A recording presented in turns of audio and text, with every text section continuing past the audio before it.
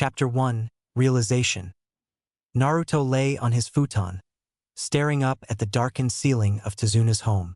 The faint flicker of candlelight from the hallway cast long, shifting shadows across the room, but none of it helped soothe the storm in his mind.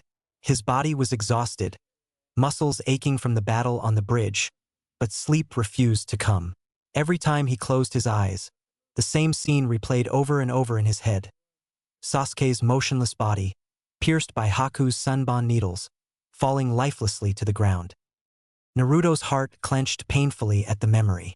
He could still see the look in Sasuke's eyes just before he jumped in front of him. The needles had been aimed for Naruto, and Sasuke had stepped in without hesitation, taking the attack head-on. Naruto had watched in horror as his rival and teammate collapsed, blood seeping from the wounds, his body going still. "Why?" Naruto whispered into the silence of the room, his voice hoarse. "Why did he have to do that? I was right there." Guilt weighed heavily on his chest, making it hard to breathe. Sasuke had nearly died, and it was all because of him. If Naruto had been faster, stronger, more capable, Sasuke wouldn't have needed to step in. He wouldn't have had to risk his life to protect Naruto from something he should have been able to handle on his own. "It's my fault?" Naruto muttered, turning over again, restless. The quietness of the house felt oppressive, like it was mocking him for his failure. His fists clenched tightly around the sheets. No matter how hard he tried to justify it, there was no escaping the truth. Sasuke had nearly died because of his weakness. The thought made his heart pound in frustration. How could he call himself a ninja, a future Hokage, if he couldn't even protect his friends?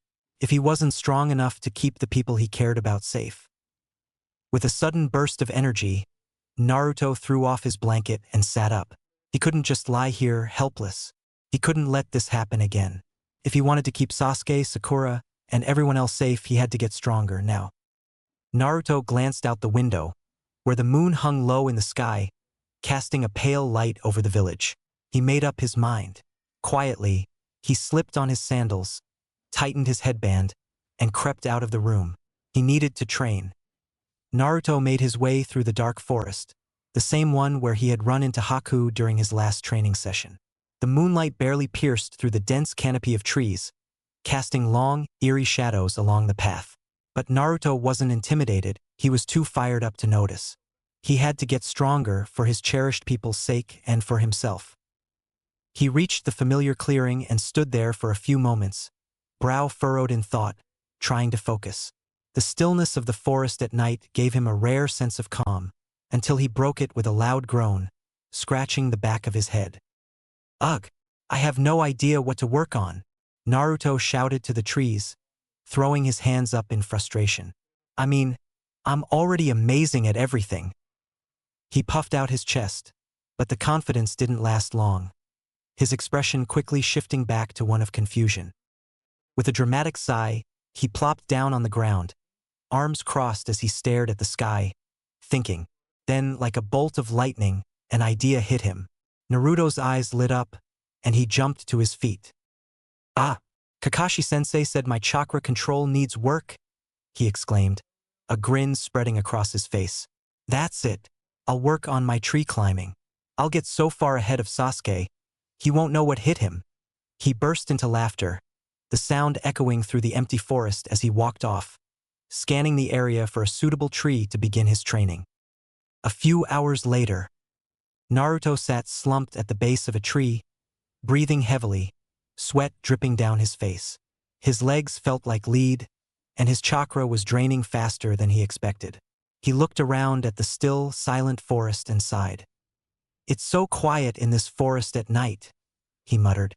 For someone as loud and energetic as Naruto, the lack of sound was unnerving. He was used to the hustle and bustle of the village, the noise of people around him. Out here he felt almost alone. With a frown, Naruto formed a hand sign, summoning a shadow clone beside him. "Hey, I just wanted some company since it's so quiet and creepy out here," Naruto said casually. The clone grinned, throwing a mock salute. "No problem, boss," it said before sitting down beside him, lounging comfortably against the tree while Naruto pushed himself to his feet to continue training. He launched into another attempt at tree climbing, but his concentration wavered as he heard a loud, obnoxious yawn from the clone. Naruto's foot slipped, and he fell unceremoniously to the ground with a loud thud. "Hey!"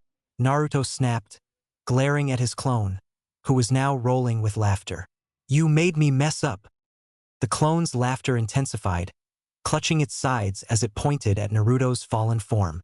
"You should have seen your face. Priceless." Fuming, Naruto pulled out a kunai and launched it at the clone in frustration. "I'll show you priceless," he shouted as the clone narrowly dodged, its laughter turning into panicked screams. Naruto gave chase, throwing kunai with reckless abandon, determined to get payback for the insult. The clone, however, had inherited Naruto's knack for pranking and evasion. It ducked behind trees, dashed through bushes, and disappeared into the night, Naruto in hot pursuit. But no matter how fast Naruto ran, his clone always stayed just ahead, laughing and shouting taunts. After a few minutes, Naruto came to a panting stop, hands on his knees as he glared into the shadows where the clone had disappeared. "Damn it! Where did that idiot go?" Frustrated but tired, Naruto eventually gave up the chase and returned to his training. But just as he was about to make another attempt at tree climbing, a random memory flashed in his mind. He remembered tripping over a root earlier, face-planting into a tree while running. The image was so vivid, so clear, that it made Naruto pause mid-step. Wait, he hadn't tripped. His clone had. Naruto blinked, confused at first, but then a slow grin spread across his face as he started to laugh, remembering how his clone had looked running from him. "That idiot tripped," he said to himself between fits of laughter, wiping a tear from his eye. "Serves him right." But after a few moments, his laughter died down. A cold, creeping realization began to settle in. Naruto's expression shifted from amusement to something more serious as his laughter trailed off completely. He stood there in silence for a long moment, the memory playing over in his head again and again. Slowly, Naruto narrowed his eyes. "Wait a second," he muttered, brows furrowing. "How the hell do I know that happened?" He hadn't seen it happen. He had been too far away at the time. But the memory was so clear in his mind, as if he had experienced it himself. Naruto stood still, the forest now unnervingly quiet again, his mind racing. If that memory wasn't his, but the clone's, then what did that mean? Suddenly it clicked. His clones, when they dispelled, their memories came back to him. But not just vague feelings or impressions, actual experiences. Naruto's eyes widened in realization, his heart pounding in his chest. "That's it. I can use my clones for training. Everything they learn, I learn too." He grinned, his exhaustion forgotten, excitement bubbling up inside him. This was it, the key to getting stronger, faster than anyone else. With this new discovery, Naruto could feel his determination reigniting. He would push himself harder than ever, and next time he wouldn't be too weak. He wouldn't let Sasuke or anyone else get hurt because of him. Chapter 2. The Hidden Training. The next day, the sun rose over Tezuna's home, casting a soft golden glow across the training ground where Team 7 had gathered for another day of Kakashi's regiment. Sasuke stood, as always, with a cool, focused look, while Sakura observed her teammates with mild concern. Naruto, however, was visibly different today. His usual fiery energy seemed dimmed, his movements slower and less precise, his expression slightly strained. Kakashi began their morning drills, as usual, ordering them to go through their exercises. Sasuke leapt into action immediately, his competitive nature driving him forward, while Naruto lagged behind. He stumbled slightly during the warm-up run, falling out of pace with Sasuke, something he'd usually stubbornly fight to avoid. His attempts at ninjutsu were sloppier than normal, the hand signs coming out awkward and rushed. Naruto's chakra control wasn't much better either. He stumbled through the exercises, trying to cling to the determination that had burned in him the night before. But fatigue was already dragging at him, and it showed. His breath came out heavier, his movements slower. "Come on, Naruto. Keep up," Sakura called out, though there was a hint of teasing in her voice, as she noticed Naruto's sluggishness. "You're supposed to be the one with all that energy, right?" Naruto shot her a half-hearted glare, his usual snark absent. I'm fine, he replied, forcing out a grin and giving a thumbs up, though he could barely hide how tired he felt. His muscles ached from last night's training, and his chakra reserves were already lower than they should have been. Sasuke glanced briefly at Naruto, noting the lag, but said nothing. His own focus remained entirely on improving his own skills, unaware of the deeper struggle Naruto was going through. Kakashi, however, wasn't so easily fooled. As he watched from the sidelines, his one visible eye followed Naruto's sluggish movements with mild concern. He's slower than usual, Kakashi thought, and sloppier, too. His normally sharp attention to detail was off. While Naruto wasn't exactly the most coordinated ninja, he usually had enough raw energy to push through. Kakashi's mind wandered back to last night. He had seen Naruto sneaking out of the house after everyone else had fallen asleep. At the time, Kakashi hadn't thought much of it. Naruto had always been one to work through his feelings by training, and given what they'd been through, Sasuke nearly dying, the confrontation with Zabuza and Haku, it made sense that Naruto would need to blow off some steam. But now, watching Naruto struggle through the drills, Kakashi's curiosity was piqued. Is he overdoing it? Still, he decided not to push the issue yet. Naruto's tendency to act impulsively was nothing new, and for now, Kakashi chose to let it slide. He'd keep an eye on him, though. As the day wore on and training wrapped up, Naruto dragged himself through the final set of exercises. His breaths were ragged, his legs heavy, and by the time Kakashi called it a day, he was on the verge of collapsing. He leaned against a tree, wiping the sweat from his brow, though he refused to let anyone see how drained he really was. Kakashi approached him with a water bottle, eyeing Naruto's hunched posture. You're looking pretty tired today, Naruto. You might want to pace yourself. No need to burn out, you know? Naruto blinked up at him, forcing a grin that didn't quite reach his eyes. Hey, I'm good. I'm just, warming up, that's all, he said, though his voice lacked its usual confidence. Kakashi's eye crinkled in mild amusement behind his mask. He said, clearly not buying it, but choosing not to press the issue. He handed Naruto the water bottle and left him with a simple nod. Naruto took a long drink, his mind racing with thoughts of the previous night's training. Tonight, he thought, I'll work even harder. I'll get stronger no matter what. That night. As the night deepened and the village fell into a quiet stillness, Kakashi sat by the window, casually reading one of his books. His senses remained sharp, even when he seemed completely absorbed in his reading. He didn't need to wait long before he felt Naruto sneaking out again. He sighed softly, not even bothering to look up. Again. Huh? It was the second night in a row, but Kakashi wasn't entirely surprised. Naruto's restless nature was predictable, especially after what they'd been through. Probably just training by himself again, Kakashi mused. He could tell Naruto had been pushing himself hard all day, though it seemed like the boy hadn't yet learned his limits. Still, he decided to let it go for now. After all, there wasn't much he could do to stop Naruto's stubborn drive. Naruto wasn't one to sit still when something weighed heavily on him. Plus, Kakashi had a hunch that Naruto was simply trying to burn off the stress that had built up since the bridge incident. But Kakashi made a mental note. If Naruto kept sneaking out after tonight, he'd have to step in. If he's overworking himself, it'll only slow him down in the long run. For now, though, Kakashi let him be, confident that Naruto would tire himself out soon enough. Naruto's night training. Meanwhile, Naruto found himself back in the forest clearing, his exhaustion momentarily forgotten as he summoned the excitement he'd felt the previous night. This time, he was determined to push even further. He already knew the power of his shadow clones to speed up his training, but tonight he had a more structured plan. He wasn't just here to blow off steam, he was here to make real progress. With a wide grin, Naruto made the hand signs and created dozens of shadow clones, watching as the clearing suddenly filled with identical versions of himself. The clones immediately split into groups, each one focusing on a different area of training. Some ran up trees, focusing on chakra control as they practiced tree climbing, while others pulled out kunai for target practice, launching them at the bark of nearby trees. A group of clones broke off into pairs, sparring with each other in basic taijutsu exercises, their movements clumsy but determined. Naruto, standing in the center of it all, crossed his arms proudly. Heh! With this many clones working at once, I'll be way stronger than Sasuke in no time. He imagined the look on Sasuke's face when he finally surpassed him, and the thought made him grin even wider.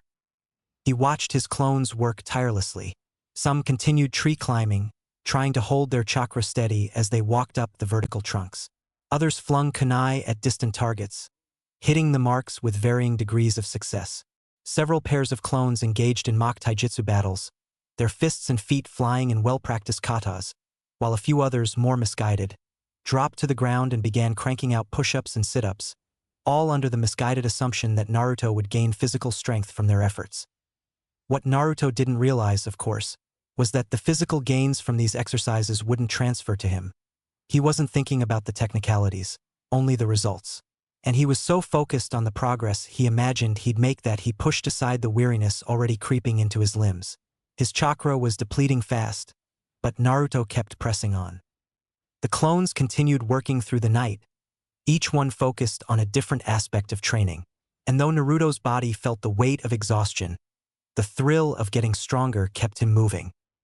He just had to push a little harder. Tomorrow, he'd be even better. Chapter 3. Secrets Uncovered. The next day dawned, bringing with it the familiar routine of Team 7's training session. As the sun climbed higher, casting a warm glow over the training ground, it became evident that Naruto was struggling. His usual energetic demeanor was noticeably absent. The once lively boy was now moving with a lethargy that was impossible to ignore. His attempts at the exercises were clumsy, and he lagged significantly behind his teammates. Sasuke, ever observant and critical, noticed Naruto's diminished performance. With a hint of frustration, he commented, "Extra training won't help you catch up if you're going to be in this state during our team drills." His tone was blunt, underscoring his point. Sakura, though concerned, chose not to confront Naruto directly.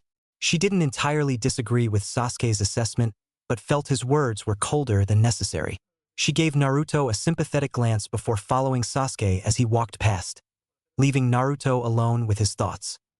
Kakashi approached Naruto with a serious expression. "You're dragging down your teammates with this. You need to cut back on the extra training," he said, his tone firm but not unkind. He could see that Naruto's excessive training was taking a toll, both physically and on the team's overall performance. Naruto stood silently as his teammates departed, staring at the ground with a mixture of frustration and resignation. The weight of Kakashi's words pressed heavily on him.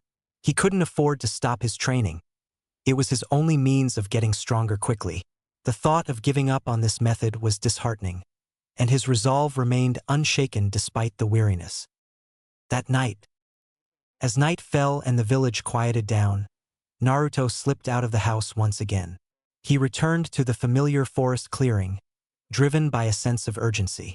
Tonight, he was determined to push his limits even further. Summoning his shadow clones, he watched as they sprang into action.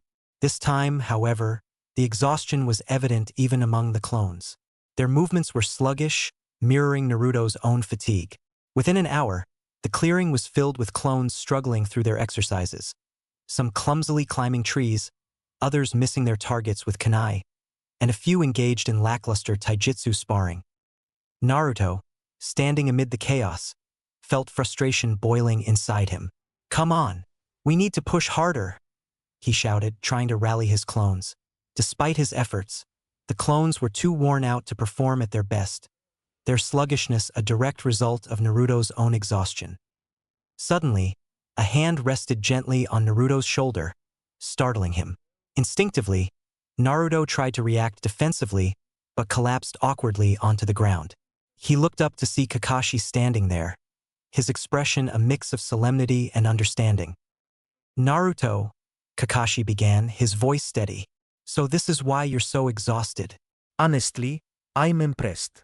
"I thought you were just doing some extra training, but you figured out an advanced training method implementing your shadow clones. Only someone with considerable chakra reserves could attempt something like this. But as you can see, there are significant downsides to this approach. I'm ordering you, as your Jonin-sensei, to stop this. Naruto's face fell, a mix of shock and disappointment crossing his features. He opened his mouth to protest, but Kakashi raised a hand to silence him. Defeated, Naruto nodded and slowly rose to his feet. He followed Kakashi back towards Tazuna's house, his steps heavy with reluctance. As they arrived at the house, Kakashi turned to Naruto with a gentle, if tired, smile. Get some rest, Naruto. You need it. Naruto nodded silently, his mind overwhelmed by a sense of loss. The prospect of not being able to use his method for speeding up his training weighed heavily on him. As he entered his room, his thoughts remained clouded with sadness. However, the exhaustion proved too much. As soon as his head touched the pillow, the weariness overtook him, and he succumbed to a deep, much-needed sleep. Chapter 4: Moving Forward.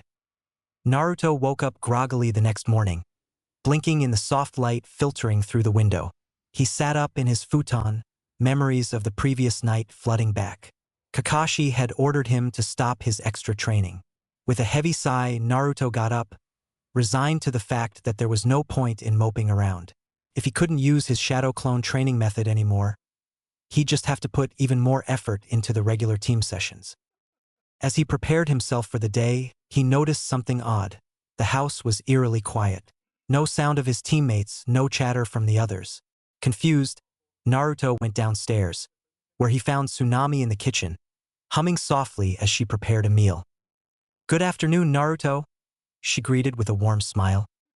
Naruto, still half asleep, mumbled a sleepy good afternoon, back before his eyes widened with sudden realization. Wait, afternoon? No way, it's still morning, right? Tsunami chuckled, shaking her head. No, Naruto. It's the afternoon. You slept in. Naruto's face turned pale. I slept in. No way, he shouted, bolting out of the kitchen, tossing a quick "see you later" to Tsunami as he sprinted toward the training grounds. When he arrived, Naruto was horrified to see his team just wrapping up their training session. Out of breath and panicked, Naruto stumbled over to them, hands on his knees as he bowed repeatedly. "I'm so sorry. I didn't mean to sleep in. Kakashi waved him off with a casual smile, his eye crinkling in amusement beneath his mask. "It's fine, Naruto. I'm glad you finally got some rest. You needed it." Naruto, still catching his breath, blinked at Kakashi in surprise. He had expected a harsher reaction, but instead, Kakashi seemed oddly understanding. "Now then," Kakashi said, turning to face the entire team. "You three, line up. I have something important to discuss with you all." Sasuke, Sakura, and Naruto lined up before him, curious about what Kakashi had in mind. The tension in the air was palpable, especially for Naruto, who had been dreading this conversation all morning. Kakashi stood before them, his tone unusually serious. "As I'm sure you've noticed, one of you has been struggling to keep up during our team's training sessions." Naruto's heart sank, his gaze dropping to the ground in embarrassment. He knew this was about him. "But," Kakashi continued, "their reason is not without merit." Naruto slowly raised his head, confused. He saw Sasuke and Sakura glance at him, their expressions curious but not harsh. Kakashi gestured toward Naruto. "Naruto has been training hard. In fact, he's been pushing himself far beyond what any of you may have realized. But in doing so, he's also been causing more harm than good. Naruto, explain what you've been working on during these extra sessions." Naruto hesitated for a moment, looking at Kakashi for permission. The silver-haired Jonin gave him a reassuring nod. With a deep breath, Naruto faced his teammates. "Well, I found out something about my shadow clone jutsu. When one of my clones dispels, I get their memories." Sasuke raised an eyebrow, intrigued, while Sakura looked puzzled. "Okay, but how's that making you so exhausted?" she asked. Kakashi stepped in to explain. "Naruto has been using this ability with impressive creativity. Essentially, whatever his clones learn, Naruto learns too.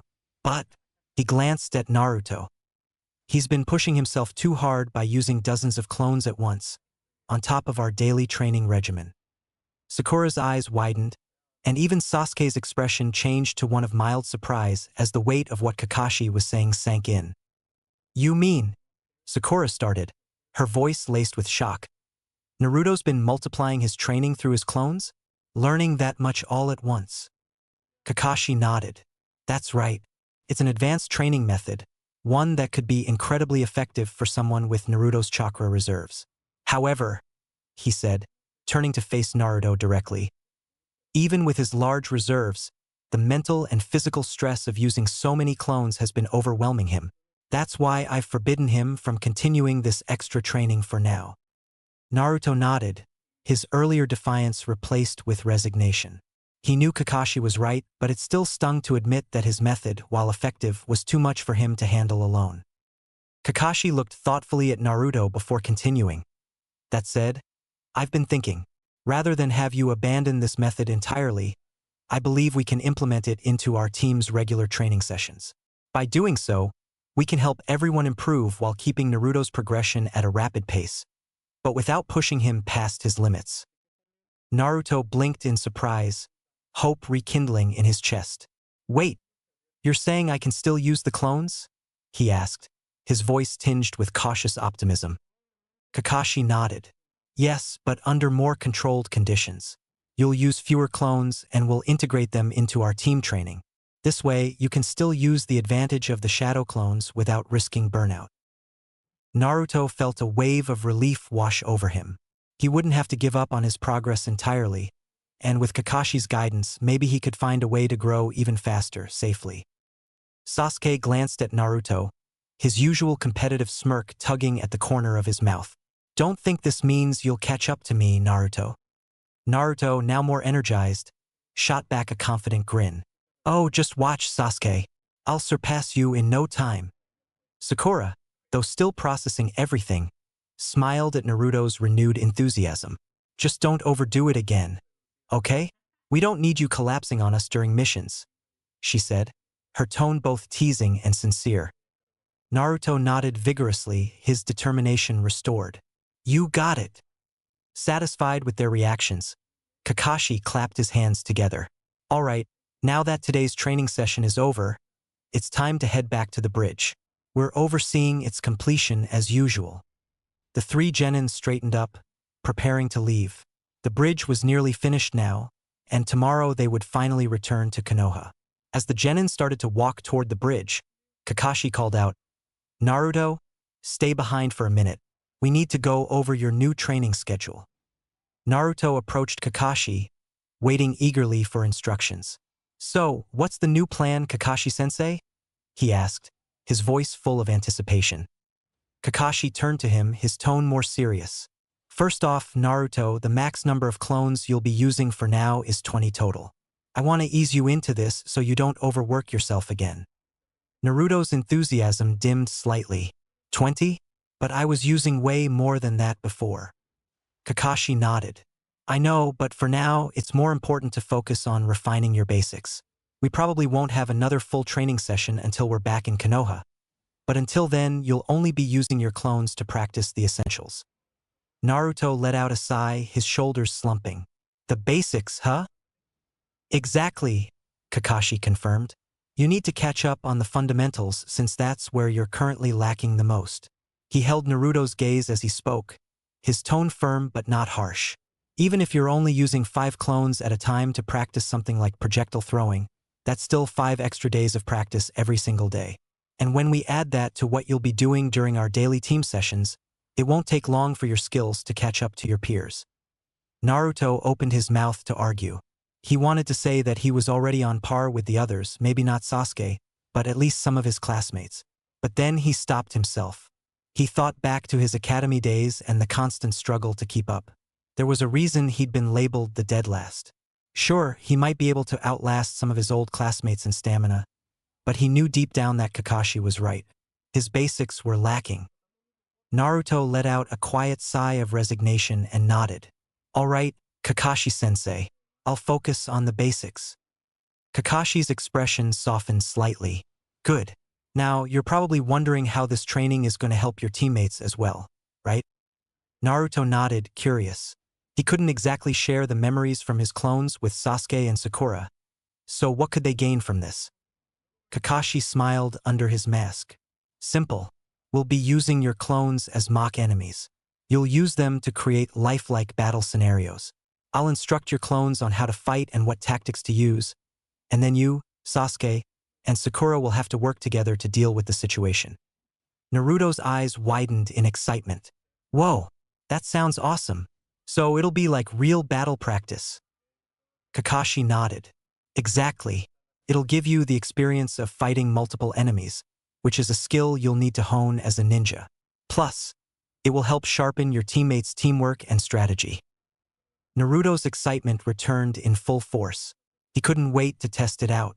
The thought of being able to use his clones in actual team scenarios, and not just as training tools for himself, made him feel like he was contributing something valuable to his team. This is gonna be so cool, Naruto grinned. Kakashi chuckled softly at Naruto's renewed energy.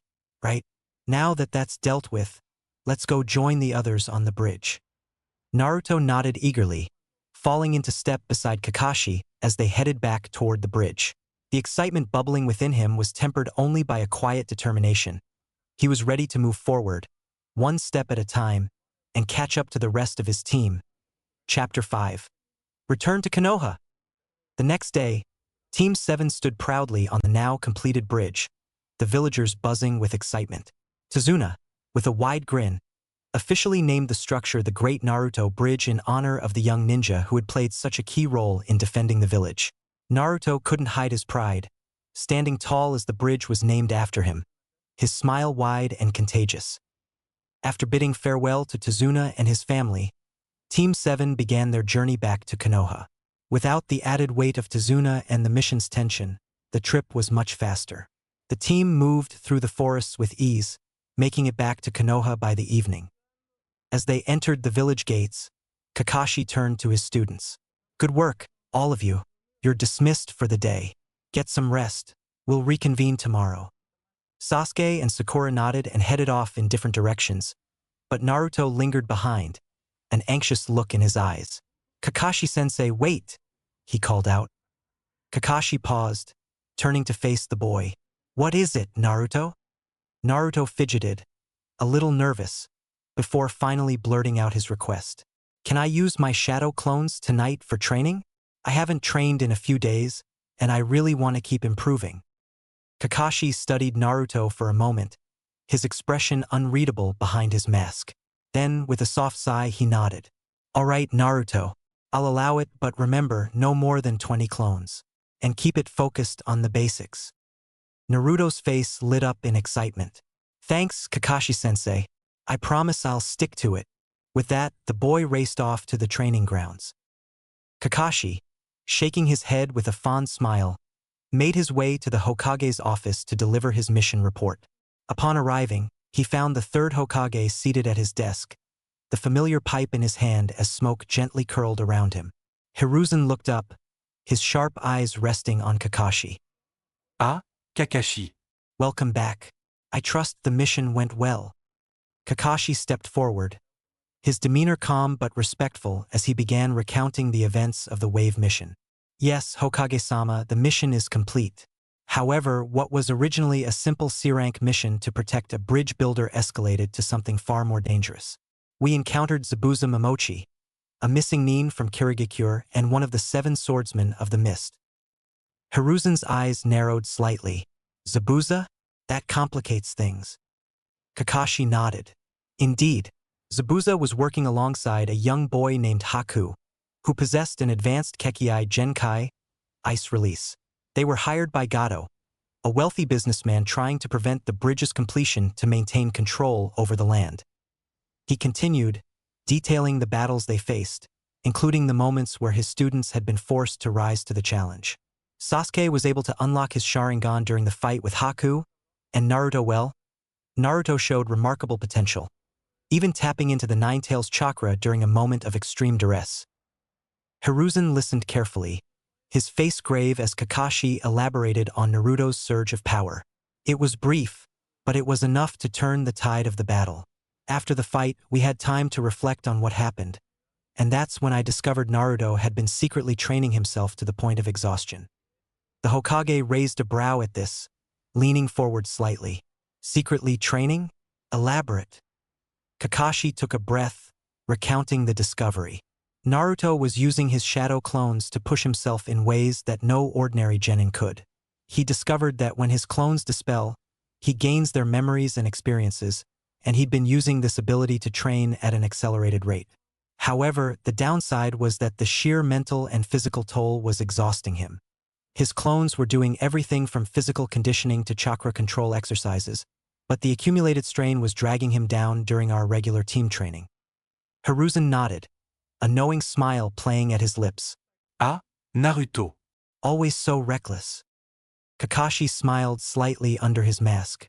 I had to step in and command him to stop the excessive training, limiting him to only 20 clones at a time for now.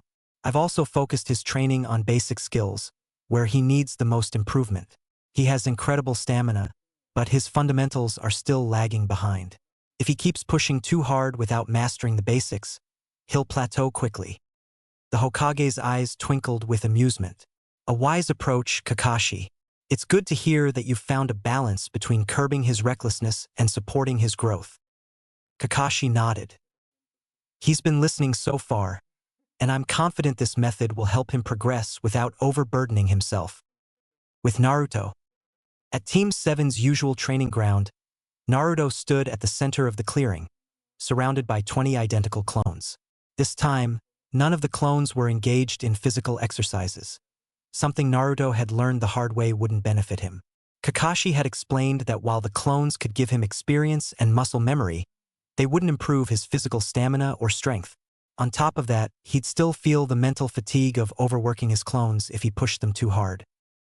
Naruto had been mortified when Kakashi pointed out how inefficient his earlier training had been, but he was relieved to have figured it out now rather than wasting more time. Tonight's training session was different. Instead of running through his usual ninjutsu drills, Naruto had broken the clones into groups focused on the core basics, starting with tasks that he desperately needed to improve. Naruto himself was overseeing the groups, jumping in occasionally to check their progress. Though the clones had his exact skill set, he had discovered that watching from the outside gave him a unique perspective. He could spot mistakes that he might have missed in the heat of training. The 20 clones were divided into 4 groups, each dedicated to a different aspect of basic shinobi skills. One group was focused on practicing with shuriken and kunai, throwing them at targets placed at different distances. Naruto had always struggled with accuracy, and this was no exception. The clones were working on refining their technique, everything from the grip to the angle of release. Naruto watched carefully, noticing that some of the clones were overcompensating by gripping the shuriken too tightly. "Loosen your grip just a bit. There, that's better," he said to a clone who had been struggling. Another group was sparring in pairs, practicing basic taijutsu techniques. Naruto had always been more of a brawler, relying on his stamina and unpredictability, but he knew he needed to refine his technique. The clones were working on maintaining a balanced stance while striking and blocking. Naruto watched closely, noting that some were overcommitting to their strikes, leaving them vulnerable. He stepped in to adjust their posture, reminding them to keep their guard up even while attacking. The third group was focused on chakra control, practicing the tree walking exercise. Each clone was concentrating on maintaining a steady flow of chakra to their feet as they stuck to the vertical surface of a tree. Naruto observed as some clones slipped, losing their balance. He reminded himself to breathe and focus on the flow of chakra, making sure the clones didn't overexert themselves. "Steady, steady. Don't push too much at once," he advised, feeling the benefits of the exercise even as he watched. The final group was working on something Naruto had long struggled with, his hand seals. He had always been slow when forming hand seals, a major weakness in fast-paced combat situations. The clones were practicing speeding up their hand seals for basic jutsu, like the transformation jutsu and substitution jutsu. Naruto winced as he noticed some of the clones fumbling through the seals, their fingers clumsy and uncoordinated. "Focus. Speed comes with practice," he encouraged them, determined to improve this crucial aspect of his ninja skills. As the evening wore on, Naruto felt a sense of accomplishment. He wasn't pushing himself to the point of exhaustion, but he was finally honing the basics he had neglected for so long. Even with just 20 clones, the amount of progress he'll make in a single night will be staggering compared to before. For once, Naruto wasn't chasing after Sasuke blindly. He was methodically building his own foundation, one step at a time. He couldn't wait to see how far he could go. Chapter 6. The Sand Siblings. Naruto raised his kunai, deflecting a flurry of shuriken that shot out from a nearby bush. His eyes narrowed as he turned toward the source, muscles tensed to charge. Just as he was about to move, Sasuke's sharp voice rang out. "Naruto, stay in formation." Sasuke's tone was harsh, cutting through the tension in the air. Naruto faltered for a split second, but that pause was all the enemy needed. In an instant, 6 menacing shinobi burst from the undergrowth, launching an aggressive assault. Naruto managed to weave around the first swing, but a swift kick from one of the attackers sent him tumbling across the forest floor. He scrambled to his feet, but 2 of the enemies were already on him, their movements swift and relentless. Sasuke, meanwhile, was surrounded by 3 opponents. Though he was clearly faster than them, the numbers were against him. He ducked, dodged, and countered with sharp precision, but no matter how skilled he was, the sheer volume of attacks began to wear him down. His fists clenched in frustration. After a prolonged struggle, Sasuke found himself overwhelmed, pinned to the ground by the weight of his attackers. Sakura had her own opponent to contend with. Her taijutsu lacked the refinement of her teammates. Each of her defensive moves was countered, and soon enough, she was on the ground, breathless and defeated. Naruto gritted his teeth as he struggled against the 2 enemies holding him down. He thrashed under their weight, but they held firm. Still, there was no panic in Naruto's eyes, just frustration. Just when it seemed like Team 7 was completely at the mercy of their enemies, Kakashi emerged from the nearby trees, his casual demeanor unchanged as he approached the group. His visible eye crinkled in a familiar smile. "All right, that's enough." Kakashi's voice was calm, almost lazy. "You can dispel now." At Kakashi's words, the shinobi holding down Naruto and the ones pinning Sasuke and Sakura all vanished in puffs of smoke, revealing their true nature. Naruto sat up, brushing himself off, clearly unsurprised. Kakashi walked up to the group, hands tucked into his pockets. "Well, that went about as I expected."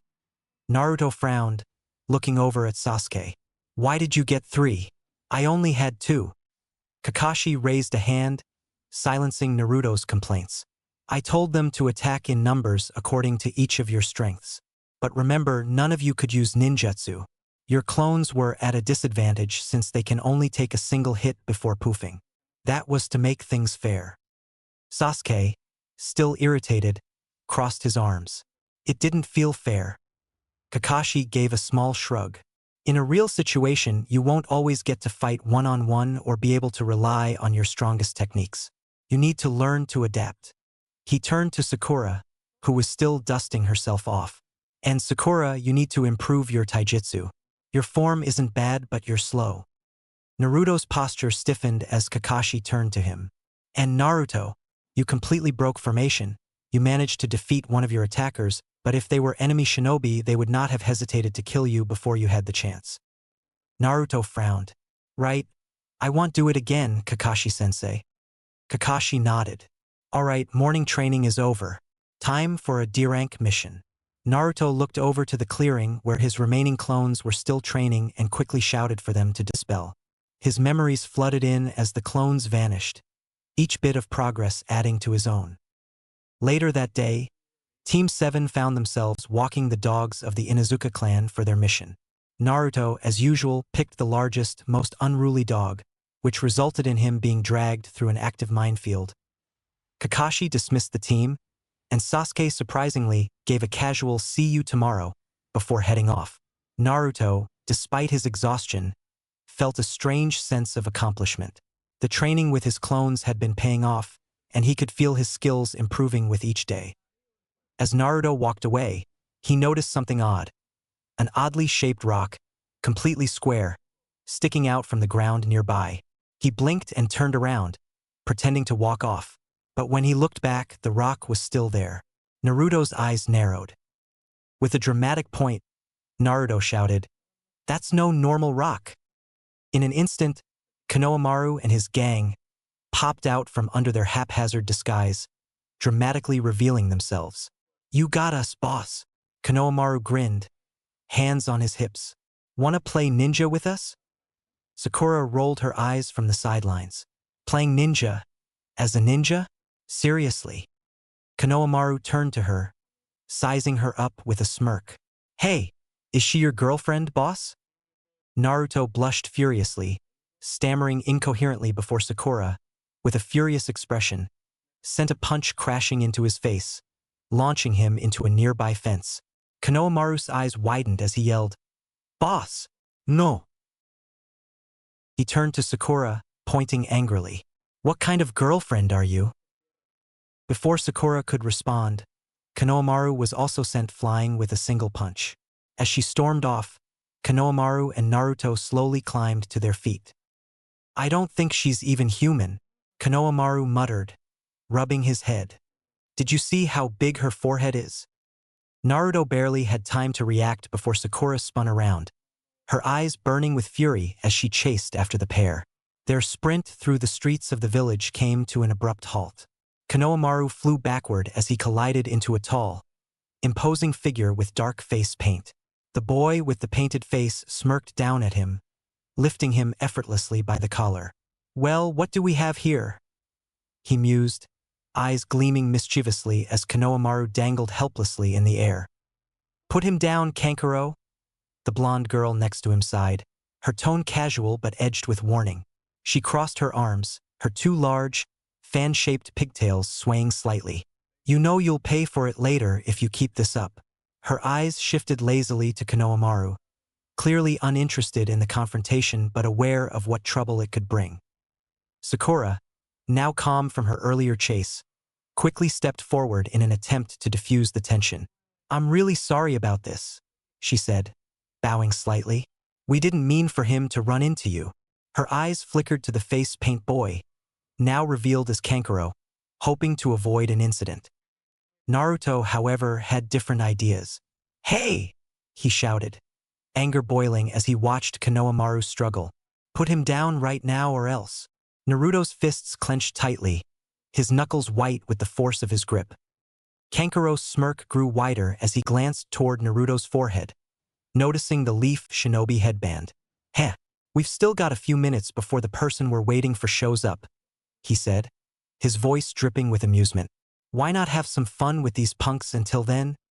Konohamaru kicked and squirmed in Kankuro's grasp, his small hands tugging uselessly at the arm holding him up. "Put me down, you jerk!" he yelled, his face red with anger. Naruto couldn't take it anymore. "I said, put him down." He sprinted toward Kankuro, eyes blazing with determination. However, just as he was about to reach them, Kankuro shifted his fingers slightly, and Naruto suddenly found the ground pulled out from under him.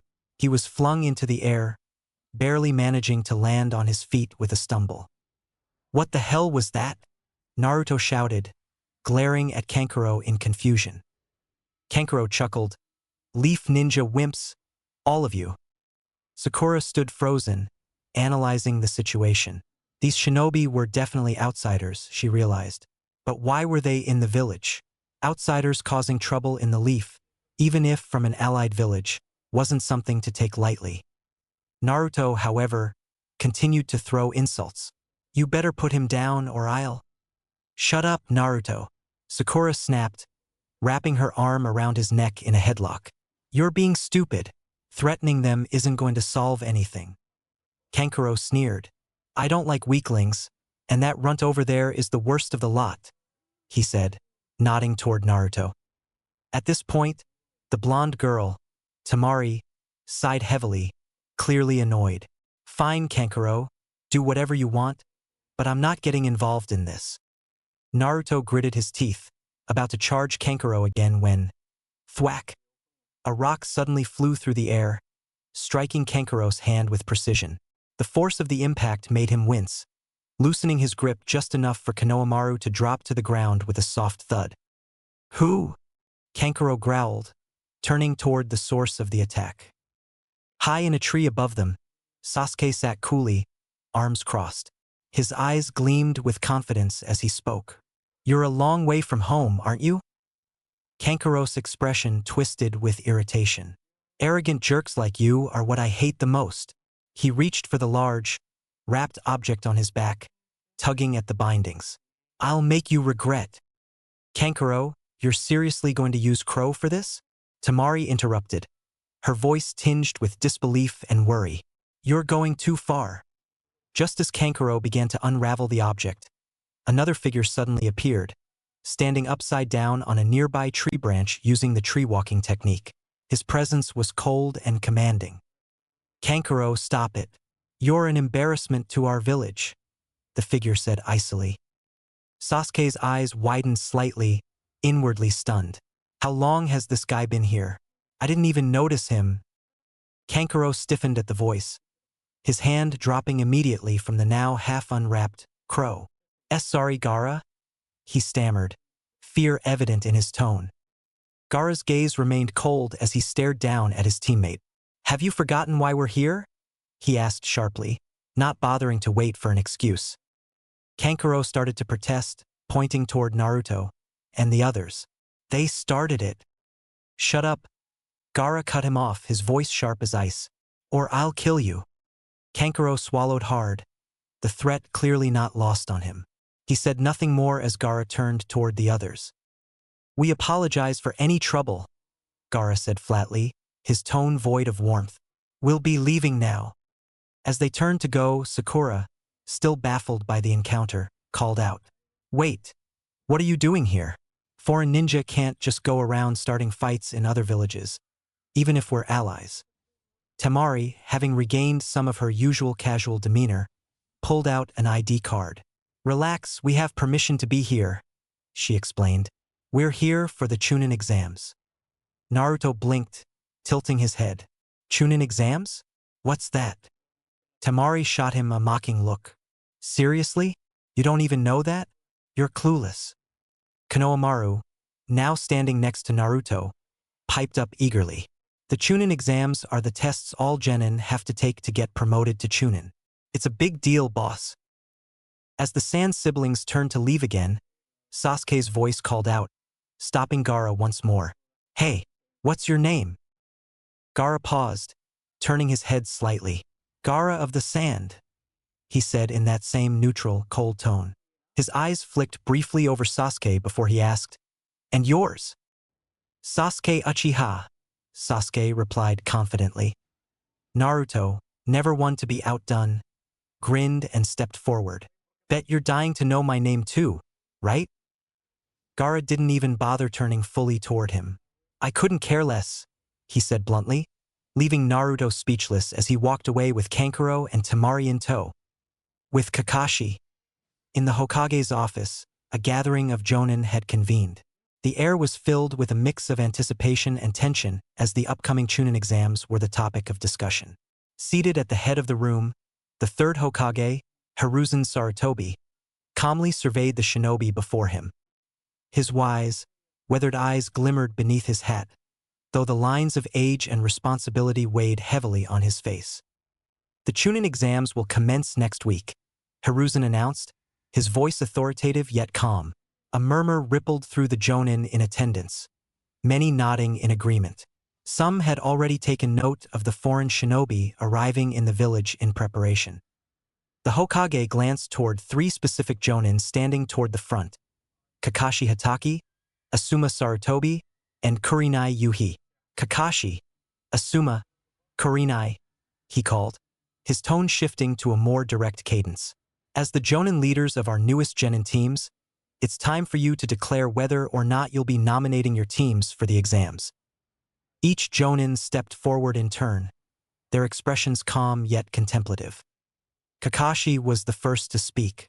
Lord Hokage, I would like to nominate all three of my students for the Chunin exams. Uzumaki Naruto, Haruno Sakura, and Uchiha Sasuke of Team 7, he declared confidently. Next was Asuma. His rugged demeanor softened slightly as he nodded toward the Hokage. I also wish to nominate my students for the exams. Ino Yamanaka, Shikamaru Nara, and Choji Akimichi of Team 10. Finally, Kurenai stepped forward, her crimson eyes reflecting a quiet confidence. "I would like to nominate my team as well," she said. "Hyuga Hinata, Aburame Shino, and Inazuka Kiba of Team 8. The room was quiet for a brief moment as the Hokage considered the nominations. Suddenly, the quiet was broken by a familiar voice. "Wait just a moment." It was Irika Umino, Naruto's former academy teacher, who had been quietly standing in the back of the room. His expression was tense, his concern for his former students evident. "Lord Hokage, I must protest," Irika said firmly, stepping forward. "These genin, they've only recently graduated from the academy. They haven't been ninja for long enough to be prepared for the Chunin exams." His eyes lingered on Kakashi, his concern especially strong for Naruto, who he felt wasn't ready for such a grueling challenge. "They've barely had time to gain experience in the field. Isn't it too early for them to take this step?" Kakashi's single visible eye gleamed with understanding, but his tone remained steady and calm. "Irika, I understand your concerns," he said, "but they aren't your students anymore. They've grown since the academy. They're ready." Irika, still uneasy, glanced between the Hokage and the other Jonin. He knew Kakashi was right. Technically, they weren't his students anymore, but his bond with Naruto and the others was hard to break. I don't want them to be put in danger they're not ready for." Hiruzen exhaled softly, the weight of his position as both a leader and an elder on full display. "Irika," he said gently, "the Chunin exams are a time for young shinobi to prove themselves, to grow, and to face the reality of our world. The Jonin leaders are confident in their students' readiness, and we must trust in their judgment." Irika opened his mouth as if to argue further, but closed it, realizing the futility. Instead, he bowed respectfully. "I understand, Lord Hokage." With that, Hiruzen nodded, officially noting the nominations from the three Jonin. The meeting proceeded, but Irika's unease lingered, a shadow of doubt clouding his heart.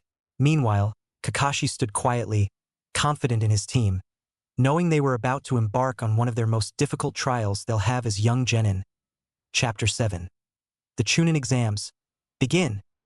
Kakashi stood in front of his three genin, his usual laid-back expression masked by the headband that covered his Sharingan eye. "I recommended all three of you for the Chunin exams," he announced. Naruto's face lit up instantly. "Kakashi-sensei, you rock!" he yelled, launching himself at Kakashi in a full-body hug. Kakashi, however, deftly peeled Naruto off himself with a flick of his wrist, returning to his typical nonchalant stance.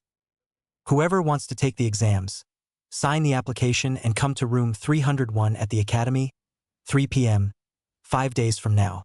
That's all," Kakashi finished, eye smiling beneath his mask. Naruto, already lost in his thoughts, grinned wildly. "Ehe, Chunin exams. Chunin exams." He giggled to himself, barely containing his excitement. Naruto's mind raced with anticipation, imagining the intense battles that awaited him. "Man, I'll get to face that guy with the mummy on his back. What was his name? Kankuro. And then there's this guy with the attitude." Naruto's grin widened as he pictured himself effortlessly defeating them. He could almost see it now, standing atop a mountain of beaten opponents, receiving the Hokage's hat, skipping the rank of Chunin altogether, and becoming the greatest shinobi in Konoha history. "Yeah, this is it. I'll show everyone how awesome I am," Naruto thought, clenching his fist in determination. Sasuke, meanwhile, remained silent. Though his face was calm, his mind was buzzing with anticipation. He wasn't focused on Kankuro, but rather Gaara, the red-headed boy with the eerie presence. That guy was different from everyone else they had encountered. Sasuke's eyes narrowed. "I have to face him," he thought. The thrill of facing strong opponents ignited a competitive fire in him, but beneath that burned his desire to grow stronger, to close the gap between himself and him. "I'll take on anyone and I'll win. I'm not losing to anyone, especially not him." His gaze shifted to Naruto briefly. "Not this idiot either," he smirked. But while Naruto and Sasuke reveled in the thought of challenging opponents and pushing themselves, Sakura remained silent, her heart sinking further with each passing moment. Unlike her teammates, she wasn't eager or excited. In fact, she felt an overwhelming sense of dread. Sakura's gaze dropped to the ground. How can I even think about competing? She wondered. She couldn't keep up with Naruto's rapidly improving skills or Sasuke's raw talent. They were both already far ahead of her, and the gap only seemed to grow wider each day. Naruto had been improving at an almost frightening pace, thanks to his training with the shadow clones. Even if she didn't show it, she was genuinely impressed by his dedication. And while she would never admit it, she was beginning to feel left behind. Sasuke, on the other hand, was an enigma. He had always been skilled, and the thought of even coming close to matching him felt impossible. Her hands clenched into fists, trembling. What can I do? She thought. I'm not strong like them. A flood of insecurities washed over her, threatening to drown any semblance of confidence she had left. Why am I even here? She asked herself. Sakura glanced at her teammates, who were lost in their own worlds. They looked ready, excited even, but she… 5 days! She whispered to herself, her heart heavy. She had 5 days to decide if she could muster up the courage to take on the Chunin exams, or if she was just fooling herself. The days until the exam. Over the past 5 days, Team 7 had pushed themselves in their training, sharpening their skills in preparation for the Chunin exams.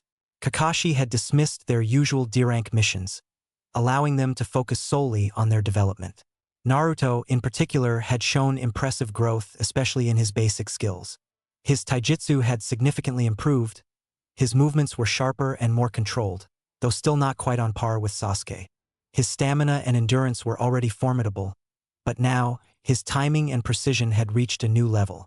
Even his hand seals, previously clumsy and slow, had become quicker and smoother through constant practice. Kakashi had noticed. During their last training session, he had pulled Naruto aside. I'm impressed, Naruto, Kakashi said, a rare seriousness in his voice. Your basics are more than solid now. You're much faster with your hand seals, and your taijutsu has improved significantly. You've put in the hard work, and it shows. But remember, he added with his usual eye smile, the basics are something you can never stop practicing. You'll always need them.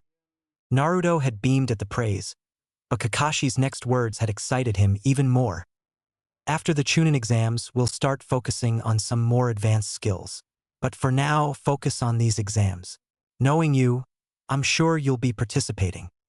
Naruto, practically bouncing with excitement, had laughed loudly. As if I'd miss it. I'm gonna be Hokage someday, remember? I'll crush those exams. His enthusiasm was infectious, but Kakashi just gave his usual eye smile before turning to leave. The morning of the exam. It was the day of the Chunin exams, and outside the academy, Naruto and Sasuke stood waiting for Sakura. Naruto was practically vibrating with excitement, bouncing on the balls of his feet as he thought about all the strong shinobi he would face in the exams. Chunin exams, huh? I'm gonna crush everyone, Naruto said to himself, fists clenched in excitement. A few moments later, Sakura finally arrived, looking slightly distracted. Naruto greeted her with his usual energy. Hey Sakura, you're late. Sakura smiled apologetically. Ha, right. Sorry, guys. Though she had been trying to appear calm, her thoughts were still on the test she was given a few days prior. The third Hokage had put all the rookie genin through one of these tests to appease the worried academy instructor, Irika, who felt that the rookies weren't quite ready for the Chunin exams. Good morning, Sasuke, Sakura said, her voice tinged with a mix of hope and hesitation. Yeah, Sasuke replied nonchalantly, though he noticed the slight shift in her demeanor. He didn't press the issue, instead turning toward the academy entrance. Naruto followed with his usual enthusiasm, and Sakura walked just behind them. Team 7 entered the academy, making their way up the staircase toward the third floor. After pushing through a small crowd of about a dozen other genin gathered around the classroom marked 301, they saw 2 genin of the Leaf blocking the entrance. Just as they arrived, a boy in a tight green spandex suit, maybe a year older than them, was struck by one of the genin guarding the door, causing him to stagger back. You're taking the Chunin exams, but you can't even get past us. one of the door blockers said mockingly, crossing his arms in front of his chest. Why don't you give up now before you get hurt? The second added, laughing smugly. A girl who appeared to be on the green spandex boys team stepped forward, attempting to reason with the genin blocking the door. Please let us through. We're supposed to go in there, she said. But before she could say more, one of the blockers delivered a punch straight to her face. She tumbled to the ground, landing beside her teammate. The door blockers continued antagonizing the genin trying to get in. The exams will make what we're doing look like a picnic, one of them sneered. Sasuke, who had been observing the situation with mild disinterest, decided it was time to intervene. He coolly walked forward, hands in his pockets, and confronted the pair blocking the door. Real nice speech, Sasuke said casually. Now let us through. The two genin in front of the door exchanged glances before Sasuke continued. And while you're at it, drop the genjutsu. We can see through your illusion. We're still on the second floor. Some of the other genin in the crowd mumbled to one another in confusion. What does he mean? We're on the third floor, right? The door blocker smirked. Well, so you noticed the genjutsu, huh? Sasuke turned to Sakura, giving her a quick glance. Why don't you tell them, Sakura? You probably noticed long before I did. After all, you've got the best analytical skills on the team. Sakura blinked in surprise, a small smile creeping onto her face at the unexpected compliment. She stepped forward. Yeah, I saw it right away. We're still on the second floor. That sign saying 301 is a fake. With that, the sign above the door flickered, revealing the true number, 201. The crowd of genin murmured in shock. Well, aren't you a smart one? Said one of the door blockers, his smile fading. You noticed the illusion. Without warning, he launched a high kick towards Sasuke. Now let's see you deal with this. Sasuke reacted instantly, launching his own kick to intercept. But before either of their attacks could connect, a blur of green appeared between them. Rock Lee, the green spandex boy from earlier, had moved with such blinding speed that neither Sasuke nor his opponent had seen it coming. He stopped both kicks with a single hand on each of their legs. Team 7 was shocked. Sakura's eyes widened in disbelief. Wait, that guy's not a weakling? She thought, stunned by how easily Lee had intervened. Sasuke, too, was caught off guard. He blocked my kick effortlessly. Naruto, however, saw something different. Thanks to his recent taijutsu training, he could now recognize just how fast and skilled this boy truly was. This guy, he's no joke, Naruto thought, realizing that Lee had been holding back. At that moment, the girl from earlier approached alongside a boy with striking white eyes, clearly a Hyuga. Hey, the Hyuga said in an unimpressed tone, addressing Lee. What happened to the plan? I thought we were supposed to keep a low profile. Ignoring him, Rock Lee walked straight up to Sakura with a grin on his face. You must be Sakura Haruno, right? My name is Rock Lee. Please, be my girlfriend. I vow to protect you with my life. He flashed her a thumbs up and a blindingly white smile. Sakura's face twisted in both confusion and disgust. Definitely not, she replied coldly. Lee faltered, his expression dropping comically. Why? Sakura frowned. Because you're a weirdo. Rock Lee's shoulders slumped, defeated. Meanwhile, the white-eyed Hyuga boy, Niji, approached Sasuke. Hey you, he said, looking Sasuke up and down. What's your name? Naruto, standing to the side, clenched his fists in frustration as Sasuke once again became the center of attention. Sasuke always gets all the attention, he muttered angrily to himself. Sasuke gave Niji a nonchalant look. It's common manners to give your own name first. Niji, ignoring the comment, continued, You're one of the rookie genin, aren't you? How old are you? Sasuke, refusing to give a straight answer, turned and began walking away. I'm not obligated to answer. In the background, Rock Lee and Naruto were both leaning against the wall in their own shared depression. Lee still feeling the sting of being called a weirdo by Sakura, and Naruto once again feeling overlooked by everyone. Sakura, realizing the conversation was over, called out to her teammates. "Come on, you two. Let's go." With that, Team 7 began climbing the stairs to the real third floor, moving toward the exam hall and the challenges that awaited them. Chapter 8. Rock Lee vs. SAS Naruto. Team 7 walked through the academy corridors, steadily approaching room 301, the designated location for the Chunin exams. Before they could reach their destination, a voice echoed from behind them, stopping them in their tracks. "Sasuke Uchiha." The entire team turned in mild surprise, eyes drawn upward toward the balcony. Standing there was Rock Lee, the same boy who had effortlessly blocked Sasuke's kick earlier. His determined gaze was locked on Sasuke. "What do you want?" Sasuke asked, his voice tinged with confusion and irritation. "I want to fight you. Right here, right now," Lee replied, conviction resonating in every word. Without waiting for a response, Lee leapt down from the ledge, landing gracefully in a crouch before Team 7. As he stood, he straightened himself confidently and formally introduced himself once again. "My name is Rock Lee, and I know you are of the Uchiha clan. I want to test how strong the Uchiha really are." Sasuke narrowed his eyes, taking Lee's challenge personally. "Fine, I'll show you just how strong I am." However, before they could begin, Lee's gaze drifted toward Sakura.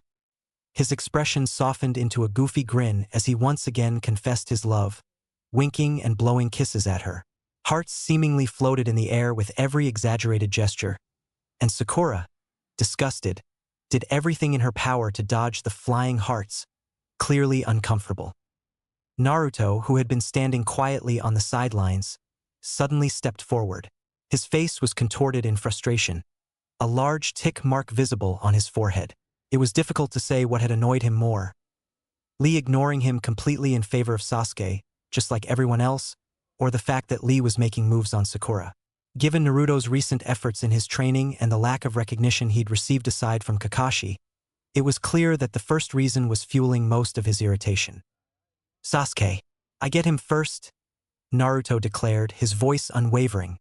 "This weirdo is mine." Sasuke glanced at Naruto out of the corner of his eye, his hands slipping back into his pockets, as if to say he wasn't too concerned. "Go for it," he said nonchalantly. Sakura opened her mouth, ready to scold Naruto for his usual brash behavior, but then stopped short. Something about the look in his eyes was different this time. There was no trace of his usual childishness or his need to prove himself out of sheer stubbornness. This was determination, pure and unyielding. He wasn't just looking for attention.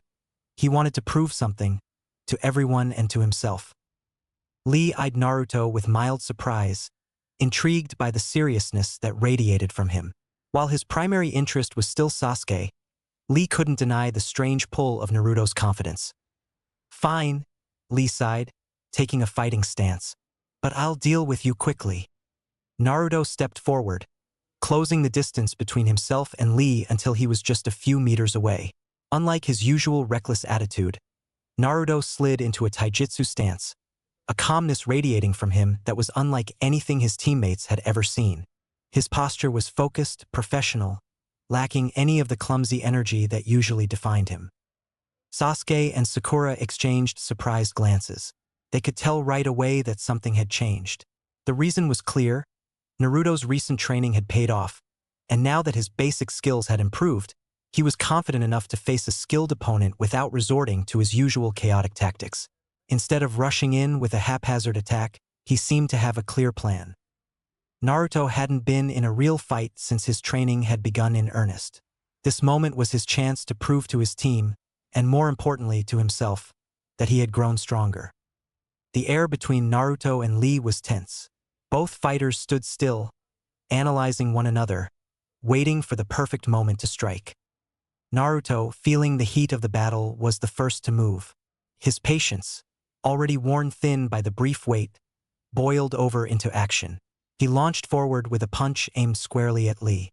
However, Lee, with his incredible reflexes, effortlessly batted Naruto's punch aside. Instead of reacting with surprise, Naruto maintained his calm demeanor. He placed his hands on the ground and spun, using his momentum to follow up with a kick. Lee easily dodged the attack, tilting his head to the side as if Naruto's effort was beneath him. He even closed his eyes mid-dodge. That was his first mistake. A smirk flickered across Naruto's face as he used his other leg to launch a sudden horse kick straight into Lee's unguarded gut. The impact made Lee stumble back, eyes widening in surprise. Naruto somersaulted backward, landing smoothly on his feet and sliding into his stance once more. Lee recoiled, regaining his footing as he stared at Naruto in shock. "Ah, it appears I underestimated you. My apologies. I will not hold back any longer. But first, what is your name?" Naruto grinned wildly, his brows furrowed with a mixture of excitement and determination. "The name's Naruto Uzumaki. Remember it, since it's gonna be the one to beat you." With that declaration, the two fighters met once more in a rapid clash of taijutsu. Lee, moving with blinding speed, initiated a leaf hurricane. His leg spun toward Naruto's head, the force of the kick causing the wind to whip past Naruto's face. Narrowly, Naruto dodged the attack, feeling the air brush his hair dangerously close. But Lee's follow-up came too fast. His second kick slipped past Naruto's hastily raised guard and struck him in the ribs, sending Naruto tumbling across the floor. Groaning, Naruto quickly rose back to his feet, clutching his side in slight pain. "What the heck? I had my guard up. How did he get past it?" Naruto muttered under his breath. His mind raced, trying to figure out how Lee had bypassed his defense so easily. TCH must have used some ninjutsu. Well, two can play at that game. Instead of rushing recklessly, as he would have before, Naruto sprinted at Lee with calculated aggression. Lee, anticipating another straightforward assault, readied himself to counter with another kick. But before he could strike, he suddenly felt arms wrap around his torso from behind. Reacting quickly, Lee turned his head slightly and saw it. Another Naruto. "Shadow clones, huh? Impressive," he remarked, slightly caught off guard. However, he easily broke the clone's grip and dodged Naruto's incoming punch. Before Lee could retaliate, another clone appeared from Naruto's side, launching yet another attack. Lee dodged and countered, but a third clone popped up. Then a fourth. Each time Lee deflected an attack, another Naruto appeared from the periphery, swarming him with relentless assaults. Lee was both impressed and slightly annoyed. "This guy, he's better than I thought." On the sidelines, Sasuke had activated his Sharingan, carefully watching the battle. His eyes tracked Lee's movements, noting how effortlessly Lee evaded and countered without using any ninjutsu. It was all pure taijutsu, unparalleled speed and skill. "He's strong. Stronger than me." Sasuke frowned. As much as it irritated him, he had to admit that Naruto was holding his own in a way he hadn't expected. A small part of Sasuke felt pride for his teammate, though it was immediately overshadowed by frustration. Could Naruto actually be putting up more of a fight than I would? Back in the fight, Naruto and Lee continued their intense exchange for several minutes.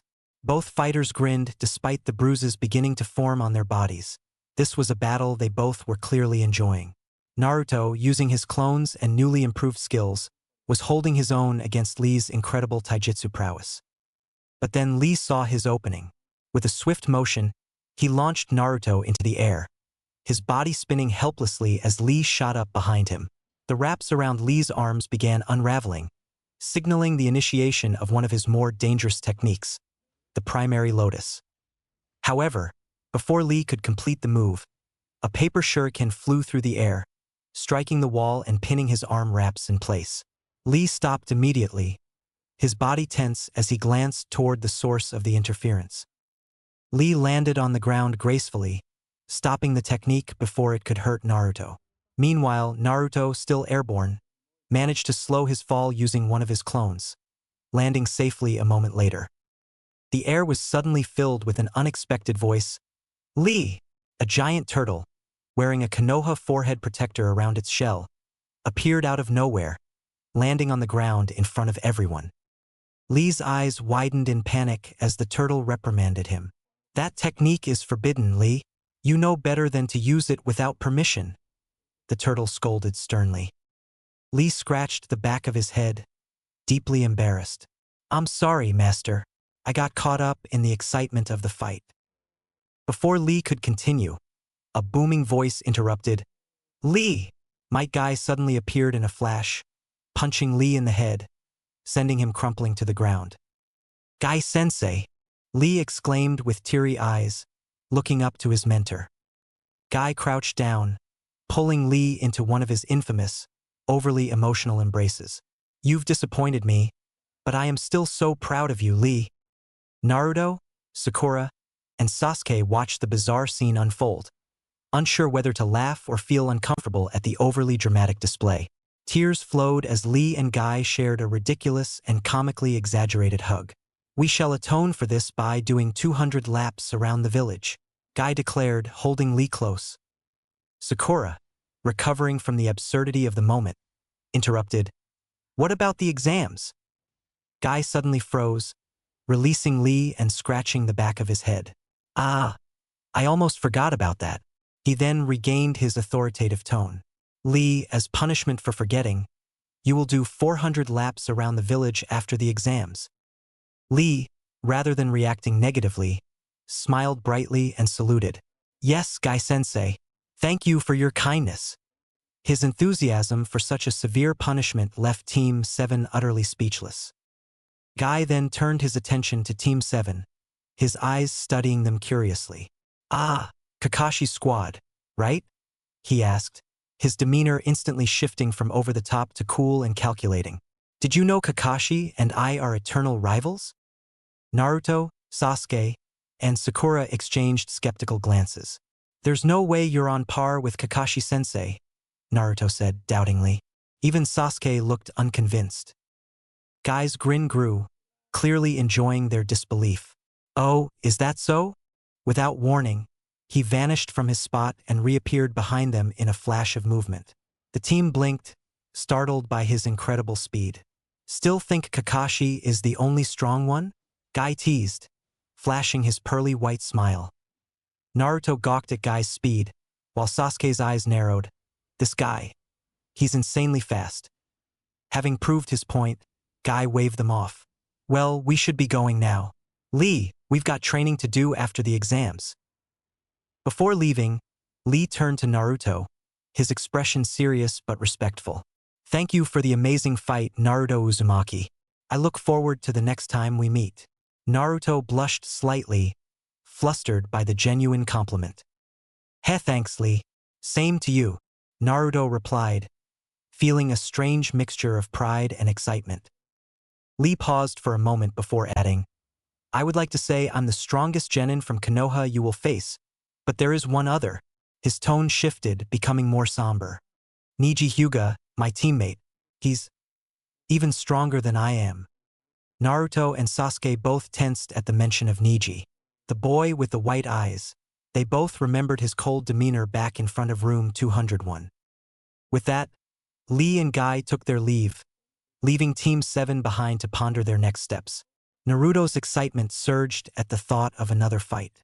Man, I can't wait to fight him again, he exclaimed, his usual energy returning. Sasuke, however, was more focused, his mind lingering on Niji. Stronger than Lee? He thought. The challenge was clear in his mind, and his competitive spirit burned hotter. He needed to get stronger if he was going to face opponents like Lee and Niji. Chapter 9. The First Test. Team 7 arrived at the entrance of room 301, where they were surprised to find Kakashi standing outside as if waiting for them. Glad you came, Sakura, Kakashi said, his usual nonchalant tone carrying a slight warmth. For your sake and those too, he added, nodding toward Naruto and Sasuke. Sakura blinked in confusion. Why? What do you mean? She asked. Kakashi explained, only groups of 3 are allowed to enter the exam. I thought it was important for you to know that. It's not just about individual choices, it's about teamwork. I didn't want the other 2 pressuring you into taking the exam if you weren't ready. I wanted you to come because you chose to. Sakura took a moment to let his words sink in. Kakashi was looking out for her, making sure she felt ready on her own terms, not just dragged along by her teammates. A small, grateful smile appeared on her face. Naruto, Sasuke, Sakura, Kakashi said, his voice more serious now. I'm proud of you. Good luck. He stepped aside, giving them a clear path to the door. "We won't let you down, Sensei," Naruto said confidently, clenching his fist in excitement. With that, the three genin walked toward the doors to room 301, their anticipation building. As soon as they opened the doors and stepped inside, they were hit by the intense atmosphere.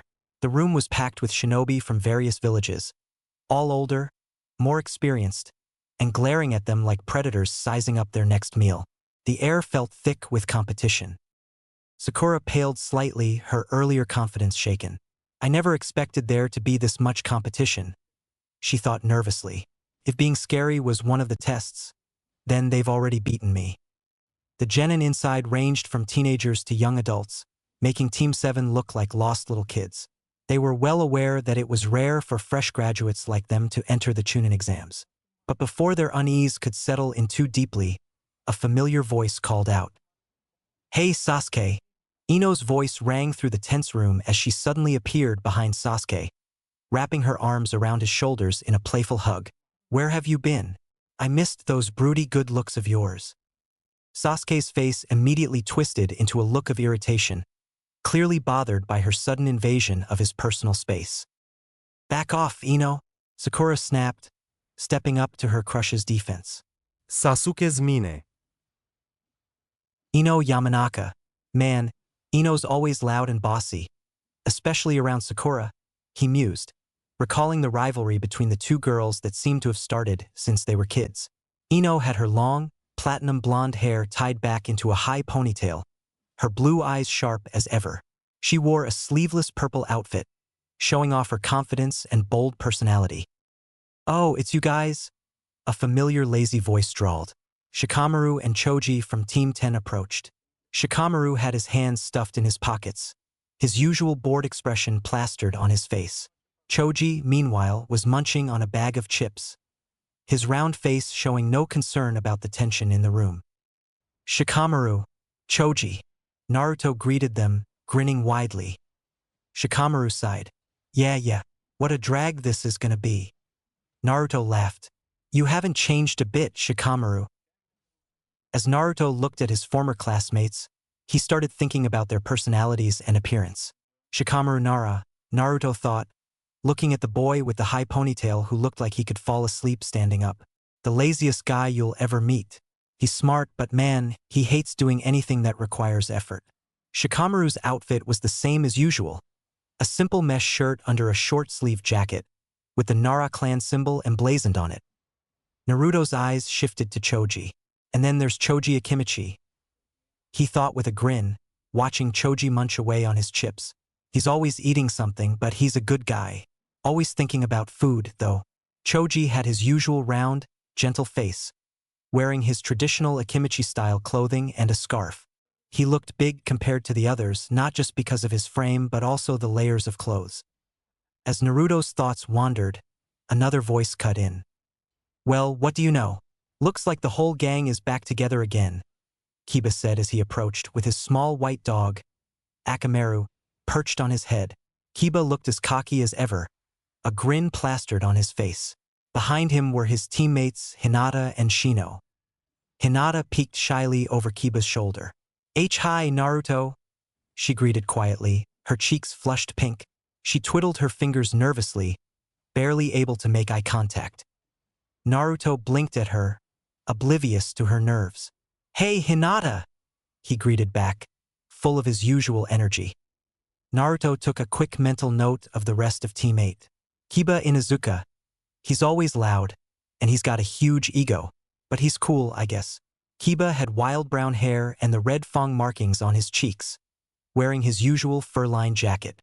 Akamaru, his trusty partner, barked from atop Kiba's head. Then Naruto glanced over to Shino. Shino Aburame. Still creepy with those sunglasses, and he doesn't talk much. Kinda mysterious. Shino was as stoic as ever, his face mostly hidden by his high-collared coat and dark sunglasses, making it hard to read him. Finally, his eyes landed on Hinata. And Hinata Hyuga. "She's always so quiet around me. I wonder why she's so shy all the time." He shrugged it off, as clueless as ever about her feelings. Hinata, with her short dark hair and soft lavender eyes, seemed even more flustered than usual. Her pale lavender jacket made her look soft and approachable, but her blushing face didn't go unnoticed. Shikamaru glanced lazily toward Team 8 as they made their way over, hands in his pockets, his typical slouch on full display. "So you guys are here too, huh? What a drag," he muttered. Kiba grinned wide, showing off his fang-like teeth. "Yep, all 9 rookies, haha. Looks like this is gonna be fun. At least, for those strong enough to make the cut. Right, Sasuke?" He shot a cocky smirk toward the Uchiha. Sasuke, ever the cool-headed one, smirked back confidently. "Make sure you don't get overconfident, Kiba." Kiba chuckled, standing tall with his small white dog, Akamaru, perched on his head. "Just you wait, we've been training like crazy." Naruto, never one to miss a beat, jumped in. "What do you think we've been doing? Sitting around picking daisies." Hinata, standing shyly beside Kiba, immediately apologized. "I am sure Kiba didn't mean anything by it." Her soft voice earned a confused glance from Kiba. Before any further banter could ensue, a voice interrupted. A tall, slender man approached the group with a kind smile. He had long, silver hair tied back, glasses reflecting the light in the room, and wore the standard gray Konoha shinobi vest. His relaxed demeanor stood out amidst the tense atmosphere of the exam room. "Hey, you rookies might want to keep it down a little," he said with a friendly tone. "Take a look around you." At his suggestion, the rookies paused and glanced around the room. Their eyes widened as they realized nearly every genin in the room was glaring at them, clearly irritated by their childish bickering. The intense stares sent a clear message. The Chunin exams weren't a place for idle chatter. The tension in the room thickened as the weight of the competition settled in on them. Sakura, curious about the kind stranger, asks, "So, is this your first time taking the exam?" Kabuto laughs, rubbing the back of his head slightly embarrassed. "Actually, this is my 7th time." The entire group blinks in surprise. "7th?" Naruto exclaims. "You must be an expert by now."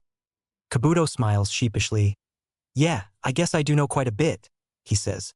Shikamaru, leaning against the wall, mutters, "Some expert. He hasn't even passed." His tone is full of lazy sarcasm. Kabuto chuckles lightly. "Well, I guess 7th time's the charm," he replies. But Shikamaru only sighs in response. "What a drag. I guess those rumors about how tough the exams are must be true then."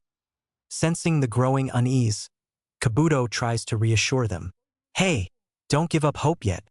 These exams are definitely tough, but maybe I can help you guys out a little." He reaches into his pouch and pulls out a set of cards. "These are called ninja info cards. I've been gathering intel on candidates for a while now." Kabuto demonstrates by taking one card and spinning it in his hand while channeling chakra. As the card spins, it suddenly lights up, displaying a map. "See? This shows how many genin from each village are participating in this year's exams." Everyone watches intently as Kabuto explains, showing them which villages were represented and how many genin had come from each one. Sasuke, ever focused on what could help him gain an edge, raises an eyebrow and asks, "Can those cards give you information on specific candidates?" Kabuto smirks, sensing the Uchiha's eagerness. "Yes, they can. Do you have anyone in particular you're curious about?" Sasuke, with a sharp look in his eyes, speaks up. "Gaara of the desert, and while you're at it, Rock Lee." Kabuto raises an eyebrow and chuckles. "Well, it's no fun if you already know their names, but I suppose I can still help." He takes out 2 cards from the stack, giving them a brief spin in his hands while channeling his chakra into them. "All right, let's see what we've got." Sasuke folds his arms and leans in, waiting for the information as Kabuto looks at the first card. First up, Gaara of the desert, Kabuto announces as the card begins to display Gaara's details. He's from the Hidden Sand Village, as you might have guessed. He's part of Team Baki, and his teammates are Kankuro and Temari. Now here's the interesting part. Gaara has completed every mission assigned to him without a single scratch. He's a bit of an enigma because his record is flawless, no injuries, no failures. Some even say he's never lost a fight. Sasuke's eyes narrow, his curiosity piqued even further. No injuries at all? He asks. Kabuto nods. Yeah, pretty impressive, right? Rumor has it he's got some special abilities, but there's not a lot of info on him. People from the hidden sand keep things pretty tight-lipped. Sasuke takes in the information, intrigued by Gaara's reputation. Kabuto then moves on to the next card. And now Rock Lee, he says, glancing over at Naruto, who perks up at the mention of his recent opponent. Rock Lee's from the Hidden Leaf like you guys. He's part of Team Guy, with his teammates being Niji Hyuga and Tenten, both very capable shinobi in their own right.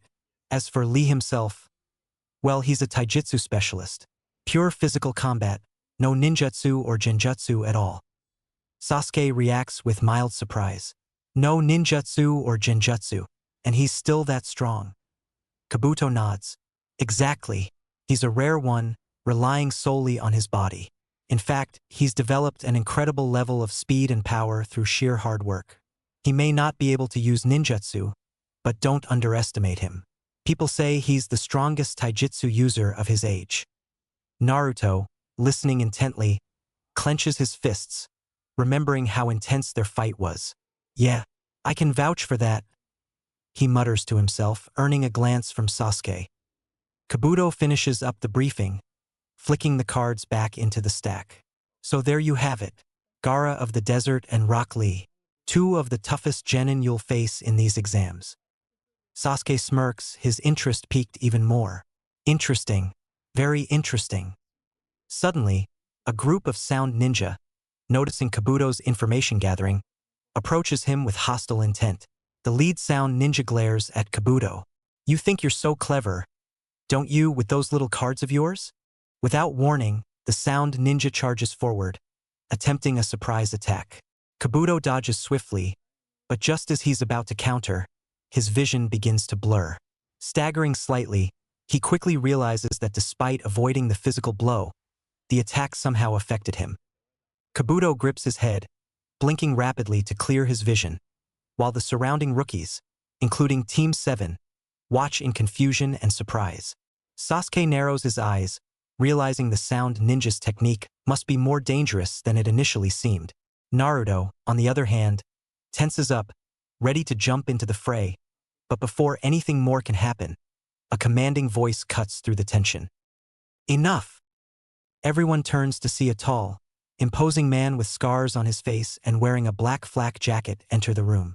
His very presence causes the room to fall silent. The man steps forward, glaring at the participants.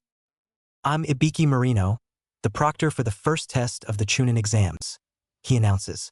His voice is cold and authoritative. And let me make one thing very clear. From this point on, there is to be no fighting between candidates, no matter how tense things get. The room tenses as Ibiki continues, his presence as the head of Konoha's torture and interrogation unit unnerving many of the participants. You may think you're strong or smart, he says, his eyes scanning the room. But let me assure you, I'm your worst nightmare from here on out. So, if you don't want to be disqualified right now, you'll follow my rules to the letter. Naruto swallows hard, feeling the pressure already weighing on him. The other rookies, including Sakura and Sasuke, look equally tense. The threat of disqualification hangs heavy over the room, and it's clear that Ibiki isn't someone to be messed with. Now, Ibiki continues. We're moving on to the first part of the exam. It's going to be a written test. Naruto's face turns pale. Written test? He exclaims in horror. Ibiki's stern gaze swept over the room as he addressed the genin. Before we begin, hand in your application forms, he commanded. You will all be assigned a seat for the written test. The written test. Ibiki's voice cut through the murmur of anxious whispers, commanding the room's attention. Now that I have your attention, let's go over the specifics of this exam. The exam operates on a point reduction system. You start with a total of 10 points. For every question you get wrong, 1 point will be deducted from your score. For example, if you miss 3 questions, your final score will be 7. Naruto's eyes widened as he thought to himself, and if I miss 10, my final score will be 0. Teams will pass or fail based on the total scores of all 3 members. Ibiki continued. causing a collective gasp of shock. Sakura's face reddened with frustration as she turned to glare at Naruto, already anticipating the struggles he would face. Ibiki's tone grew more serious as he elaborated on the next rule. The sentinels around the room are here to watch for any cheating. Each time they catch someone cheating, 2 points will be subtracted from the culprit's score. Be warned, their eyes are extremely sharp.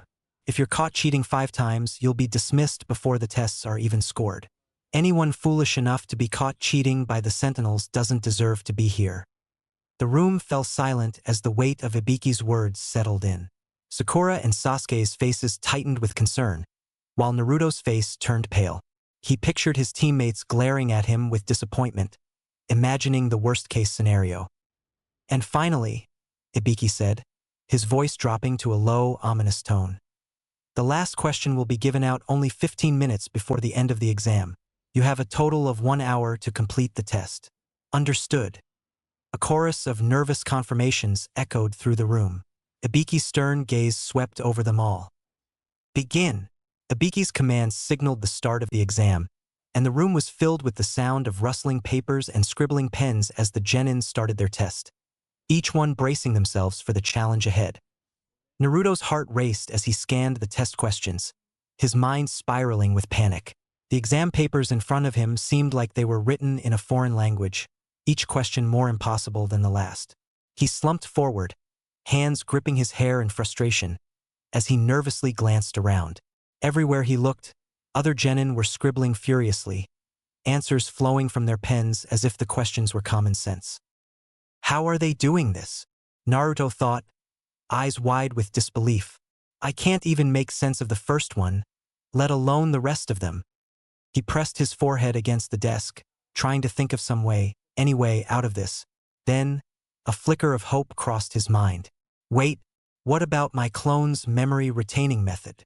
Naruto thought, his heart beating faster. If one of my clones figures out the answers, I'll know them too once it dispels. But how am I supposed to pull that off without the sentinels catching me? As his gaze shifted to the sentinels stationed around the room, their sharp eyes scanning the candidates like hawks, an idea suddenly clicked into place. A wide grin slowly spread across Naruto's face as a plan began to form. That's it, he whispered to himself, confidence surging through him. Carefully, Naruto slid his hands under the desk, fingers weaving into the familiar signs for his shadow clone jutsu. With a quiet poof of smoke, a clone formed, small, silent, and unnoticed by the sentinels. Naruto cast a quick glance at the examiners. None of them seemed to notice a thing. Hinata, seated beside him, caught sight of the subtle movement but merely widened her eyes in surprise. Her veins pulsed slightly around her eyes as she activated her Byakugan. Though Naruto didn't understand what that meant, concern flickered across his mind for a brief moment, wondering if she was okay. But he quickly dismissed it, focusing back on the task at hand. This was no time to get distracted. There was another quiet poof. A moment later, a tiny spider crawled onto Naruto's desk, sporting a tuft of spiky yellow hair identical to his own. The tiny creature skittered across the paper, its mission clear: to reach Sakura's desk, copy her answers, and return without being noticed. Naruto held his breath, his heart thudding in his chest as he watched the spider scuttle across the room. He glanced nervously at the sentinels, but none of them seemed to notice the tiny clone making its way through the sea of feet. Hinata, though, had caught sight of the strange spider with Naruto's trademark yellow hair, but only smiled softly before turning her attention back to her paper. Naruto exhaled in relief, silently thanking her for keeping quiet. With Naruto's spider clone, the spider clone darted across the floor, navigating its way through a maze of trembling feet. Its tiny legs moved quickly, dodging sudden stomps and accidental kicks as it worked its way toward Sakura's desk. Halfway there, the clone found itself face to face with a tiny insect, a real bug, crawling in the opposite direction. They both paused, staring at each other in a silent confrontation before parting ways, each focused on its own mission. Finally, the spider reached Sakura's desk, climbing up the leg of the table and onto her paper. Its tiny eyes gleamed with satisfaction as it began copying down the answers. However, one of the questions was blocked by Sakura's arm. The spider hesitated for a moment before bravely nudging her arm, hoping she would shift it aside. But instead of moving it, Sakura let out a startled squeal. With a sharp slap, she crushed the spider under her hand, causing the entire room to glance her way. Sakura quickly cleared her throat, her face flushed with embarrassment. "Sorry, I just saw a spider," she mumbled awkwardly. Thankfully, the sentinels resumed their watch after a brief pause, seeming satisfied with her explanation. When Sakura lifted her hand, she blinked in surprise at the empty spot where the spider had been. Realization dawned on her, and her face flushed even more. "Wait a minute, was that a Naruto clone?" she thought, her eyes widening as she recalled the odd tuft of yellow hair on the spider's head. A small smile tugged at her lips as she shook her head in amusement. She glanced over at Naruto, who was stifling laughter behind his hand, his eyes watering with the effort to stay quiet. "Sorry, Naruto," she thought, "but at least you're trying to be clever for once." She paused, her gaze moving over the test questions again. "These questions are impossible. There's no way most people here can answer these on their own." Sasuke, seated across the room, had already come to a similar conclusion. His Sharingan was activated, his red eyes tracking the movements of the other genin as he discreetly copied their answers by reading their pen strokes. As the time ticked down, the tension in the room mounted. Just then, Ibiki's voice boomed, commanding everyone's attention. "All right, listen up." Ibiki's voice cut through the murmurs, instantly silencing the room. "There are now 15 minutes left in this exam. It's time for the 10th question." The atmosphere grew even more charged as the genin all shuddered in anticipation. They braced themselves for the final challenge, their minds racing with worry and doubt. What would this final question be? Ibiki's sharp eyes scanned the room before continuing. "You have a choice," he began, his voice carrying a sinister edge. "You can choose to take the final question or not." Confused murmurs broke out across the room. Why would anyone choose not to take the question if it meant failing the exam?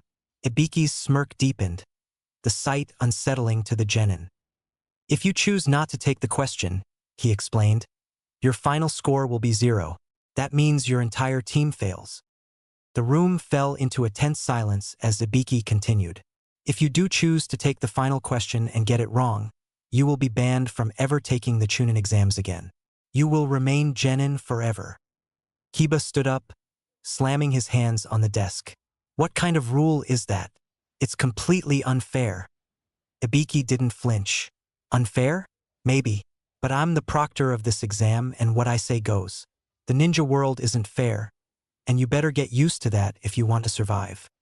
The ruckus that followed was even louder. Genin all around the room began shouting, expressing their disbelief and anger. The idea of being stuck as a genin for life was horrifying, especially for those with high ambitions. Sasuke's eyes narrowed, and Sakura clenched her fists in frustration, while Naruto's face went even paler. A heavy, oppressive silence settled over the room as the weight of Ibiki's words sank in. Slowly, one by one, genin began raising their hands. The fear of failure, of being stuck as a genin forever, was too much for some to bear. As they stood and filed out of the room, their teammates trailing behind, some shot looks of disdain at the one who had raised their hand. Others seemed more understanding, resigning themselves to their fate. Sakura sat in her seat, her mind racing. She looked over at Naruto, who was visibly struggling with the decision. "Why isn't he raising his hand?" she thought frantically. "No one would blame him if he did. If Naruto fails, he'll never achieve his dreams. I can't let his dreams die because of us.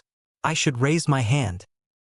Her hand twitched, ready to shoot up and save Naruto from this impossible choice. But just as she was about to move, she froze in shock as Naruto's arms suddenly raised high into the air. Sasuke glanced over, a mix of understanding and annoyance in his eyes.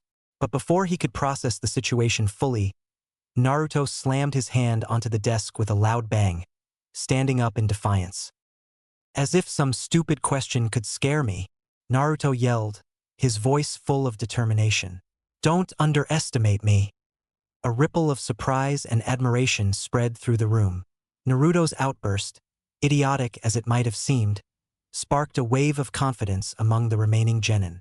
One by one, those who had been on the verge of quitting lowered their hands, determined to stay in the game. Ibiki's smirk returned as he surveyed the room. No one else raised their hand. The tension hung thick in the air, everyone waiting with bated breath for what came next.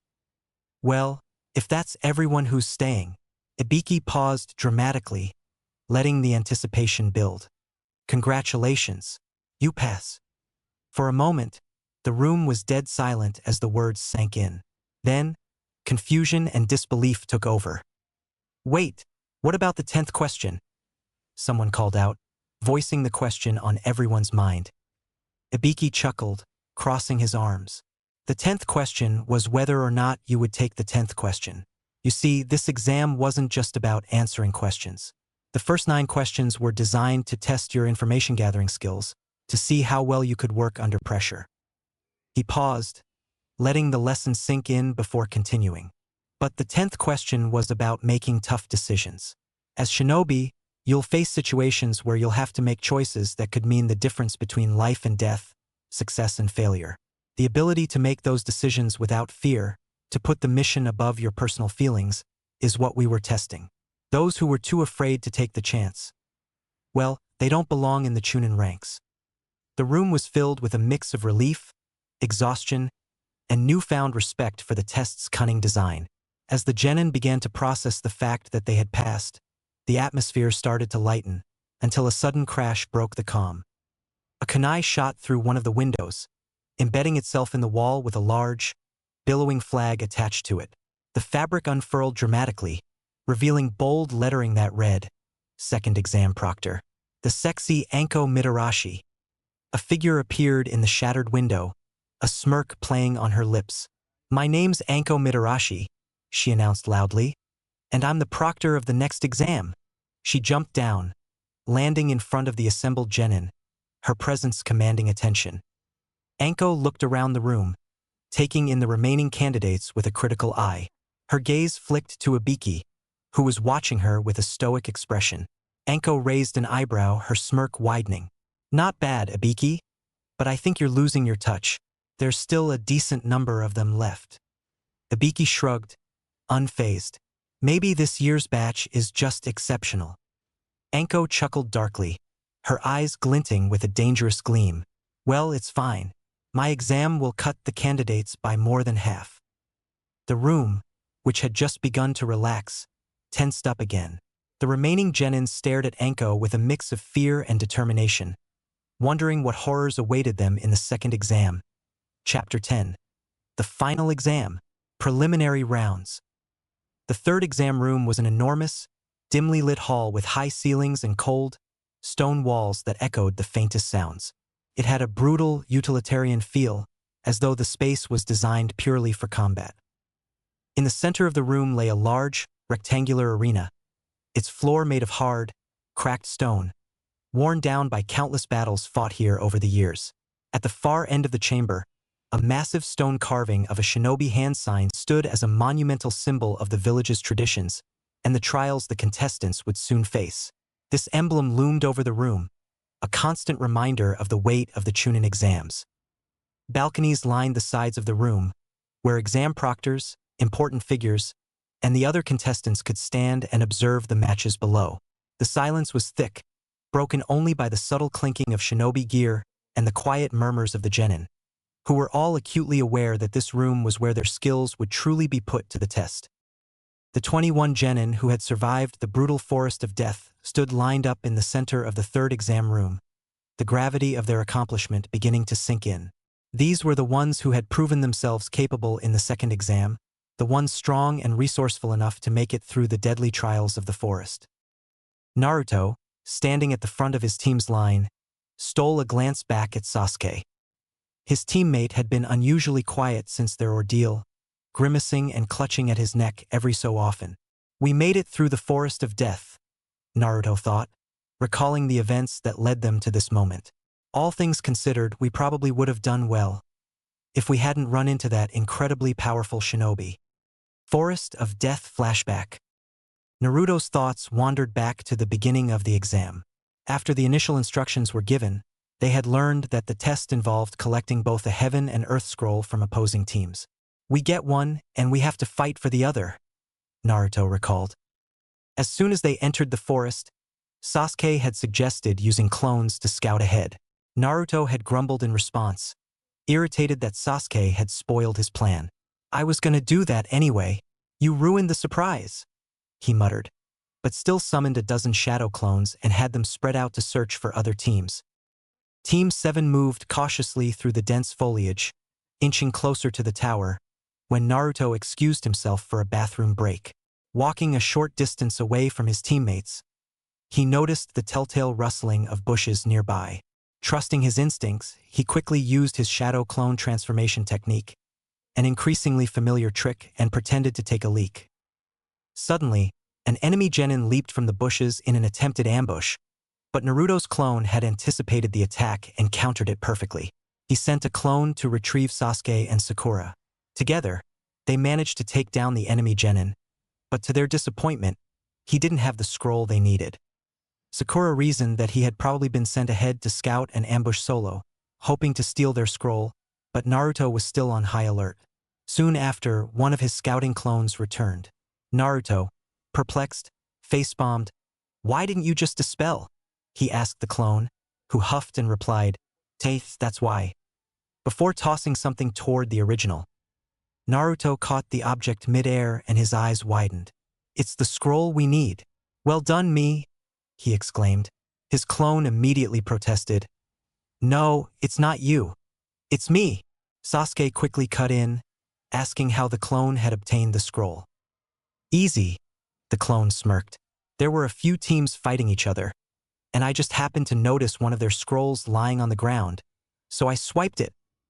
With their required scrolls in hand, Team 7 set off for the tower, feeling more confident than ever. But their relief was short-lived. Out of nowhere, they were caught in a fierce gust of wind that scattered the team.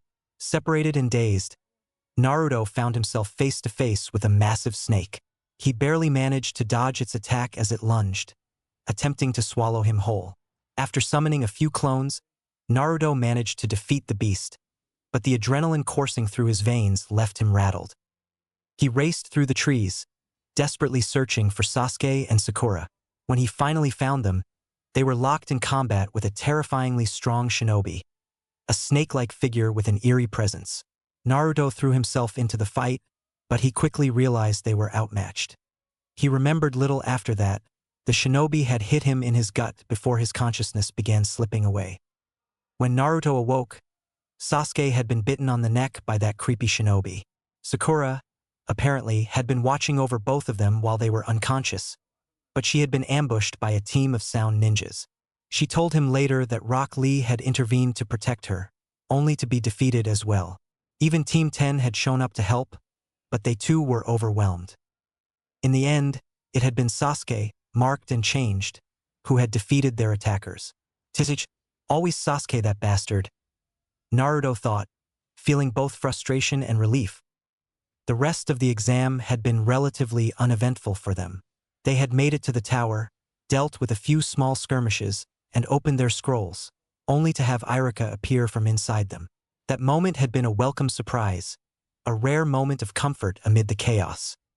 But now, standing here in the third exam room, Naruto's attention snapped back to the present as the Hokage cleared his throat, drawing the attention of every genin in the room. The Hokage stood tall before the gathered genin, his gaze sweeping over the eager yet cautious faces. His voice was calm yet commanding as he began. "Congratulations to you all for passing the second exam. The third examination is about to commence. But before we move forward with the details of this final phase, I want to speak about something important. It concerns the underlying reason behind the Chunin exams." The room, filled with tension from the trials they had endured, fell into a hushed silence. Every genin present was curious. Most had never considered that the exams had any deeper meaning beyond ranking up in the shinobi system.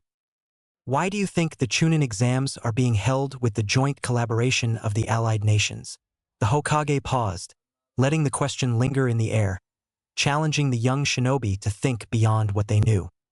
After a few moments, he continued, "On the surface, It seems to promote friendship and cooperation among the allied nations, to raise the standard of our shinobi through competition. However, his voice grew more serious. The true nature of the Chunin exams is much more complex. Many of the genin furrowed their brows in confusion, leaning forward slightly, paying even closer attention. The Chunin exams are, in fact, a controlled version of war between our villages. The Hokage explained, his tone steady but grave. While it serves to evaluate the potential of shinobi candidates to rise to the rank of Chunin, it is also a political tool. Through these exams, the allied villages test each other's military strength without open conflict. It allows us to gauge the prowess and tactical abilities of our shinobi, the next generation of warriors who may one day lead their villages. Naruto blinked in surprise, and many of the genin around him exchanged uncertain glances. The thought of the exams being more than just a stepping stone to becoming Chunin hadn't crossed their minds. The Hokage continued, each of your villages is represented here. By showcasing your abilities, you're not only proving your own worth but also the strength of your village. The potential for recruitment, alliances, and even deterrence are all factors weighed by our leaders as they watch these battles. It's an intricate dance of power that balances military strength with diplomacy. The weight of the Hokage's words began to sink in, and the mood in the room shifted. This was not just about becoming Chunin. This was about how their actions would reflect on their homes, their nations. Do not misunderstand, however, the Hokage said, his voice softening slightly. While the Chunin exams serve as a way for our villages to assess one another, the exam's primary purpose still remains: to find those among you who possess the qualities necessary to become Chunin. You are being tested not only for your combat ability but for your leadership, decision-making under pressure, and your ability to carry out complex missions. The Hokage's eyes scanned the genin once more. To become a Chunin means more than just becoming stronger. It means leading others into dangerous situations. It means carrying the responsibility of lives on your shoulders and making decisions that could impact your village's future.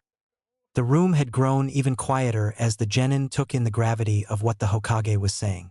This exam was about more than just power. It was about how they would carry the burdens of war, diplomacy, and leadership in the world they lived in. In these exams, you are not just fighting for yourselves, the Hokage finished. You are representing your village. The results of these battles will shape your future and the future of your homeland. Remember this well as you proceed to the next stage of the exam. The genin were left to absorb the weight of his words, fully understanding now that the Chunin exams were not just a test of their abilities, but a stage for something much larger. Before the Hokage could continue explaining the details of the upcoming exam, a soft cough echoed from the side of the room. The sound came from a tall, lanky jonin with pale skin and dark hair, his eyes heavy with the hint of fatigue. Despite his sickly appearance, there was a sharpness in his gaze that hinted at the experience and skill lying beneath his frail exterior. This was Hayate Gecko, known for his talent with the sword and his responsibility as the proctor for the final stage of the Chunin exams. Pardon the interruption, Lord Hokage, Hayate said in a raspy voice, bowing respectfully. But if I may, I'd like to explain the details to the candidates. After all, I am the proctor for the third exam. The Hokage gave Hayate an understanding smile and nodded. Of course, Hayate, the floor is yours. Hayate gave the gathered genin a moment to absorb the weight of his words, his tired gaze flickering across their faces, many showing signs of shock and uncertainty. He allowed a small pause before delivering the final blow. And just so you're all aware, Hayate continued, his voice carrying a steely edge, the preliminary rounds will begin right now. The room erupted with reactions. Shocked gasps, widened eyes, and quiet murmurs of disbelief rippling through the rows of young shinobi. Naruto's jaw dropped as his body tensed. Right now, he blurted, echoing what many of the others were thinking. Sakura bit her lip nervously, already worrying about Sasuke, who looked calm on the surface but was silently grimacing, a hand hovering near the cursed mark on his neck. He wasn't ready for this, not yet. Meanwhile, Kiba groaned in frustration, Akamaru whimpering softly on his shoulder. Are you serious? Kiba muttered, clearly rattled by the suddenness of it all. He wasn't the only one. Several of the other genin looked just as unprepared, their exhaustion from the forest of death still evident in their stances. But Hayate didn't falter, his expression unchanging. This is part of the exam. You'll need to be ready for anything at any time, without warning. The life of a shinobi is no different. The pressure of his words hung over the room, and while many of the genin looked nervous or unsettled, there was also a growing sense of determination in the air. They had made it this far, and no one was willing to give up now, not after enduring the hardships of the second exam. Hayate coughed lightly, clearing his throat before delivering his next instructions. If anyone wishes to withdraw, now is the time to do so. Otherwise, the preliminary rounds will commence immediately. Just as the weight of Hayate's words settled over the room, a hand shot up from the line of genin. "I think I'll withdraw," Kabuto announced, his tone calm but carrying a hint of exhaustion. Naruto spun around in shock. "Kabuto, what are you talking about? You've come this far." Kabuto gave a weary smile, adjusting his glasses. "I've already taken part in several exams, and I've been through a lot in this one already. My body's not in the best shape, and I think I've reached my limit. No point in pushing myself too hard, right?" Hayate simply nodded, not particularly surprised. "Very well. You're free to go," he said, his voice retaining its usual hoarse tone. Kabuto nodded back gratefully. "Good luck to the rest of you," he said before turning to leave. As he walked out of the room, Naruto clenched his fists, feeling a pang of disappointment.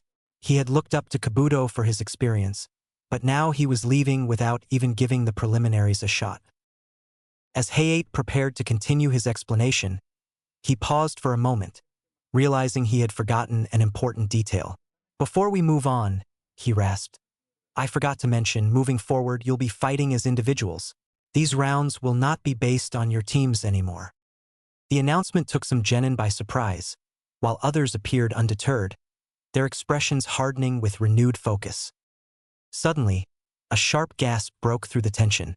Sasuke, standing in the line with his team, grabbed his shoulder in obvious pain, his face contorting as if struggling to maintain control.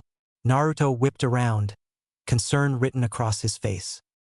"Sasuke?" Naruto asked, confused and worried. Sakura stepped forward, her own face filled with fear. "Sasuke, you can't keep pretending you're okay. That mark, it's making you act up." Her voice trembled with both anger and desperation. Naruto blinked in confusion. "Mark?" he thought to himself. "What mark?" Sasuke gritted his teeth, pushing through the pain. "Shut up, Sakura. I'm not quitting." Sakura's frustration boiled over. "You have to. You're going to hurt yourself," she said, her voice rising. "If you won't do it, then I'll tell them myself." She turned to raise her hand, ready to alert the proctors. But before she could, Sasuke's hand shot out and grabbed her wrist firmly. His grip, though not painful, was enough to stop her in her tracks. His eyes burned with stubborn defiance. "No," he said, voice low but determined. "You're not telling anyone. I don't care about becoming a Chunin. That doesn't matter to me anymore. I'm in this exam to prove one thing, that I'm strong." Naruto's fist clenched, anger rising in his chest. "Sasuke, you jerk. Don't treat Sakura like that. She's only trying to help you." But Sasuke cut him off, locking eyes with Naruto. His expression was intense, almost cold. "Naruto," he said, his voice calmer now but filled with purpose. "You're one of the people I want to fight." Naruto froze, his anger replaced by shock.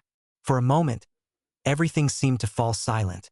Sasuke's words hung in the air, heavy with tension, as Naruto tried to comprehend what his teammate had just said. "Preliminaries begin." Hayate, observing the tension between the teammates, waited for the moment to pass before clearing his throat and addressing the room once again. His raspy voice cut through the atmosphere. "It's time to begin," he announced, causing the room to quiet down as the genin turned their attention back to him. "The preliminary matches will be conducted in a tournament style, one-on-one battles. This will test not only your combat skills, but your strategy, adaptability, and endurance." A murmur spread through the group as the gravity of his words set in. The genin were now sizing up their competition, knowing that the next few hours could determine the course of their futures. Hayate continued, "Since there are now an even number of candidates, 20 of you remain. There will be 10 bouts in total. Each match will be between 2 candidates, and the winner will proceed to the third and final exam." The announcement hit the genin hard. The realization that their fate would now depend on individual combat was enough to stir both excitement and anxiety among them. Some clenched their fists in determination, while others darted nervous glances at their potential opponents. Naruto's eyes scanned the room, lingering on Sasuke. He could feel the tension still radiating from his teammate. One-on-one, Naruto thought, "I guess this is where we see who's really the strongest." Hayate's expression turned serious as he continued his explanation. "The battles will be no holds barred. Each participant will fight until their opponent is unconscious, dead, or admits defeat. There are no restrictions on the techniques you use, but killing is not the goal of this exam. However, should you die, it's your own fault." The weight of his words hung heavily in the air, casting an ominous silence over the genin. Naruto's eyes widened slightly. No holds barred? The stakes of the exam just skyrocketed. He glanced around at the other candidates, each of them tense, their eyes sharp with anticipation and worry. After letting that information settle in, Hayate motioned to the wall behind him, where a large screen suddenly lit up. The electronic scoreboard flickered to life, and Hayate stepped aside to give them a full view of it. "This scoreboard," he explained, "will randomly select 2 names at a time. The 2 chosen will face each other in battle." The room buzzed with nervous energy as the genin stared at the screen, waiting to see who would be the first to fight. Each name on the board represented a potential opponent and a potential threat. Once the names appear, those 2 will come down to the arena below and begin their fight immediately, Hayate added, his voice steady despite the obvious tension in the room. The anticipation was palpable as the scoreboard began to spin, the names of all the remaining genin flickering rapidly across the screen. Everyone held their breath, waiting to see whose names would be called first. The scoreboard's flickering names came to a sudden and dramatic stop. The first 2 names appeared in bold letters. Sasuke Uchiha versus Akato Yoroi. The room fell into a hush, everyone turning to glance at Sasuke, who stared at the screen, determination burning in his eyes. He let out a small grunt, ignoring the pain still lingering in his shoulder from Orochimaru's cursed mark. Sakura looked worried, but Sasuke's mind was focused on one thing. He couldn't afford to lose here. Not in front of Naruto. Not in front of anyone. Hayate stepped forward. "Sasuke Uchiha and Akato Yoroi, please come to the arena." Sasuke calmly walked toward the balcony's edge, glancing down at the large stone floor of the arena below. Yoroi, a rather mysterious shinobi with dark hair and a mask covering most of his face, already stood waiting. He had a confident air about him, his eyes narrowed at Sasuke as if sizing him up. Sasuke descended into the arena, jumping down to land gracefully on the stone floor. He could feel the weight of everyone's eyes on him, especially Naruto's, who watched from above, his fists clenched. "Ready?" Hayate asked, looking between both contestants. Sasuke's gaze was fixed on his opponent. He nodded. Yoroi, his expression unreadable under his mask, merely grunted in acknowledgement. "Begin," Hayate called out, jumping back to give them space. Yoroi wasted no time in rushing toward Sasuke. He moved swiftly, his hands glowing faintly with a chakra-based technique. Sasuke immediately jumped back, dodging the initial attack. Yoroi's hand missed Sasuke's face by inches, but Sasuke quickly realized something strange. His body felt sluggish, weaker than usual. The cursed mark pulsed at his neck, still dormant but clearly affecting him. Yoroi came at him again, aiming to grab him. Sasuke attempted to counter, aiming a punch at Yoroi's midsection, but Yoroi managed to catch Sasuke's arm with his chakra-infused hand. A strange sensation immediately washed over Sasuke as Yoroi's technique took effect. He was draining Sasuke's chakra. Sasuke's eyes widened in shock as he felt his strength being sapped away. Yoroi's hand glowed brighter as the chakra-draining ability intensified. "You're already finished?" Yoroi sneered. tightening his grip. Sasuke gritted his teeth, feeling his energy rapidly depleting. He had to think fast. His Sharingan still wasn't active, and with the cursed mark constantly threatening to take over, he was fighting on uneven ground. Damn it! Sasuke cursed under his breath, realizing he couldn't afford to let this drag on. Desperation lit a fire in him, and in a moment of quick thinking, Sasuke grabbed Yoroi's wrist with his free hand and performed a quick maneuver, kicking off the ground and twisting in midair to land a powerful spinning kick to Yoroi's face. The blow connected, sending Yoroi staggering backward. Sasuke landed gracefully, clutching his arm where Yoroi had grabbed him. His chakra reserves were drained, but he refused to show weakness. He had to end this quickly. Yoroi, now visibly angry, rushed at Sasuke again, but this time Sasuke was ready. Drawing on his remaining strength, Sasuke leapt into the air and unleashed the lion combo, the same technique Rock Lee had tried using on Naruto. He delivered a series of rapid punches and kicks, ending with a powerful dropkick that slammed Yoroi into the ground with brutal force. Yoroi hit the ground hard, the impact echoing throughout the room. Sasuke landed lightly on his feet, breathing heavily but standing tall. Yoroi, unable to get up, lay motionless on the ground. Hayate stepped forward, checking Yoroi's condition. After a moment, he raised his hand. Winner, Sasuke Uchiha. The room was silent for a beat, then filled with murmurs. Sasuke stood there, his body trembling slightly from the exertion. He glanced up at Naruto, who was watching intently from the balcony. The battle had taken its toll, but Sasuke had won without succumbing to the cursed mark. As he walked back toward his team, Sakura ran up to him, concerned. Sasuke, you? I'm fine. He cut her off, his voice steady but strained. He glanced at Naruto, who nodded silently, acknowledging the strength Sasuke had shown. For now, Sasuke had triumphed, but the ominous presence of the cursed mark still loomed over him. Before the next match could commence, a group of medical ninja hurried into the arena. They quickly approached Yoroi, who was still lying unconscious from Sasuke's relentless attack. With efficient, practiced movements, they lifted him onto a stretcher, carefully carrying him out of the arena to receive further treatment. As they began to leave, one of the medical ninja turned to Sasuke, who was standing a bit unsteadily, clearly drained from the battle. You'll need treatment as well, the medic said, gesturing for Sasuke to follow them.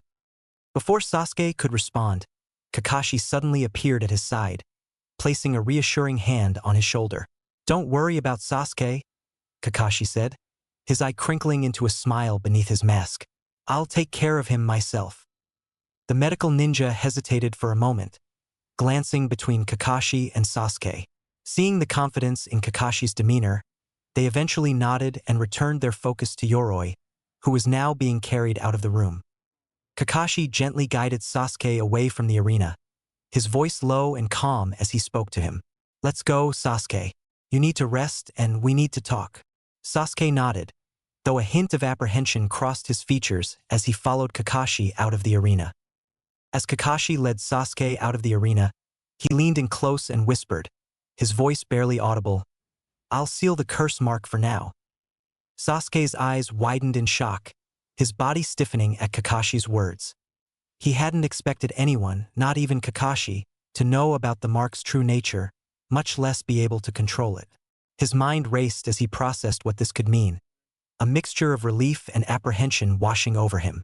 He glanced at Kakashi, but the older shinobi's face remained calm and unreadable, giving no further explanation as they continued to walk. Sasuke's shock lingered, but he realized quickly that this was his chance to stay in the exams without the curse overtaking him. At least for now. The electronic scoreboard whirred to life once again, its letters rapidly cycling through the remaining names. The tension in the room was palpable, each genin wondering if they would be the next to step into the ring. Then, after a few long seconds, the names came to a halt. Zaku Abumi versus Shino Aburame. As the names appeared on the board, Zaku glanced at his opponent and scoffed. Who's that loser? His tone was dismissive, his confidence oozing through his words as he stepped into the center of the room, cracking his neck and stretching his arms. On the other side, Shino remained silent, calmly adjusting his sunglasses, his expression unreadable. He didn't rise to Zaku's provocation. He merely walked forward with his hands in his pockets, his eerie calmness enough to send a ripple of unease through the other genin. Zaku Abomi of the Sound Village versus Shino Aburame of the Leaf Village, Hayate announced, stepping back after confirming both were ready. Begin! Zaku smirked as soon as the command was given, raising his arms in an instant. I'll finish this quick, he declared, preparing to unleash his signature technique. But Shino, as always, remained motionless, as though waiting for Zaku to make the first move. The match between Shino and Zaku began with an intense focus. Zaku Abomi, glaring at Shino, clenched his single usable arm, his right arm still hanging limp from a previous injury. Without hesitation, Zaku dashed forward, swinging his left arm wildly at Shino's face. Shino stepped back, narrowly avoiding the blow but keeping his calm, analytical expression. Zaku wasn't done yet. Got you, he yelled, aiming his left hand directly at Shino and unleashing a powerful sound wave from the vents embedded in his palm. A violent blast of compressed sound energy hit Shino square in the chest, sending him flying backward across the room and crashing into the ground with a heavy thud. The impact kicked up a cloud of dust as Shino lay on the floor, unmoving for a moment. Zaku smirked triumphantly. That's what you get for standing around like a loser. But as the dust settled, Shino slowly rose to his feet, adjusting his glasses. He calmly wiped his face, revealing a trail of bugs crawling over his skin. Zaku's expression shifted from triumph to confusion as he noticed the insects beginning to swarm around Shino's body. That's enough, Shino said, his voice cold and steady. You will lose this fight. Zaku's eyes narrowed, the weight of Shino's words grating on his pride. Ha! I'm still standing and you're barely holding on. What makes you think you've already won? Shino turned slightly, gesturing toward the swarm of Kikaichu that gathered behind him. Your choice is simple. You can attack me or the bugs, but not both. Either way, you'll be left defenseless. Zaku grit his teeth, growing furious. You think I'm weak, huh? He grinned wickedly as he raised his limp right arm. You're wrong. I still have another trick up my sleeve. With a sudden movement, Zaku swung up his seemingly useless right arm. To everyone's shock, his vents opened. I'm not done yet, Zaku screamed as he prepared to blast Shino and his bugs from both directions. Shino's gaze remained steady as he watched the scene unfold. You shouldn't have done that, he said, his voice soft but filled with certainty. Zaku unleashed his sound wave in both directions, one toward Shino, the other toward the swarm of insects. But before the compressed air could fully escape, both vents on Zaku's hands suddenly jammed. The Kikaichu bugs had already infiltrated his arms and blocked the pathways, clogging the vents completely. Zaku's eyes widened in horror. No! He barely had time to react before both of his arms were consumed by the full force of his own sound wave, creating a massive internal explosion. The technique backfired, and his arms were ravaged by the blast. Blood splattered as his body was thrown violently to the ground, his arms now mangled and destroyed. The crowd stood in silence, shocked by the brutal counterattack. Zaku groaned in pain, trying to move, but his body wouldn't respond. Shino quietly approached him from behind, his bugs swarming back into his sleeves. In one swift, precise movement, Shino delivered a sharp chop to the back of Zaku's neck, knocking him out cold. The sound ninja collapsed, completely unconscious. Hayate, watching from the sidelines, stepped forward and raised his hand. Winner, Shino Aburame. Shino walked away methodically, as though the battle had been nothing more than an inevitable outcome. Zaku's broken body lay on the floor, defeated and humiliated by Shino's calculated victory. Meanwhile, with Kakashi and Sasuke, as Kakashi finished weaving the final hand signs, he pressed his palm against the curse mark on Sasuke's neck. The seal flared with a glowing light, surrounding the mark with complex symbols that restrained its sinister power. Sasuke's body stiffened as the sealing process began to take effect. The mark pulsed violently under Kakashi's hand, as if resisting, but eventually, the power was subdued. Sasuke gasped sharply, his eyes widening in shock. He felt a surge of intense pressure, and then his body gave out. The strain from the curse mark, combined with the seal, overwhelmed him. He collapsed, falling unconscious in Kakashi's arms. Kakashi gently lowered Sasuke to the ground, his expression calm but thoughtful as he looked at the unconscious boy. He sighed, muttering to himself, "At least this should hold it off for now." As he was about to lift Sasuke to carry him out, a chilling presence suddenly filled the room. Kakashi's eyes narrowed, his senses immediately alert. Emerging from the shadows, Orochimaru stepped forward, his eyes gleaming with twisted amusement. "Orochimaru," Kakashi muttered, his voice cold. The Serpentine Sannin smiled darkly. "You're quite the persistent one, Kakashi. But no matter how many seals you place, you cannot stop the inevitable. Sasuke will come to me of his own free will. The allure of power is far too tempting for someone like him." Kakashi remained silent, his gaze locked onto Orochimaru, unwavering. "That boy," Orochimaru continued, his voice dripping with malice. "He thirsts for strength. Strength to kill his brother. Strength to avenge his clan. No seal can restrain such a desire forever." Kakashi clenched his fists, but his composure didn't falter. "As long as I'm his teacher, I'll make sure he doesn't fall into your hands." Orochimaru's smile widened, his tone laced with mockery. "We'll see. It's only a matter of time before he seeks me out." With that, Orochimaru turned and vanished into the shadows just as quickly as he had appeared, leaving behind an unsettling silence. Kakashi knelt beside Sasuke, his eyes softening. "I won't let him have you," he whispered before lifting the unconscious boy onto his back. "Not if I can help it." Back to the preliminaries. As the preliminary rounds continued, the atmosphere in the arena remained charged with anticipation, punctuated by the dramatic and varied outcomes of the matches. First up was the bout between Kankuro and Misumi Tsurugi. The match began with Tsurugi confidently closing in on Kankuro, seemingly having him trapped.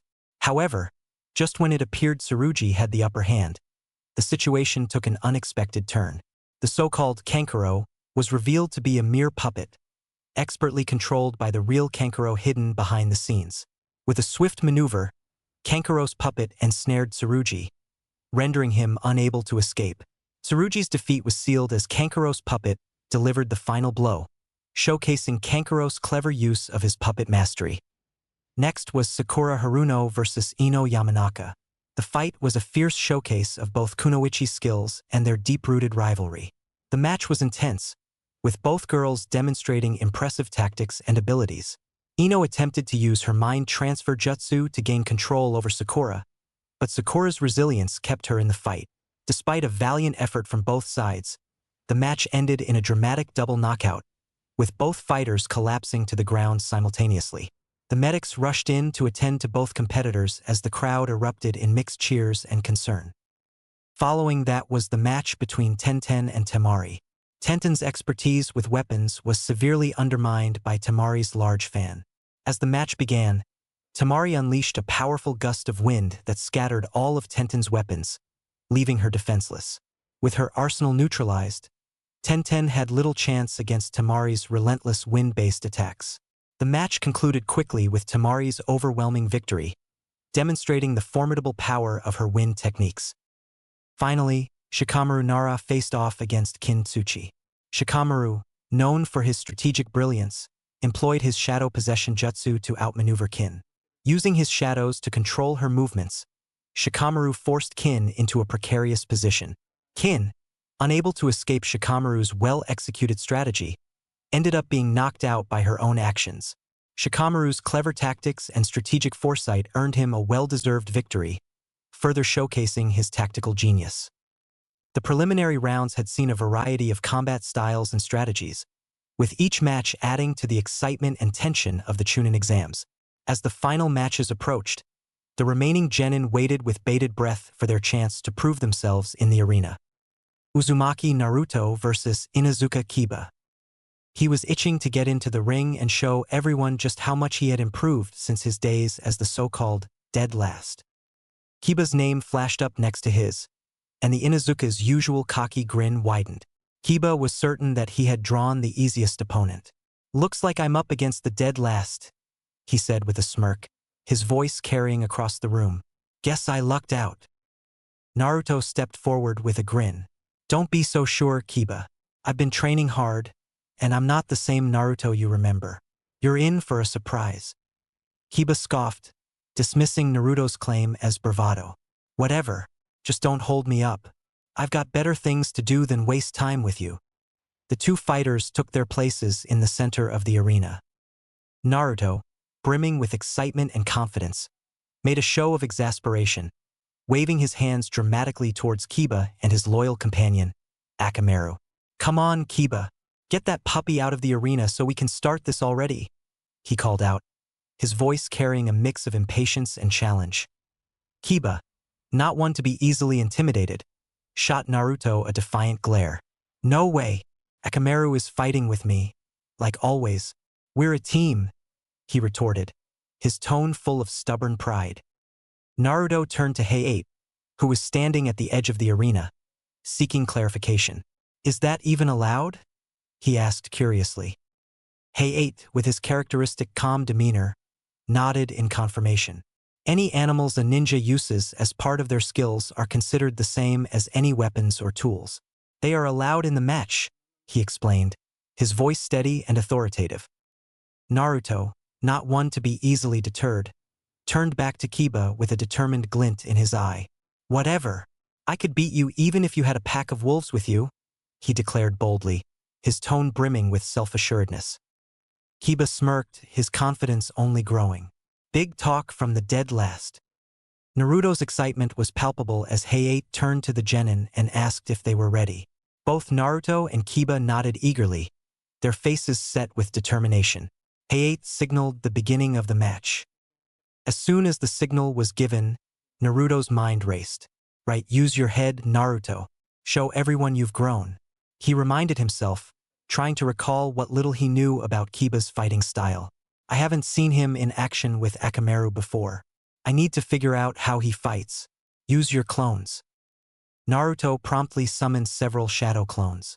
He watched as Kiba, having dismissed Naruto as a mere threat, immediately took action. Kiba dropped to all fours, activating his beast mimicry jutsu.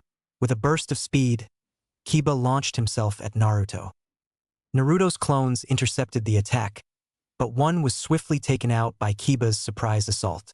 The remaining two clones managed to hold Kiba at bay, though Kiba's ferocity and skill left him momentarily taken aback. Naruto's improvement in taijutsu was evident, but Kiba, unfazed, declared, "You'll need more than better taijutsu and a few clones to beat me." Kiba once more charged at Naruto, this time with Akamaru by his side. As Kiba neared, he tossed a smoke bomb onto the field.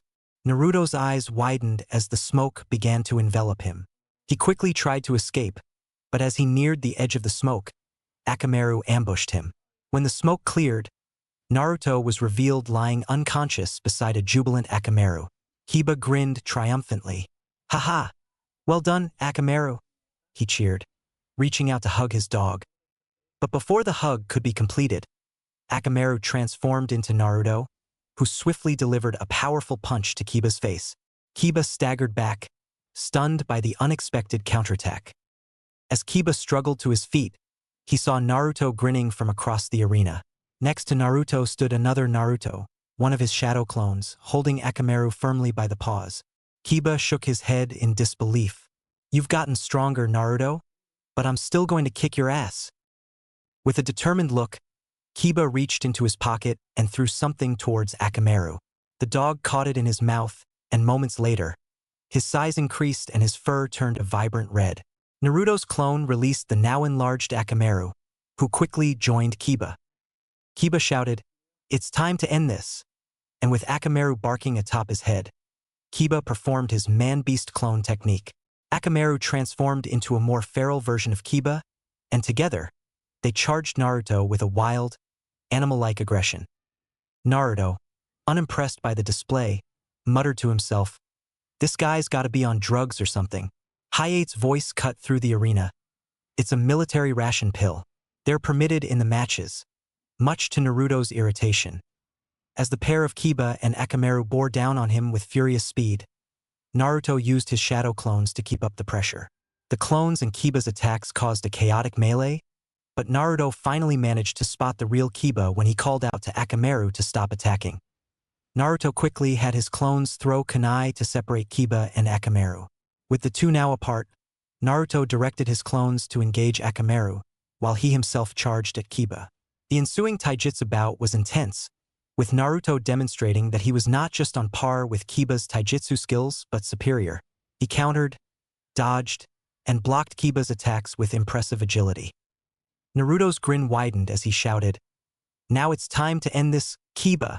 He launched a powerful combo that sent Kiba sprawling to the ground. As Kiba struggled to rise, Hayate declared Naruto the winner. Naruto's face beamed with satisfaction as he strolled up the staircase, elated by his decisive victory. Throughout the match, he had never been under any serious threat, and that realization filled him with immense pride and happiness. Chapter 11. Came far, going further. Naruto stood there, mindlessly gripping the small tub of ointment that Hinata had given him after his battle with Kiba. He didn't really need it, he had barely been touched during the fight. Yet, he couldn't quite understand why Hinata had given it to him. Maybe she noticed how much he had grown, or maybe it was just her way of showing support. Either way, his thoughts were far from the small gift, instead drifting as he absently watched Choji's match against Dosu. His mind was consumed by the memories of the two previous matches, ones that stirred something deep within him. Flashbacks start. First, there had been Hinata's fight against Niji. The memory burned into his mind, not just because of the violence, but because of the way Niji had treated her. His words were cruel, venomous, as he belittled Hinata and claimed that she was unfit to be a shinobi, fated to lose simply because of who she was. Naruto had been furious, shouting from the stands for Niji to shut up, telling Hinata she could change if she tried. He wanted her to fight back, to show Niji he was wrong. At the start, Hinata had held her own. But then, Niji's true strength was revealed. His strikes, methodical and ruthless, wore her down bit by bit. Even when her defenses crumbled, Hinata refused to give in. But it wasn't enough. Niji aimed a brutal final blow, one that would have killed her if the Jonin-sensei hadn't intervened just in time. Naruto could still feel the anger as he thought of Niji's words about fate, about how Hinata was destined to fail, and that she couldn't change her place in the world. Naruto's grip on the railing tightened as he remembered the blood Hinata left behind in the arena. Without thinking, he had dipped his hand into it. His fist clenched in fury as he silently vowed to win. "I will defeat Niji," he had promised. "I'll show him fate doesn't control us." But there was another match that shook Naruto to his core, a battle that made him realize just how much farther he still had to go. As the match began, Lee wasted no time, launching himself at Gaara with incredible speed and agility. His fists and feet moved like lightning, but Gaara didn't even flinch. Every attack Lee made was blocked by Gaara's sand, which automatically formed a protective barrier around him. Lee's kick struck the sand, but it was like trying to punch through steel.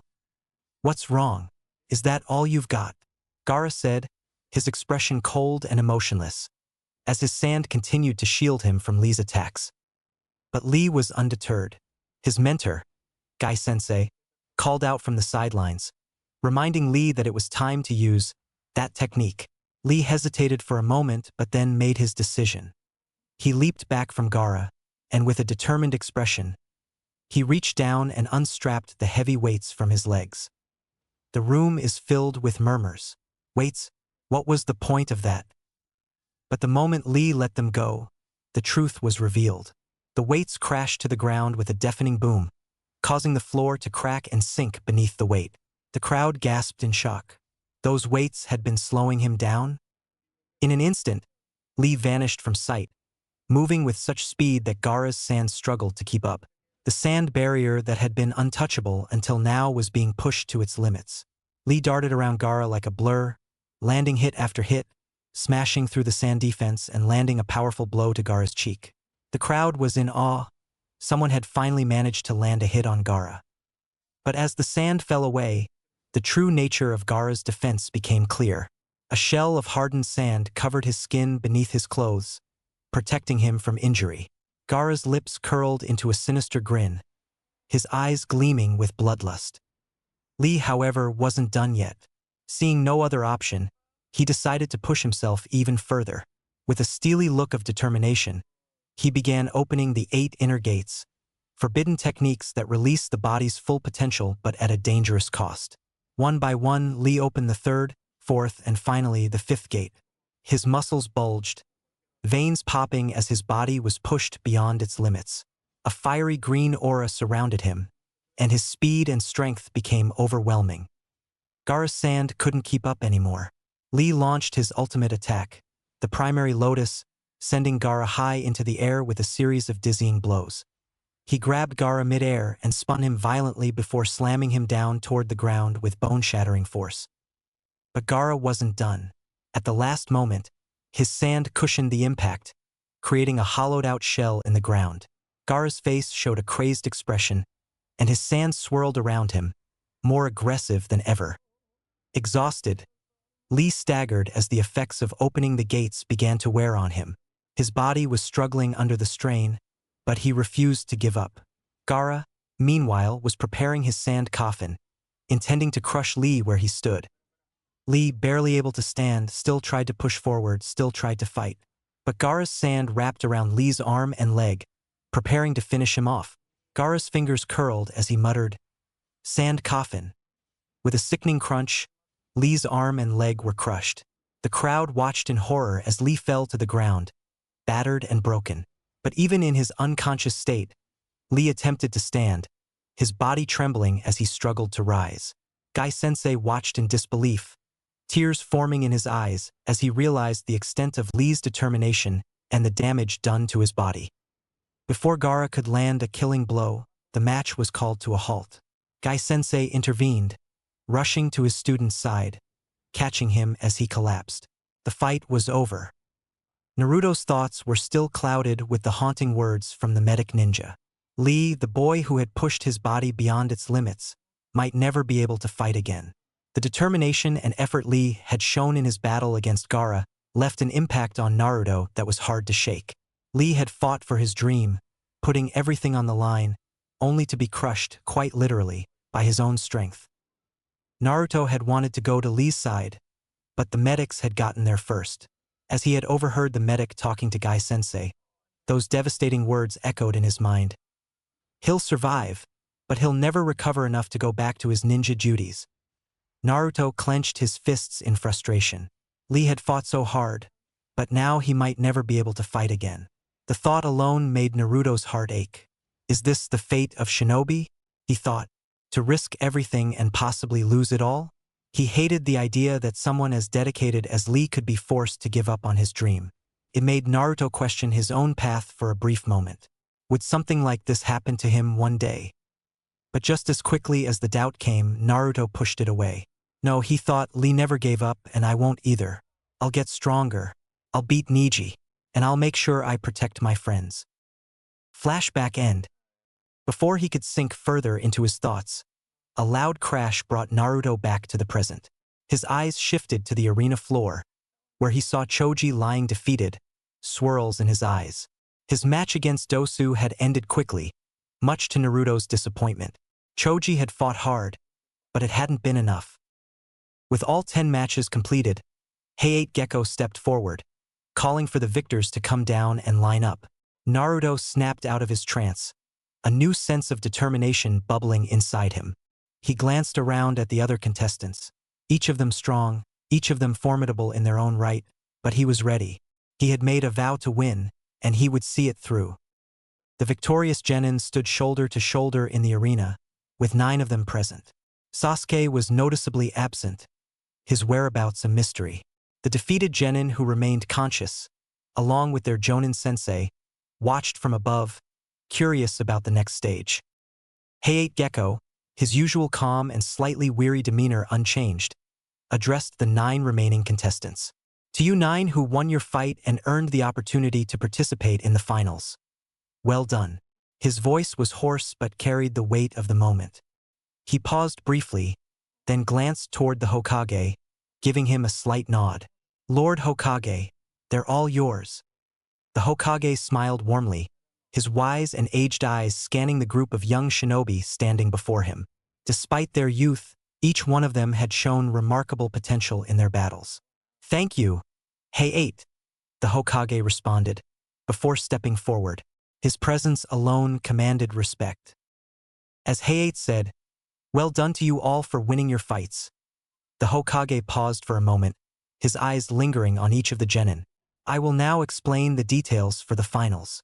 Unlike the preliminaries, which were to reduce the number of participants, the finals are the true test of your abilities as shinobi. This is the stage where you will fight not only to prove yourselves, but also to showcase your skills before the eyes of important dignitaries from various lands. You will have 1 month to prepare for the final rounds, the Hokage continued. Use this time wisely. Train, learn, and refine your skills. This will be a time for personal growth, where you can take everything you've learned up to this point and push yourselves to new limits. Naruto's eyes widened, excitement bubbling within him. A whole month? That was more than enough time for him to get even stronger, maybe even strong enough to take on Neji or Gaara. The Hokage's tone grew slightly more serious. The final matches will be fought in front of a large audience that also includes not only me but also the leaders of other nations. Naruto clenched his fists in determination. He had already made a promise to himself and to Hinata to win. There was no way he was going to let anything stand in his way. Take this month to grow, the Hokage advised. For some of you, it may be the difference between victory and defeat. The Hokage stood before the victorious genin, smiling gently as they awaited his next instructions. He cleared his throat and gestured to Anko, who stepped forward carrying a wooden box. Before I dismiss you, I'd like each of you to take a slip of paper from this box. Please, one at a time, he instructed, without offering further explanation. The genin did as they were told. Anko moved down the line, offering the box to each of them. One by one, they reached in and drew their numbers. Once all the numbers were announced, the Hokage smiled knowingly, watching their expressions. Now, I'm sure you're all wondering why I had you pick these numbers without explaining what they were for, he said, observing their reactions. The genin straightened up, curiosity clearly evident. The Hokage continued, the reason I didn't tell you beforehand is to ensure fairness. If you had known what these numbers corresponded to, some of you might have been tempted to strategize, aiming for a specific matchup. By keeping the process hidden until now, I've ensured that the results are entirely based on chance. The Hokage nodded at Ibiki, who flipped his clipboard around, revealing the matchups. Tournament Bracket. Match 1. Uzumaki Naruto 1 versus Hyuga Neji 2. Match 2. Gaara 3 versus Sasuke Uchiha 4. Match 3. Kankuro 5 versus Aburame Shino 6. Match 4. Dosu Kinyuta 7 versus Shikamaru Nara 8. Temari 9 advanced to the second round and faced the winner of Match 4. Naruto's eyes immediately locked onto Neji, a fierce determination blazing in his gaze. He clenched his fists, feeling the weight of the moment. Finally, he thought, I get to beat that jerk to a pulp. Naruto couldn't wait to prove Neji wrong, to show him that people weren't chained down by something as stupid as fate. This wasn't just about avenging Hinata. It was about destroying the very idea that people couldn't change their destinies. On the other side of the row, Neji smirked slightly, pleased with how things had turned out. Fate, he mused, always works in my favor. In his mind, Naruto was already defeated, just another example of someone trying to defy what was inevitable. The Hyuga prodigy was more than ready to demonstrate that fate could not be escaped. Meanwhile, Shikamaru glanced at the bracket with a long, weary sigh. Why me? He thought, already troubled by the notion that he'd have to fight an extra match. What a drag, he muttered under his breath. The Hokage took in their varied expressions with an understanding smile. He gestured to the genin. We're about finished now, so you're all free to leave. That is, unless anyone has any questions. At this, Shikamaru lazily raised his hand. May I? The Hokage nodded, smiling. Go ahead. Shikamaru scratched the back of his head, visibly bored. So, Since this is a tournament, that means there's only one winner, right? Does that mean only the victor will be promoted to Chunin? The Hokage shook his head kindly, explaining, "No, Shikamaru, that's not the case. Like I mentioned earlier, your matches will be spectated not just by me, but also by Kages from neighboring nations. We will be acting as judges. Based on your performance, each of us will assign a score. Even if you lose your first match, if you demonstrate the qualities we look for in a Chunin, you may still receive a promotion." The Hokage smiled, observing the group as he spoke. It's not about winning the tournament. It's about showcasing leadership, strategy, and the ability to make difficult decisions under pressure. That's what will earn you the title of Chunin. Of course, fighting in multiple matches gives you more opportunities to display your abilities. Shikamaru nodded lazily, satisfied with the explanation, though clearly wishing he didn't have to participate at all. "Yeah, that answers it," he said. The Hokage gave a final nod to the group. "Well then, well done to all of you. You are dismissed." As the group started to break up, Naruto's mind was already racing with plans. "I need to train, and I need Kakashi-sensei to help me," he thought. His eyes scanned the stands, but Kakashi was nowhere to be seen. Frowning, Naruto quickly located Sakura. "Hey, Sakura, where did Kakashi-sensei go?" Naruto's face lit up with understanding. "Thanks," he called out before dashing off toward the hospital, eager to catch up with Kakashi and begin his training. Inside Konoha's hospital, Naruto had hastily arrived at Konoha's hospital, practically pleading with the receptionist to tell him where Sasuke's hospital room was. The receptionist, looking unimpressed, sternly told Naruto to keep his voice down and that visiting hours were over, insisting he'd have to return tomorrow. Before Naruto could argue any further, Kakashi appeared at the top of the stairway, his calm demeanor cutting through the tension. "Naruto, cool it. This is a hospital," Kakashi said with a quiet firmness. Naruto's face brightened with excitement as he rushed over to his sensei. "Kakashi-sensei, I need your help with training for the finals." Kakashi sighed softly and rubbed the back of his neck. "I'm afraid I've already agreed to train Sasuke for the month," he replied, causing Naruto's excitement to instantly shift to annoyance and jealousy. "Why Sasuke?" Naruto grumbled. Kakashi looked genuine as he said, "I understand your frustration, Naruto, and I'm genuinely sorry that I can't be the one to train you. I just don't think you'd gain as much as Sasuke would from my personal training, which is exactly why I've arranged someone special for you, someone suited for you personally," he said with a knowing smile. Naruto blinked, confused. Just then, a familiar figure entered the room, Ebisu, Konohamaru's special Jonin trainer. Naruto glanced over his shoulder and instantly recognized him. "Wait a second, this guy?" Naruto exclaimed, remembering how he'd defeated Ebisu with his harem jutsu in the past. As he realized what was happening, Naruto's eyes widened, and he turned back to Kakashi, protesting, "No way, I don't want this loser as my trainer. He's weaker than me. I beat him with my ha." Before Naruto could finish, Ebisu quickly clamped a hand over his mouth, whispering urgently for Naruto not to reveal that embarrassing incident. "Please, Naruto, keep that between us," Ebisu pleaded, beads of sweat forming on his forehead. Kakashi let out a small chuckle. "Ebisu may not look it, but he's a special Jonin," Kakashi explained, seeing Naruto's confused look. A special Jonin is a shinobi who's usually around Chunin level in overall skill, but has one area where they surpass even Jonin. Naruto gave Ebisu a doubtful look. "But that means he's still weaker than you, Kakashi-sensei, right?" Kakashi smiled behind his mask and glanced at Ebisu. The special Jonin stepped forward and addressed Naruto directly. "Yes, Naruto, Kakashi is much stronger than me. In a fight, he'd easily win. However, there is one skill where I believe I surpass even him." Naruto raised an eyebrow, now slightly intrigued. "And what's that?" "Teaching," Ebisu said with confidence. "There's a reason the Hokage has entrusted me with training his grandson, Konohamaru." Naruto's excitement deflated slightly. "Teaching? That's it." He seemed less impressed but still mildly curious. Ebisu nodded. "Kakashi has shared some details about you, and I believe you have enormous potential. He also told me about the clever training method you developed using shadow clones to speed up your learning.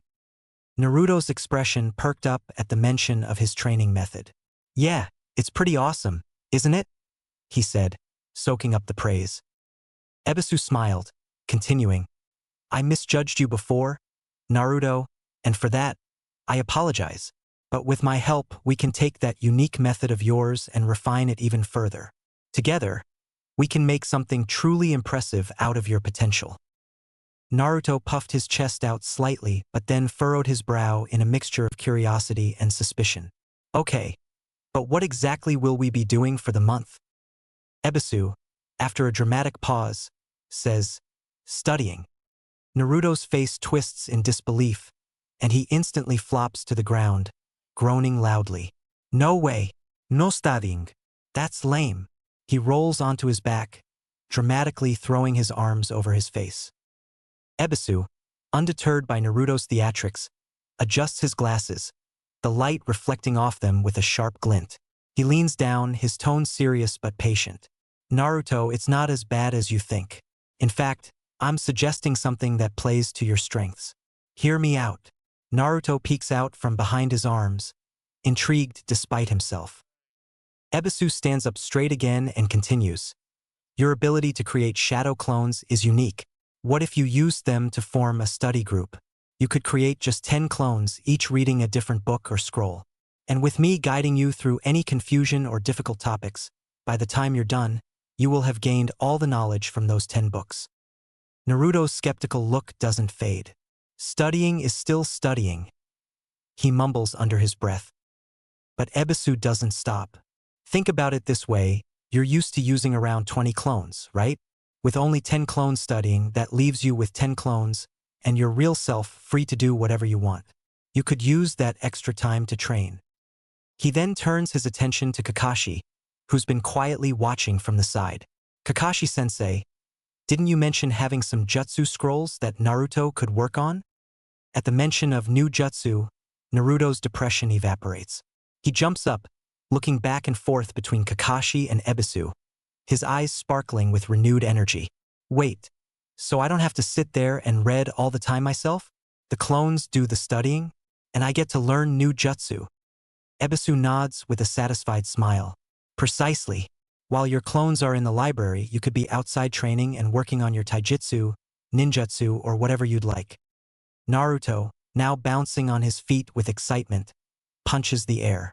Okay, maybe I can get behind this idea. Naruto's celebratory mood falters as a thought crosses his mind. He pauses mid-punch and turns back to Ebisu with a confused expression. But why do I even need to study? I get that my grades weren't exactly tip-top in the academy, but that doesn't matter anymore, right? Even in the written exam, they didn't actually care whether we knew the answers or not.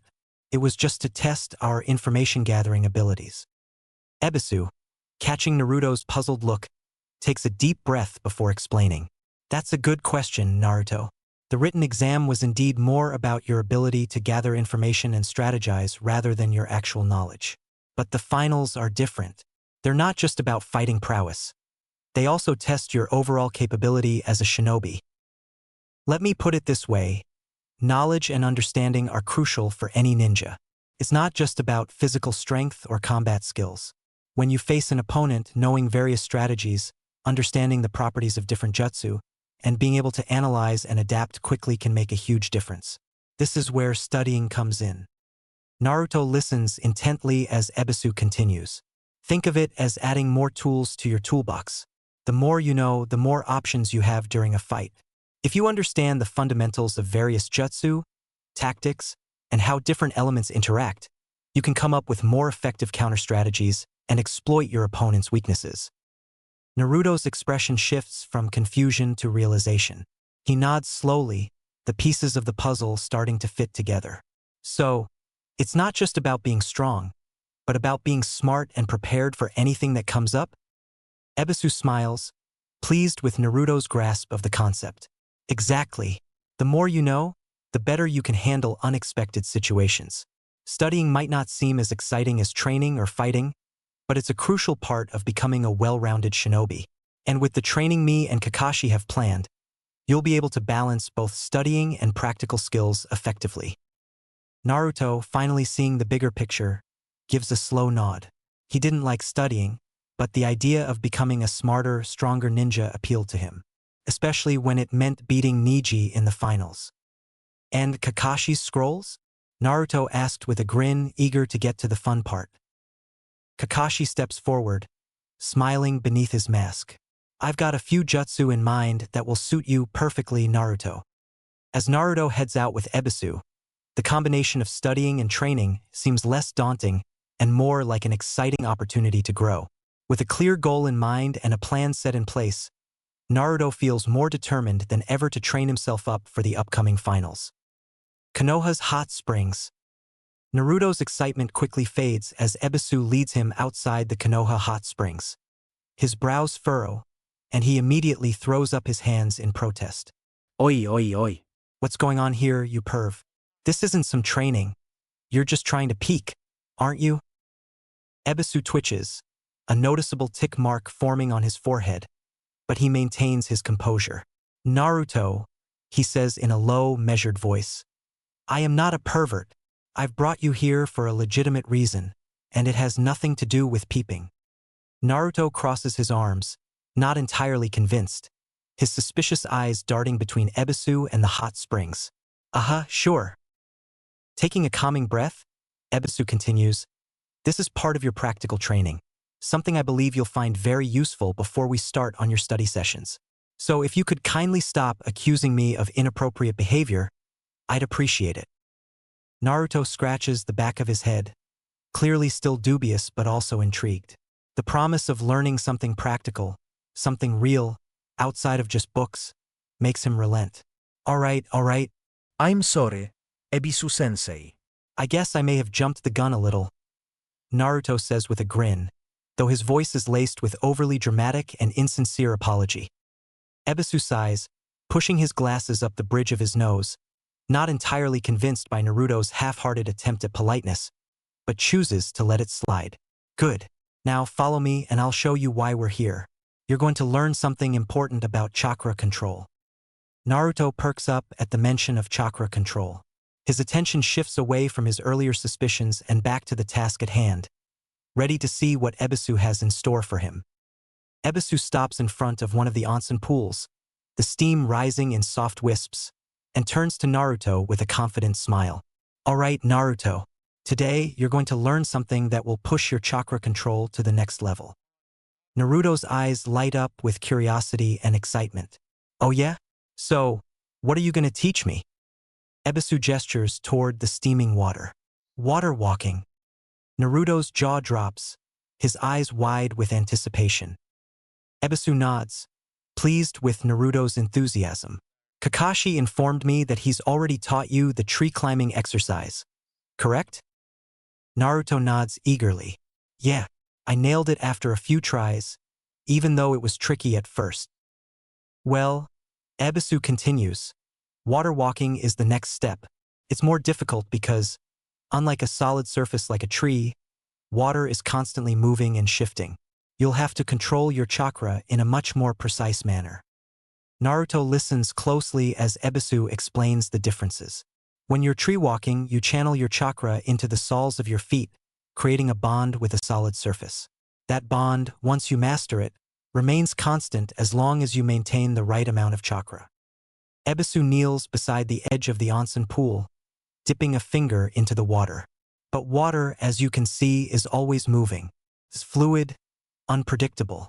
You can't form a stable bond like you do with a tree.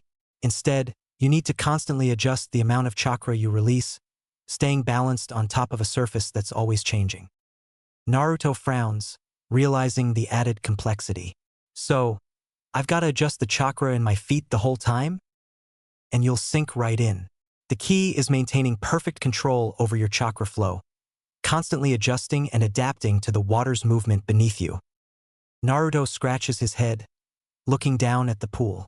Sounds kinda tricky, but I think I can do it. Ebisu smiles. I have no doubt. With your improved chakra control from the tree climbing exercise, you already have a solid foundation. This is just the next logical step. Once you master this, your overall control will improve drastically. Naruto clenches his fists in determination, his mind already whirling with excitement. All right, let's do this. Time to walk on water. Ebisu stands up and steps back, giving Naruto room to prepare.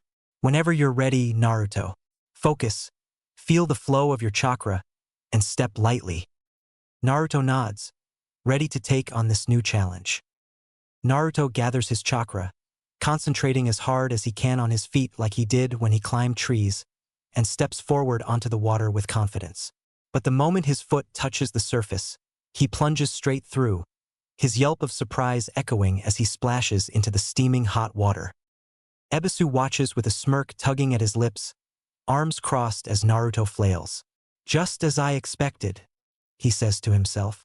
Water walking is a much more difficult task than tree walking. Naruto bursts out of the water, gasping for air and scrambling to the edge.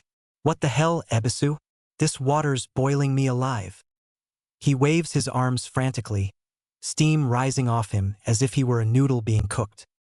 Ebisu lets out a small chuckle, adjusting his glasses as they glint in the sunlight. Ah, I forgot to mention, this water is over 60 degrees. The reason I chose this spot to train in is to force you to learn faster by putting you under stress. And, well, it also keeps you from simply brute forcing your way through the lesson with your shadow clones. Naruto, still drenched and panting, stares at him incredulously. What? Why can't I use clones? I thought you said they were a great way to train faster. Ebisu's expression softens for a moment, as if he's remembering something fond. Oh, I still think they're useful, he replies, watching Naruto wring out his clothes. But this particular training is more about teaching you the value of hard work and dedication. Naruto raises an eyebrow. What's that supposed to mean? I work hard. Ebisu smiles, recalling a memory from not too long ago. There was a time when young Konohamaru was training particularly hard. I, of course, believed it was due to my excellent teaching methods. But when I asked him about it, he told me something different. He said it was because you told him, there are no shortcuts to becoming Hokage. Naruto blinks in surprise, not expecting such words to come back to him. Ebisu continues, while your shadow clones are indeed a smart way to maximize your training, there's something to be said about putting yourself through the grind, the real, difficult work, without relying on tricks. This water, as you've already noticed, will prevent you from simply overwhelming the problem with numbers. You'll need to feel the chakra yourself, master it through your own effort. Naruto, still a little frustrated, huffs but listens intently. So you're saying, even if I'm using clones, I still need to put in max effort, huh? Exactly, Ebisu says, nodding. The harder you work, the more determined your clones will be. They are a reflection of your own resolve. If you take this training seriously, they'll take it seriously too. Remember, Naruto, there's no shortcut to real strength. Naruto nods. I guess I've been a bit reliant on the fact that I can learn anything quickly with my clones, so that means my clones will only be working as hard as I am. Precisely, Ebisu agrees. Now, how about you try again? Naruto looks at the steaming water and nods, his resolve hardening. Naruto stepped onto the water once again, wobbling as he tried to balance his chakra. His face twisted in concentration, but this time, he managed to stay afloat for a moment longer before falling back into the water. Determined, he tried once more, and this time, his feet remained on the surface for a few seconds. Ebisu, observing from the side, smiled, impressed by how quickly Naruto was grasping the technique. Well done, Naruto. You're learning faster than I expected, Ebisu said, a rare note of praise in his voice. But before he could continue, Naruto's eyes widened in shock, and he pointed behind Ebisu, his mouth agape. Hey, what the? Look behind you, Naruto shouted, but in doing this, he lost his concentration and splashed into the water again. Confused, Ebisu turned to see what Naruto was pointing at. His face instantly morphed into a mask of anger. Standing there, casually peeking over the wall into the women's bath, was a tall man with wild, spiky white hair that flowed down his back. His red robes stood out vividly against his dark green vest, and a massive scroll was strapped to his back. His face, marked with red lines running down his cheeks, had an oddly carefree expression as he watched the steam rise from the other side of the bathhouse wall. Ebisu clenched his fists, his glasses gleaming furiously. "How dare you engage in such indecent behavior?"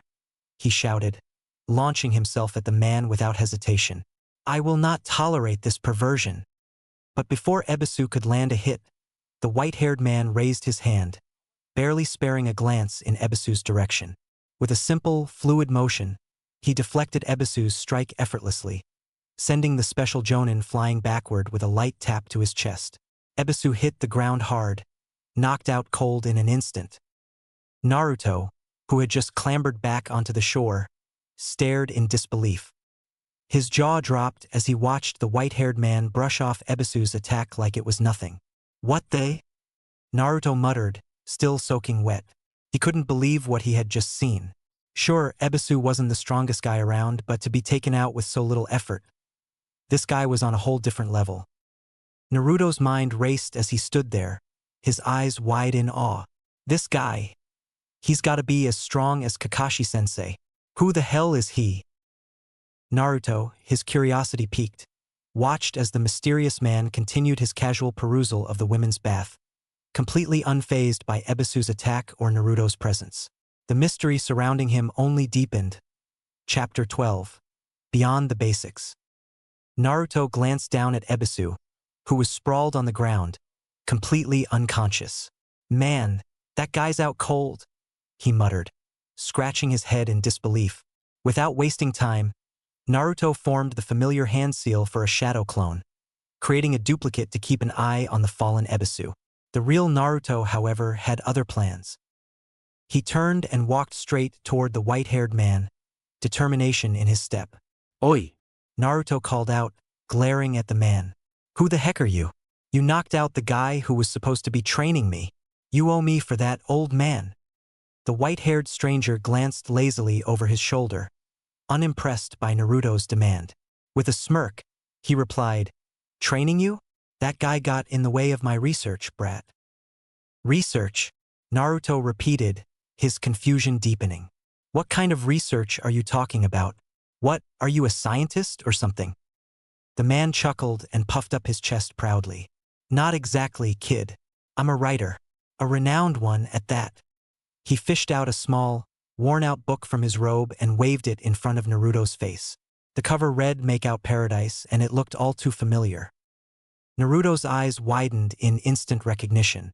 "Hey, wait a minute. That's the same book Kakashi-sensei is always reading." "That's right," the man declared, grinning with pride.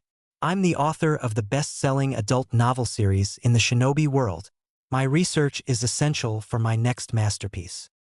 Naruto's face immediately twisted in disgust as the realization sank in.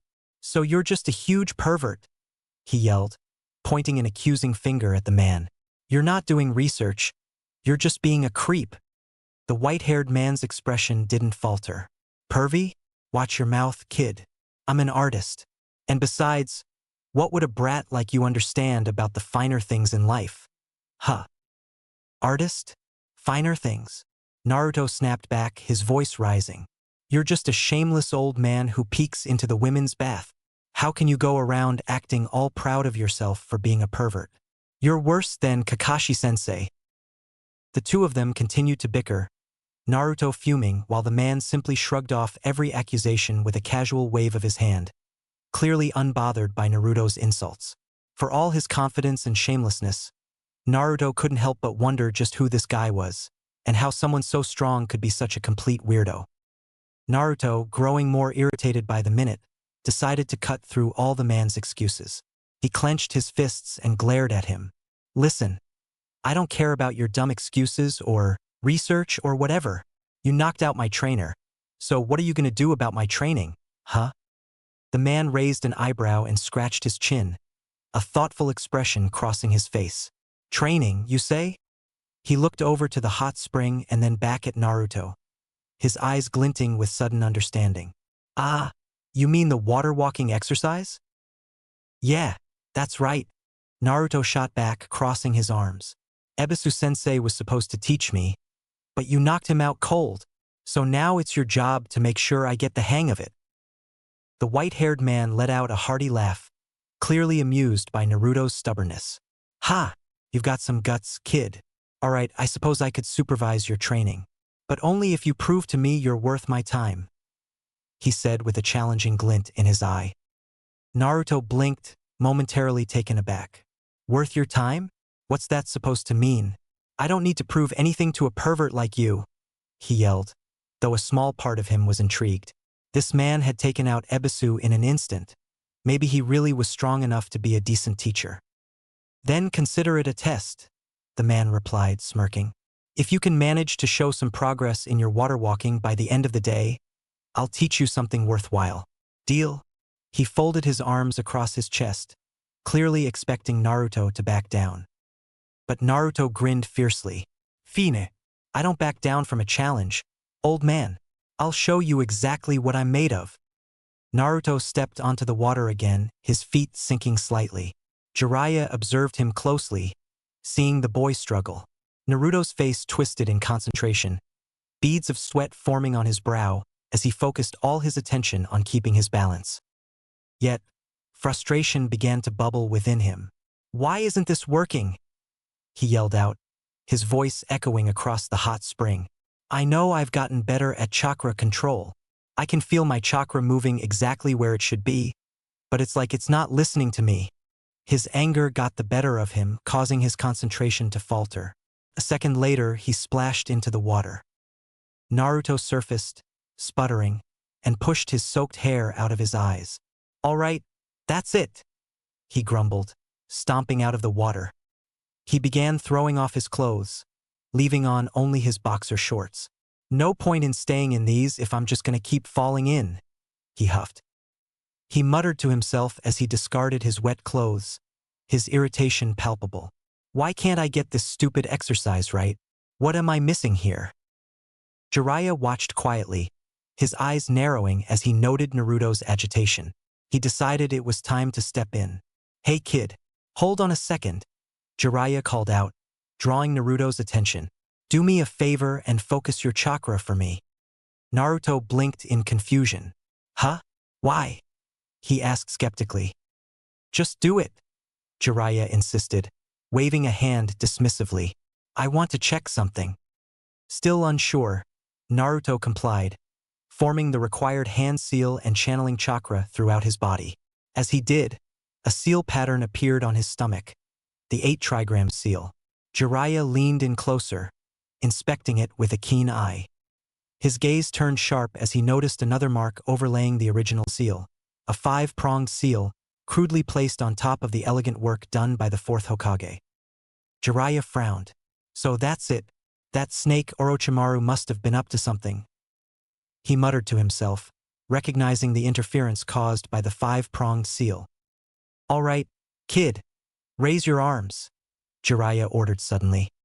"Eh? Why?" Naruto questioned, his suspicion clear.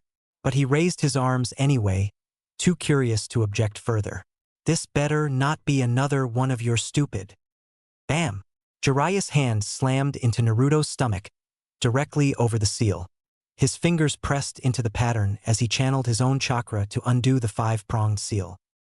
Naruto gasped, staggering back with wide eyes. "Ow! What the hell was that for? You crazy pervert!"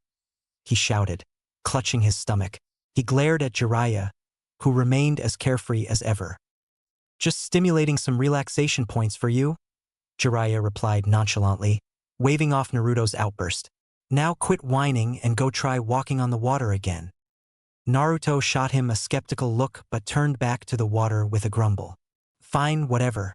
But if this doesn't work, I'm coming back to kick your—" He cut himself off, focusing on the task at hand. As he stepped onto the water, a sense of balance and control washed over him. He wasn't wobbling, slipping, or struggling to maintain his footing. In fact, it was almost easy. "Whoa!" Naruto exclaimed, eyes wide with surprise. "I did it! I'm actually standing on the water." He took a few experimental steps, moving with newfound confidence. "It's like my chakra's finally listening to me again." Jiraiya smirked, his thoughts now turning to the next phase of Naruto's training. Good. That's one obstacle out of the way. But now comes the real challenge. He mused to himself, crossing his arms. It's time Naruto learns how to control the fox's chakra. But first, I need to figure out how much he knows about it. Jiraiya leaned forward, his eyes focused on Naruto with a hint of seriousness. Have you ever noticed a second type of chakra in your body? One that feels different from your normal chakra? He asked, his tone calm but probing. Naruto furrowed his brow, thinking back. After a moment, he nodded slowly. Yeah, now that you mention it, there have been times when I felt this huge rush of chakra. It feels way different than my usual chakra. He paused, trying to find the right words to describe it.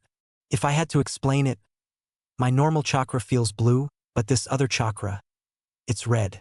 It's different, stronger, but kind of wild too. Jiraiya's eyes narrowed, a knowing look crossing his face. That red chakra, it belongs to the nine tails sealed inside you. The more intense and overwhelming feeling is because it's the fox's chakra. You've been tapping into it without realizing it. Naruto's eyes widened. Wait, so that power I felt during the fight with Haku, that was the nine tails chakra? Jiraiya nodded, a thoughtful look crossing his face. Exactly. The fox's chakra is immense, far beyond your normal reserves. But that power comes with a cost, Naruto. If you don't learn to control it, it could easily overwhelm you, or worse, you could end up hurting your allies. Naruto's eyes widened, absorbing the gravity of Jiraiya's words. He could feel a mix of anxiety and determination bubbling up within him. Controlling this power was clearly no small task, and the risks involved were enough to make his stomach twist. But he knew he had to master it, not just for himself but for his friends and his dreams. Jiraiya crossed his arms, studying Naruto's expression for a moment before continuing. You've already shown me you've got some decent chakra control, he admitted. So, we're going to work on something a little more advanced tomorrow. With that, he bent down and hoisted the unconscious Ebisu onto his shoulder. Meet me here tomorrow morning, Jiraiya ordered, his tone leaving little room for argument. I'll take this guy to where I'm staying and let him recover. Without waiting for a response, he turned and began walking away, leaving Naruto standing on the water's surface, deep in thought. Jiraiya's hotel room. Jiraiya's hotel room was modest but comfortable. A small table and a few chairs scattered around with a window that overlooked a quiet street. Jiraiya had just settled Ebisu on one of the chairs, the special Jonin now slowly coming to his senses. Rubbing his throbbing head, Ebisu blinked in confusion before noticing Jiraiya standing over him, a glass of water in hand. Jiraiya extended the glass, offering it with a sheepish grin. Sorry about that. I didn't mean to hit you so hard, he said, a note of genuine apology in his voice. Ebisu, now fully aware of who was in front of him, quickly scrambled to his feet, his face a mask of both embarrassment and respect. Lord Jiraiya, I didn't realize it was you. My apologies for my earlier behavior. I'm surprised to see you in the village. The Hokage had asked us to locate you, but we couldn't find any trace of you. Jiraiya chuckled, shaking his head. Well, I've been around, just keeping a low profile. There's actually something else I need to apologize for. Ebisu looked puzzled, but Jiraiya's grin only grew wider. I'm actually stealing one of your students. I've decided I want to teach Naruto how to access his special chakra. Ebisu's eyes widened in shock. Stealing my pupil? But of course, if it's for the sake of his growth, I can't object. However, I would request that I still be able to conduct the study sessions with him. Jiraiya's eyebrows knitted together in confusion. I'm not sure how that would work. I'll likely be with Naruto most of the day, and he'd be exhausted by the end of it. Ebisu's face broke into a smile, sensing Jiraiya's hesitation. Actually, there's no need for you to worry about that. Naruto wouldn't have to be present during his study sessions. Naruto has developed a unique training method using shadow clones to accelerate his learning. Jiraiya's confusion deepened. Shadow clones? How does that help? Ebisu's smile widened. Actually, there's no need for him to be there. Naruto has developed a unique training method using his shadow clones. He's been applying the memory transferability of the clones to learn skills much faster. Jiraiya's eyebrows raised in interest. Memory transfer, you say? How does that work exactly? Ebisu continues, his excitement evident. Naruto creates a large number of shadow clones and has them engage in various training activities. The skills and knowledge they acquire are transferred back to him when the clones dispel. This method allows him to rapidly improve his abilities. Jiraiya's eyes twinkled with amusement as he considered the implications. Impressive. The kid's certainly got a knack for innovation. He leaned back with a relaxed smile. That's settled then. I'm perfectly okay with you handling Naruto's study sessions with his clones. Just make sure they only read one book per dispel and that they take at least 5 minutes between each other. Too much information at once might overwhelm him and give him headaches. Ebisu's eyes widened slightly as he processed the advice. He scratched the back of his head, a sheepish grin spreading across his face. Ah, I hadn't really considered that. Thanks for the tip. Jiraiya let out a hearty laugh, clearly entertained by Ebisu's flustered reaction. Well, it's always good to have a plan. Better safe than sorry, right? After a few minutes of casual conversation and laughter, Ebisu rose from his seat. I'm sorry for keeping you, Jiraiya. I'll leave you to your evening. Have a good night. Jiraiya waved him off with a friendly gesture. No problem at all. Have a good night yourself, Ebisu. Ebisu nodded in understanding. That sounds like a good idea. It'll definitely help him out. As Ebisu stepped out of the hotel, he began to walk back toward his home. His mind was already working on the preparations for Naruto's study sessions. He considered which books would be most beneficial for Naruto's training, mulling over various options as he made his way through the quiet streets of Konoha. His thoughts buzzed with plans and ideas, eager to set up a productive learning environment for the energetic young ninja. Meanwhile, back in his room, Jiraiya contemplated the new arrangement.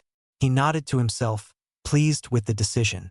I'll definitely adjust my own training approach to complement this new method, he muttered, already envisioning how he could optimize Naruto's training with his unique shadow clone technique. The next morning, Naruto's apartment. Naruto woke up with an extra pep in his step, buzzing with excitement about the day ahead.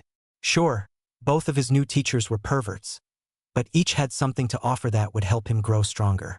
Ebisu would provide him with the knowledge and intellect he needed to become a more well-rounded ninja, while Jiraiya would teach him how to harness and utilize the Nine-Tails chakra.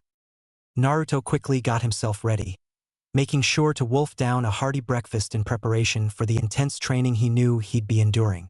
He couldn't afford to run out of energy halfway through the day, not when so much was at stake. Once he was dressed and ready, Naruto headed toward the balcony of his apartment.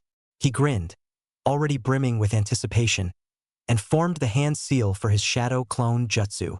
In a puff of smoke, 10 identical Narutos appeared around him. All right, you guys know the drill, he announced with a grin. Head to the library. Ebisu-sensei said he'd be waiting outside for you. The clones saluted in unison, each shouting, "Yes, boss!" before leaping off the balcony. They began hopping from rooftop to rooftop, making their way to the library with a sense of purpose. Naruto watched them go, his grin widening as he wiped a mock tear from his eye. They grow up so fast, he joked to himself. Their first day of school. He snickered at his own humor, feeling the excitement bubble up inside him. Today marked the start of his path to becoming stronger, smarter, and ultimately victorious against Neji. With his clones now off on their assignment, Naruto turned toward his own destination. Taking a deep breath, he launched himself from the balcony, his body light and agile as he began bounding towards the hot springs where Jiraiya had told him to meet up. His mind raced with possibilities of what the day might hold, his heart pounding with the thrill of the unknown challenges ahead. This was it. His real training was about to begin. With Naruto. Naruto stood there, his arms crossed and an unimpressed look plastered on his face as Jiraiya began his speech. The old sage was going on about how he'd be teaching Naruto for the month ahead, his words drifting lazily out while his eyes remained fixated on something far less appropriate. Hidden behind a bush, Jiraiya peered through at a group of bikini-clad women playing around near a waterfall, his expression one of blissful contentment. Naruto's eyebrow twitched in irritation. Seriously, pervy sage? Could you at least try to act like a somewhat decent sensei? Jiraiya sighed heavily, reluctantly tearing his gaze away from the scene to face Naruto. The look on the young ninja's face made it clear he wasn't amused. Folding his arms, Jiraiya squared up in front of him, his demeanor turning slightly more serious. All right, Jiraiya muttered, scratching the back of his head.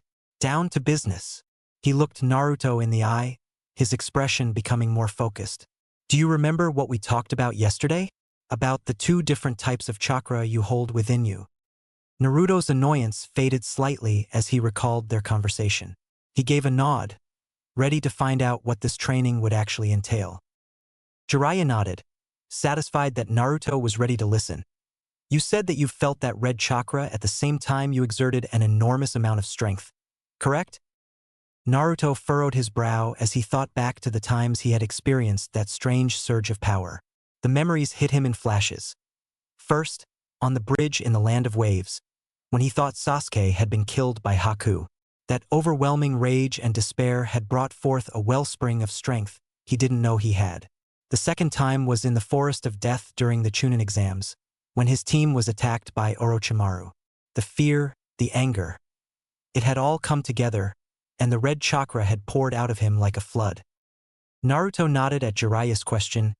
Yeah, I felt really strong, he admitted, clenching his fists as he remembered those moments. Jiraiya's demeanor shifted, becoming more serious. Good, he said sternly. Now I want you to try to feel that red chakra again. Naruto let out a sigh, a mix of skepticism and uncertainty clouding his face. I dunno if it'll work, but I'll give it a shot, he replied.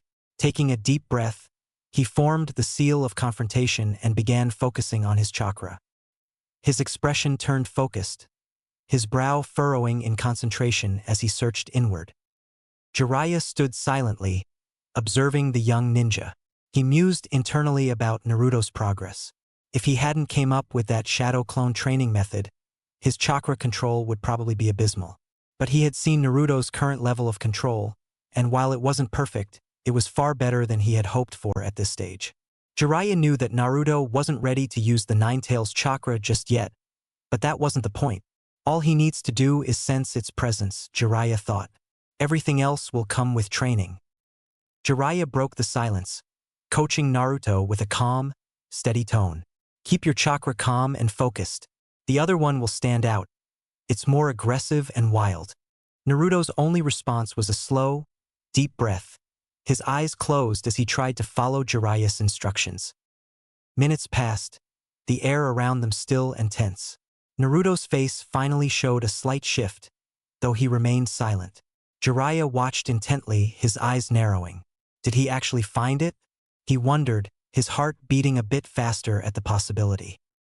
Inside his own mind, Naruto felt himself drifting into a state of tranquility he had never experienced before. It was oddly peaceful, almost enlightening. Not the time for that, he reminded himself, pushing aside the feeling. He needed to find that second chakra Jiraiya had spoken of. And then he felt it.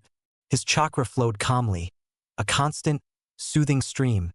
But there, buried deeper within, was something else. It was different, out of place. It felt wild, aggressive, like a caged animal hiding in the shadows. He tried to grasp at it, to focus on the unfamiliar chakra, but the more he tried, the more it slipped away. Frustration began to creep in, causing his own chakra to grow agitated. Just like that, the sensation was gone. Naruto opened his eyes, a scowl on his face as he cursed under his breath. He sighed deeply, meeting Jiraiya's expectant gaze. I noticed it, but I couldn't focus on it enough, he grumbled, irritation lacing his words. Maybe we should just train something else. Jiraiya was taken aback for a moment. He actually sensed it, he thought, quickly waving off Naruto's suggestion. No way, Jiraiya replied, his voice firm. The fact that you could distinguish that chakra at all is a huge step. We can't just move on to something else now. Jiraiya's expression softened slightly as he continued. Ebisu told me about your shadow clone training method, and now it's time to put it to good use. Naruto's irritation faded, replaced with a puzzled but eager look. Hearing Jiraiya acknowledge his progress sent a surge of pride through him, and he listened closely, ready for what was to come. With a wide smile mirroring Jiraiya's, Naruto formed the seal and summoned 10 clones. They appeared around him, all grinning in anticipation. "All right," Naruto exclaimed. "What's next, Jiraiya-sensei?" With the study group, one of Naruto's clones sat cross-legged on the floor of the library, a book on basic chakra theory open in his lap. He let out an exaggerated yawn, his eyes drooping with boredom. Beside him, Ebisu sat quietly, observing the clone's obvious disinterest. Deciding to approach the situation with patience, Ebisu calmly asked, "Naruto, why do you seem so uninterested in this material?" The clone blinked, caught off guard. He had fully expected Ebisu to start yelling at him for not paying attention. Instead, the man seemed genuinely curious about how he felt. Hesitating for a moment, Naruto scratched the back of his head before answering. "I mean, I get that the more I know, the more it'll help me in fights or whatever. But I already know about chakra, right? My control's pretty decent now. So what's the point of reading all this boring stuff?" Ebisu nodded, his expression thoughtful as he considered Naruto's words. "Fair enough," he said calmly. "Would you be willing to hear my explanation for why learning this is so important?" The clone shifted slightly, eyeing Ebisu with a mix of curiosity and skepticism. "Fine, I guess," he muttered. Ebisu offered a small smile before launching into his explanation. "You're right in saying that you know how to use chakra. You can mold it, control it, and use techniques with it. But there's a difference between simply knowing how to use chakra and truly understanding it." Naruto tilted his head, giving Ebisu his full attention. "What do you mean by that?" he asked, genuinely curious now. "Think of it this way," Ebisu began, his tone instructive but not condescending. "Let's say you know how to light a fire. You can rub 2 sticks together or strike a match to get it going. That's knowledge. But understanding fire means knowing how it spreads, what fuels it, how to control its intensity, and how to extinguish it when necessary. Chakra is very similar. Knowing how to use it is like knowing how to start a fire, but understanding it allows you to control it with precision, efficiency, and flexibility." The clone furrowed his brows, starting to see Ebisu's point, but he still wasn't fully convinced. "Okay, but how does that help me in a fight? I can already do stuff like water walking and the shadow clone jutsu." "Ah, I'm glad you asked," Ebisu replied, a hint of excitement in his voice as he saw Naruto's interest growing. "Let's consider chakra control techniques, for example. Right now, you're using chakra to perform basic tasks like walking on water or creating clones. But if you understand why certain amounts of chakra are needed and how it flows within your body, you can refine those techniques.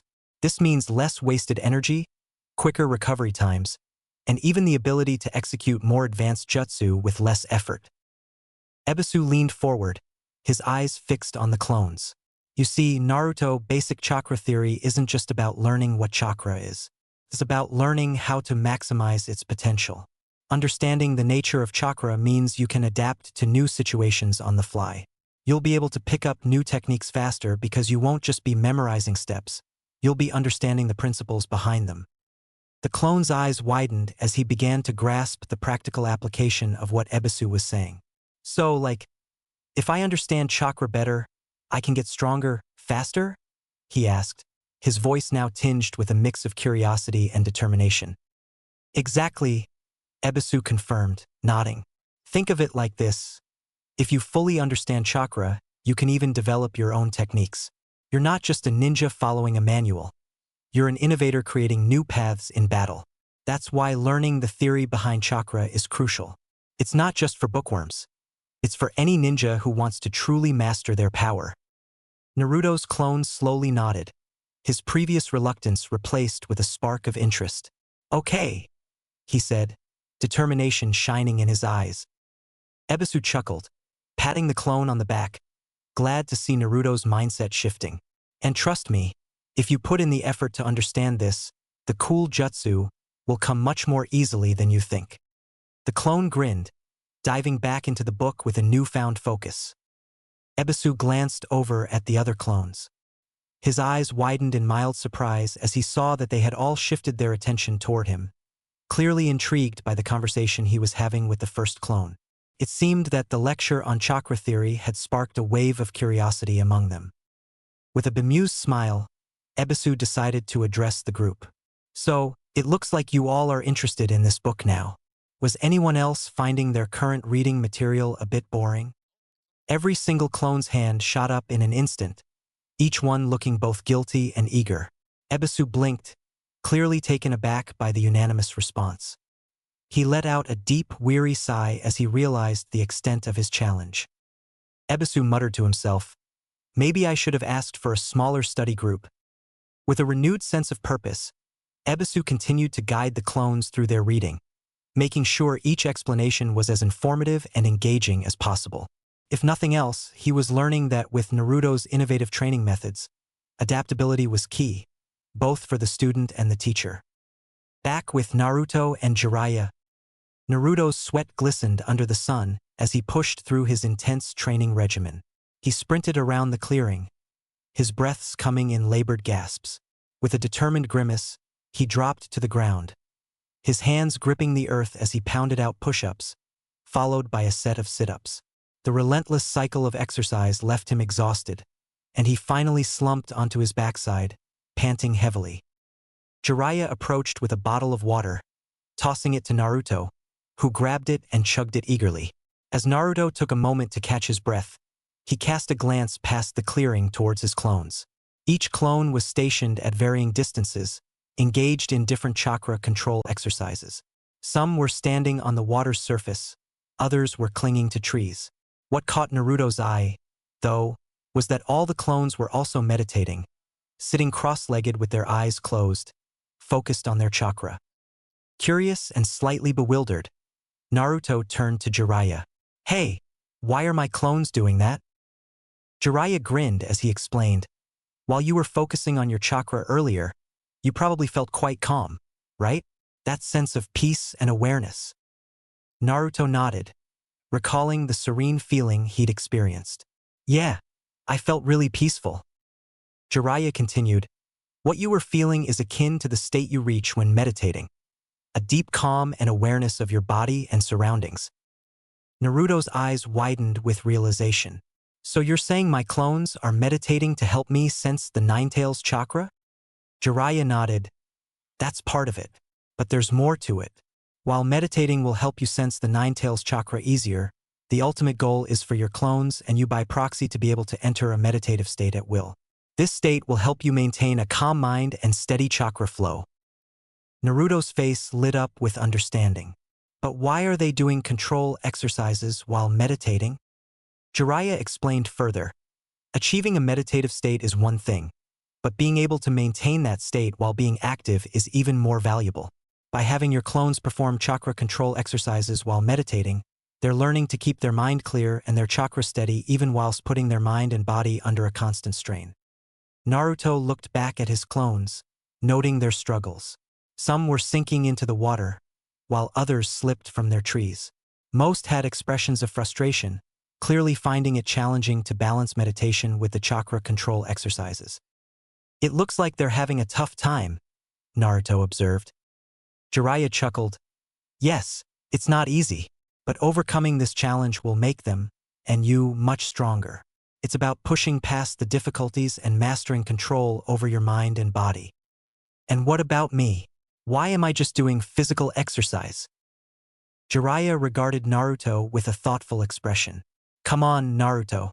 You can't expect everyone to just spell everything out for you. Why don't you think about it and tell me what you come up with?" Naruto scowled, frustration evident on his face. He glanced over at his clones again, trying to steady his thoughts. He needed to stay calm and focus. Naruto pondered the question, evaluating his current situation. His strength and speed weren't bad but could use improvement, though that didn't seem to be the core of the issue. The realization hit him suddenly. He slapped his forehead in a moment of epiphany. "Sorry, I should have figured this out sooner," Naruto exclaimed. Jiraiya's eyes softened into a smile. "So, you understand now?" Naruto looked up at Jiraiya with renewed determination. "Yeah, I get it now. While my clones can help me with learning techniques and transferring knowledge, They can't train my body for me. To get stronger in terms of speed, strength, and stamina, I need to put in the work myself. So, I have to train my body myself. Jiraiya nodded in approval. Exactly. It's about building your base capabilities. The clones can't replace the need for your own physical training. With a burst of energy, Naruto jumped up and shouted, "Well, that's it then. I'm not gonna let my clones outdo me. I'm gonna make myself 10 times stronger. By the time they finish their meditating, I'll be as big as Choji but in pure muscle." Naruto immediately threw himself back into his drills, pushing his body to its limits with an infectious enthusiasm. He was completely absorbed in his training, oblivious to the reactions his outburst had elicited. Jiraiya watched with a bemused expression as Naruto threw himself into his routine. Meanwhile, Naruto's clones, having heard his shout, looked up from their meditations. The clones exchanged glances of annoyance at being interrupted from their meditation. Though the annoyance was quickly replaced with determination. Each clone, fueled by Naruto's fervor, adopted a renewed sense of purpose. They were determined not to be outdone by their creator, each returning to their own training with more focus than ever before. The scene was set. Naruto and his clones, each driven by their own goals, pushed forward with unyielding resolve. Chapter 13. From Fundamentals to Formidable. Day February 30th. Jiraiya's training. As the first rays of sunlight filtered through the thick foliage of the training grounds, Naruto was already up, his eyes full of determination. Jiraiya wasted no time, setting the day's training in motion. 10 shadow clones sprang to life, each tasked with meditation exercises layered with chakra control drills. Naruto, who was taking a breather from his rigorous physical conditioning, observed his clones with a mix of frustration and hope. Only 2 had managed to sustain the meditative state while performing the tree-walking exercises, the synergy between calm focus and active control proving to be a formidable challenge. "Hey, pervy sage," Naruto called out, a curiosity in his eyes. "I've been watching, and it seems like tree-walking while meditating is easier for the clones than water-walking. Should I have them focus on that first and then move on to the harder stuff?" Jiraiya raised an eyebrow, impressed by Naruto's thinking. "Not bad, kid. Knowing when to adjust your approach is key. If you think it'll help your clones, then go for it. But don't get too comfortable. This is just a stepping stone." With Jiraiya's approval, Naruto gave the order, and all the clones shifted their focus entirely to meditating while tree-walking. The shift was immediate. Each clone who had originally been on the alternative found the task slightly less daunting without the erratic movement of water beneath them. About 3 or 4 clones managed to sustain meditation for a brief minute or two, a small victory that boosted Naruto's morale. Satisfied with his clone's progress, Jiraiya led Naruto to a new training spot, a rushing stream that carved its way through the forest, its waters turbulent and unforgiving. The sound of rushing water filled the air. Jiraiya gestured to the wild waters with a knowing smirk. "Today we're gonna step things up a notch. You've walked on calm water, but this stream's got a nasty temper. Running on it will be a whole different beast. Think of it as water walking on steroids." Naruto's eyes widened as he studied the churning waters. The stream was nothing like the placid lake he'd trained on before. This was a swirling force of nature, unpredictable and relentless. A grin spread across his face despite the intimidation of the task. "This is gonna be awesome. Let's do it," he shouted, fist pumping the air. His first attempts were clumsy. Naruto dashed onto the water's surface, only to be yanked off balance as the stream pulled at his legs, sending him crashing into the current. The cold water swallowed him, dragging him downstream. Coughing and sputtering, Naruto fought to swim back to the shore, his body battered by the unyielding flow.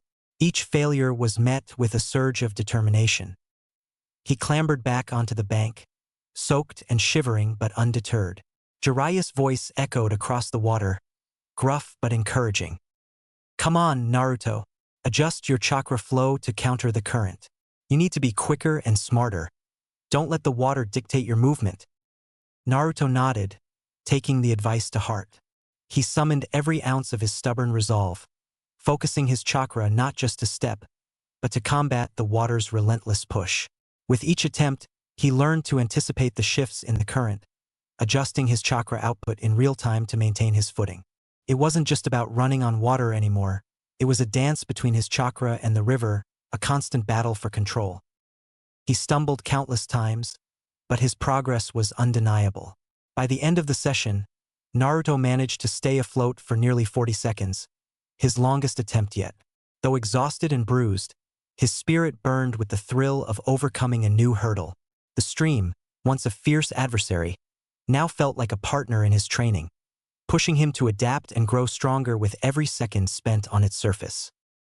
Ebisu's study group.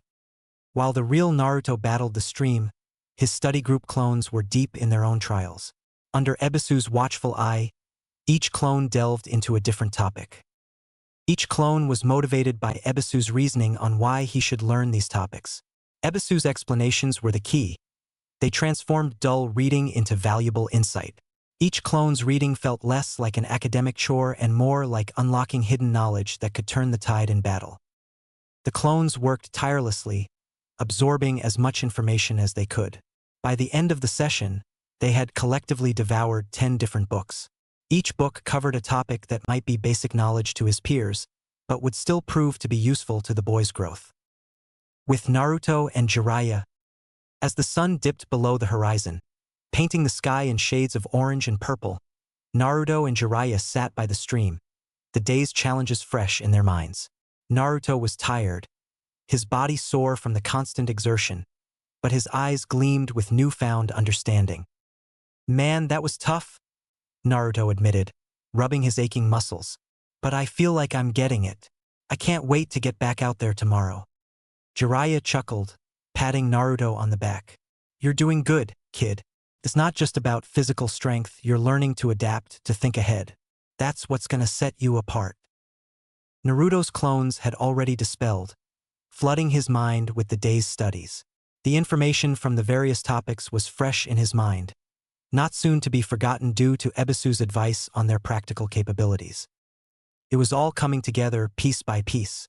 He wasn't just training his body, he was training his mind, his instincts, and his tactical awareness.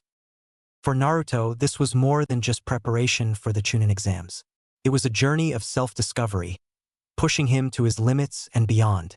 Every stumble, every splash into the stream, every page turned in those dusty books, all of it was forging him into a stronger, smarter shinobi. And as he looked at the rushing water, Naruto couldn't help but smile, ready for whatever tomorrow would bring. Day May 30th. Jiraiya's training. Naruto could be seen at the center of the roaring stream, his feet pressing firmly against the raging water as if it were solid ground. His brows were furrowed in deep concentration, eyes locked ahead as he sprinted against the current. The exercise demanded everything he had: balance, chakra control, and raw endurance. For nearly 30 minutes, Naruto had kept himself on top of the water, his movements precise and controlled, never once slipping beneath the surface. Each step was a battle, but his determination was unyielding. Jiraiya watched from the bank, a proud smile stretching across his face. The boy's progress over just a few days had been nothing short of remarkable. He finally called for Naruto to stop, and the boy leaped to the side, panting heavily, his legs trembling from the exertion. Naruto tried to hide his fatigue as he landed beside Jiraiya, but the beads of sweat trailing down his face betrayed him. "Not bad, kid. You've officially mastered the stream running exercise," Jiraiya said with a grin, ruffling Naruto's messy hair. The boy grumbled, swatting Jiraiya's hand away with a scowl, but the hint of a smile on his face revealed his pride. Naruto gratefully accepted the bottle of water Jiraiya handed him, taking long gulps as he let his tired muscles relax. As he rested, his eyes wandered to his shadow clones scattered nearby, each one focused intensely on maintaining a meditative state while tree walking. The clones had been working tirelessly, and their efforts were paying off. All of them were now capable of entering meditation while performing the chakra control exercise on the trees, sustaining it for 5 to 10 minutes before losing focus. It was a vast improvement from just a few days ago. Naruto closed his eyes, channeling his own concentration. He found that he could now slip into meditation with only a few minutes of focus, maintaining the state for as long as he needed unless something disrupted him. Within this state, He could now distinguish his own chakra from the ominous, fiery presence of the Nine Tails. While controlling the fox's chakra still felt distant, the ability to separate the two was a significant step forward. Ebisu's study group. Meanwhile, the study group formed of Naruto's clones was progressing steadily. Since starting on day 2, they had covered 30 basic topics, rapidly closing the gap between Naruto and his peers in terms of theoretical knowledge. By the end of today's session, they would have reached 40 topics, a remarkable feat considering the short time they'd been at it. Naruto's understanding of the essentials had already caught up to, and perhaps even surpassed, those of more practically inclined shinobi like Kiba. At the moment, one of the clones sat with Ebisu, going over a book that discussed the importance of controlling emotions as a shinobi. The topic irked Naruto, who couldn't help but voice his frustrations. This stuff doesn't sit right with me. It says we should ignore our emotions and just focus on the mission. But sometimes, there are things more important than the mission, like when we protected Tazuna. If we had listened to this junk, we'd have left him to fend for himself. Who knows what would have happened to his village? Ebisu nodded thoughtfully, respecting Naruto's viewpoint. He explained that while emotions couldn't be ignored, it was essential for a ninja to keep them in check, especially in battle. The Leaf Village is one of the few places that values the will of fire, the desire to protect your comrades and those precious to you, he said. Naruto's expression shifted from confusion to interest as Ebisu explained the concept, emphasizing how it set Konoha apart from other villages. Naruto felt his spirit swell with pride. I'm glad to be from a place like that, but it's hard not to get emotional, especially in a fight. Ebisu nodded, his expression turning serious. I understand, but losing control in battle can be deadly. If you get angry or taunted, you'll make mistakes. If you freeze when a comrade falls, you'll be next. And seeking revenge blinds you to the real objective. Naruto's thoughts drifted to Sasuke and his relentless pursuit of revenge against his brother, Itachi.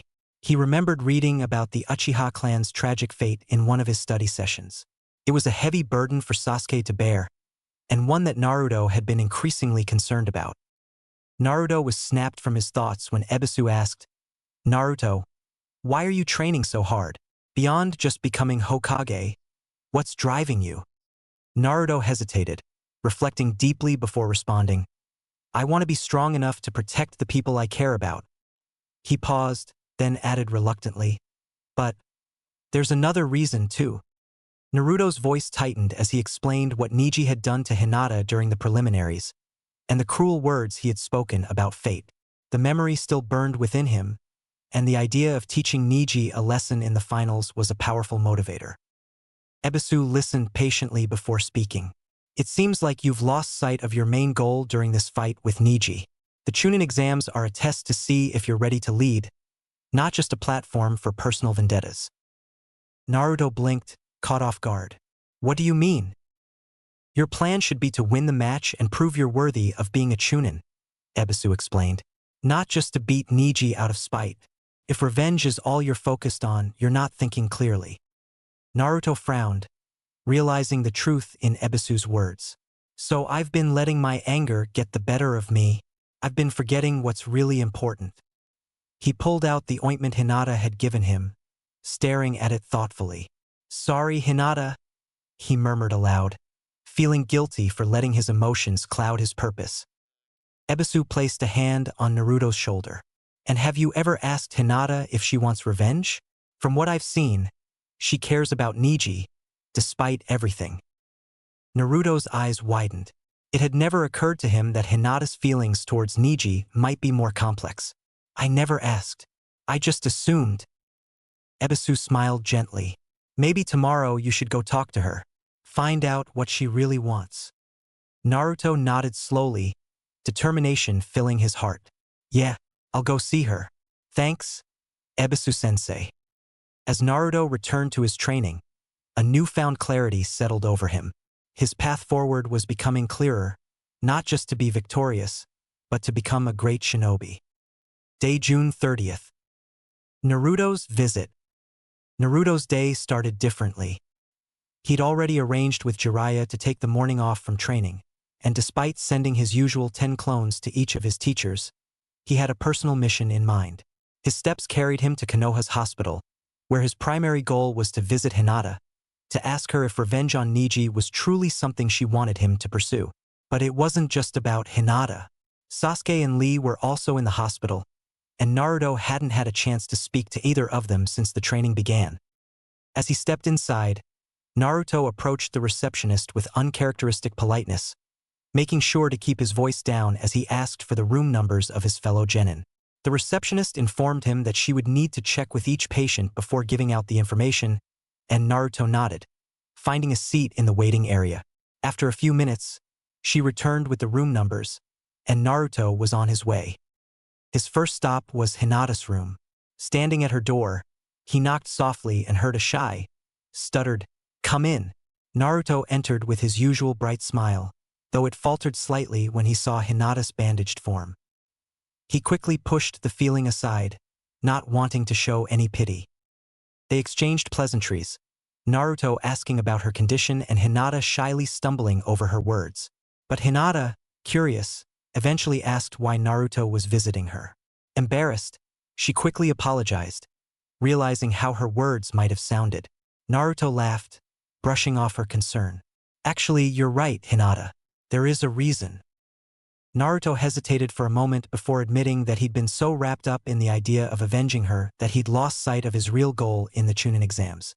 Hinata blushed at his words, but after a moment of thought, she firmly told him that she didn't want Niji to get hurt. Naruto was taken aback, unable to comprehend how Hinata could still care for Niji after everything he had put her through. But Hinata looked straight into Naruto's eyes and softly said, "You'd know all about that, Naruto." Naruto was stunned by her insight. Hinata explained that despite how everyone in the village had treated him, Naruto still wanted to protect them. It was a trait he and Niji shared in some ways, caring despite being hurt. Naruto was quiet, reflecting on how well Hinata seemed to understand him, despite them rarely talking. As they continued chatting, Naruto made a promise. Hinata better be there to watch his match because he was going to win and become a Chunin. With a cheeky grin, he added, "And I won't even hurt Niji that bad." Hinata smiled at his words, watching as Naruto left the room. Naruto then went on to visit both Sasuke and Lee before leaving the hospital. His time with Sasuke was rather uneventful. Sasuke had yet to wake up from his coma-like status that he'd been in since the preliminaries. Naruto knew the guy was tough and that he'd wake up soon enough, though he wasn't worried. Lee was surprisingly, or maybe unsurprisingly, found training outside despite his injuries. Naruto joined him for a while, impressed by Lee's unwavering determination. He couldn't help but feel concern for his friend's condition and made a mental note to ask Jiraiya about the famous healer of the Sannin. He'd read about her during one of his study sessions. Jiraiya ought to be able to contact her. The visit to Hinata had reminded him of why he was fighting and who he was fighting for. He couldn't afford to let anyone down. Jiraiya's training. After finishing his visits at the hospital, Naruto hurried to the clearing where he and Jiraiya usually trained.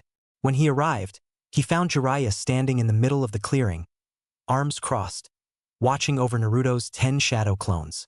Each clone was firmly attached to the bark of the surrounding trees, all in a meditative state. It seemed they had finally achieved the stillness Jiraiya had been pushing them toward for days. The Toad Sage turned as Naruto approached, a smile tugging at his lips. "You're finally here," Jiraiya called out. "Good. Because today we're starting something big." Naruto nodded, his expression unusually serious, the weight of his hospital visits still fresh in his mind. Seeing the focused look on Naruto's face, Jiraiya smirked mischievously. "Seems like your visit to your little girlfriend has lit a spark in you. Did she promise you a perverted reward if you win?" he teased, covering his mouth to hide his chuckles while flashing a lecherous grin. Naruto instantly turned bright red, his face heating up as he shouted, "Hinata isn't my girlfriend, and I'm only 13, you pervy sage." He glared, flustered, but quickly composed himself, his expression shifting to something more reflective. "Actually, Hinata made me realize something important," Naruto added more seriously. "I shouldn't be training just to beat Niji. I need to get stronger, to protect my friends." Jiraiya's playful expression disappeared, his face growing serious. "Good," he said, nodding in approval. That'll make this next part easier. Without another word, Jiraiya turned and began walking further into the clearing, expecting Naruto to follow. Naruto trailed behind, heart thumping in anticipation. They walked until they reached an open area, far from the meditating clones. Jiraiya stopped, his back still to Naruto. After a long pause, he turned to face him, eyes sharp with purpose. We're going to try and tap into the Nine-Tails chakra, Jiraiya announced, his voice calm but firm. Naruto's breath caught in his throat. He had felt glimpses of the fox's power before, wild, terrifying, and uncontrollable. The thought of harnessing that immense energy sent a shiver down his spine. But this was no time for hesitation. He nodded, determination etched into his features, ready to take on the challenge, no matter how daunting. Jiraiya gave a small nod of approval, recognizing Naruto's resolve. All right, let's get started. Day August 30th. Jiraiya's training. Naruto batted away Jiraiya's strike, leaping backward as the older man chased after him, their sparring moving at a breakneck pace. They were engaged in an intense, taijutsu-only fight, though Jiraiya was clearly holding back. Naruto knew this wasn't about winning.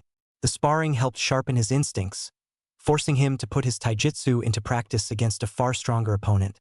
It was a lesson in understanding his limits. Naruto had faced powerful foes before and knew that there were times when retreat was the better part of valor.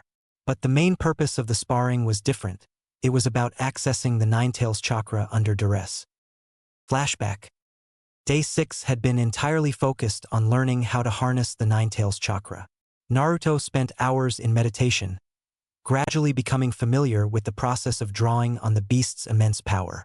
By the end of the day, he could pull out small amounts after a minute of focused meditation. On day 7, his progress accelerated. His shadow clones, now equipped with the same knowledge, began accessing the Nine-Tails chakra during their meditation sessions. Most of them had even transferred to doing the water walking exercise instead of tree walking. By the time the day ended, Naruto had managed to shorten the time it took him to draw on the chakra to about 10 seconds, an impressive improvement thanks to the combined effort of his clones. End flashback. Naruto ducked under another swing, sending a swift horse kick toward Jiraiya's stomach before retreating, his opponent following close behind. As Naruto ran backward, Jiraiya quickly gained on him, but Naruto remained calm, counting down in his head. 1, 2, 3. Jiraiya was closing in. 4. Just as Jiraiya lunged, Naruto closed his eyes in concentration. 5. With a sudden burst of speed, Naruto deftly weaved away from Jiraiya's attack, and the surge of the Nine-Tails chakra filled him, enhancing his strength and agility. He immediately went on the offensive, using his smaller stature and improved speed to his advantage. Naruto dodged Jiraiya's attacks with ease, striking back with quick, precise blows. This exchange continued for several minutes before Jiraiya finally raised his hands and called out, "Enough!" Naruto halted, releasing the chakra as the red energy receded from his body. He stood, panting slightly, as Jiraiya approached with a grin. "Well done," Jiraiya said. "It could use some work, but you're not far from mastering this." Naruto grinned widely. "Oh yeah, master of the Nine-Tails, right here." Jiraiya laughed. "Not quite, you're not even at the One-Tail stage yet." Naruto deflated, sighing heavily. Jiraiya clapped him on the shoulder. "Don't be discouraged. This is a fantastic start. I can already see how much stronger you are when you pull on even a small bit of the Nine-Tails chakra." Naruto nodded, his excitement returning. "Yeah, it feels like my strength doubles just from that small amount." "Exactly," Jiraiya confirmed. "That's why we had to do so much meditation first. That kind of power could easily overwhelm you if you don't control it." Naruto's expression grew serious as he nodded again, understanding how the chakra could corrupt his body and mind if he wasn't careful. Jiraiya smiled. "Once you master this, we can start working on some new material." Naruto's eyes lit up, and the two returned to their sparring positions, ready for another round. Hopefully by the end of today he could shorten the time needed to pull on the beast's chakra by even more. Ebisu's study group. Meanwhile, Naruto's clones in Ebisu's study group continued to make impressive strides in their learning. By the end of day 8, they would have read through a total of 70 books. Naruto's foundational knowledge had grown exponentially. If he were to return to the academy now, he could easily ace most, if not all, of his exam questions. His knowledge still lagged slightly behind his brainier peers, but he was quickly catching up. Today marked a turning point. Naruto was moving beyond basic concepts that would typically be covered in the academy and into more specialized subjects. While these books weren't exactly advanced, they were tailored to Naruto directly. Over the next few days, this edge in learning would give Naruto a one-up on some of his peers, as many of them wouldn't have been exposed to the same information. These new topics covered things like combat tactics, and even a brief introduction to elemental jutsu. Though Naruto only received a basic understanding of the elemental concepts, the glimpse into that world excited him. Ebisu, noticing his enthusiasm, promised to bring chakra paper soon so that Naruto could finally discover his chakra affinity. Day September 30th. Naruto started his day with his usual routine, but with one small change. He sent an extra clone to the library with the usual 10 that attended Ebisu's study sessions. This clone, however, had a different mission. It was time to find out Naruto's chakra nature, something Ebisu had mentioned the day before. With Ebisu, as the 11 Naruto clones arrived at the library, they quickly took their places, prepared for another day of studying. Ebisu handed out the study materials to 10 of them, but the 11th clone stood by, noticeably buzzing with anticipation. Ebisu approached this extra clone with a small, folded piece of paper in his hand. "This is what we talked about yesterday," he said with a smirk, holding up the chakra paper. "We'll find out your chakra nature today." The clone's excitement was mirrored by the other clones, who glanced curiously as they worked through their assigned reading. Ebisu explained, "The chakra paper reacts based on your elemental. Your lightning, the paper will wrinkle. If you're earth, it will crumble. If you're wind, it will split. If you're fire, it will burn. For water, it will dampen." Handing the paper to the clone, Ebisu gestured for him to channel his chakra into it. Naruto's clone held the paper tightly, channeling his chakra as instructed. The paper immediately split cleanly down the middle. All the clones went wide-eyed, and a low hum of excitement filled the room as they watched. Ebisu smiled warmly. "Wind nature. That's pretty rare for a shinobi from the Leaf Village." The clone blinked. "Wind, huh? Is that good?" "It's excellent," Ebisu explained. "Most of our village's shinobi have a fire nature. Wind is much rarer here but powerful, especially for offense. It's excellent for enhancing cutting techniques and making attacks more deadly." The clone couldn't help but grin. "That's awesome." The other clones quietly celebrated, thrilled to learn something unique about their abilities. Before the clone could dispel, Ebisu went on.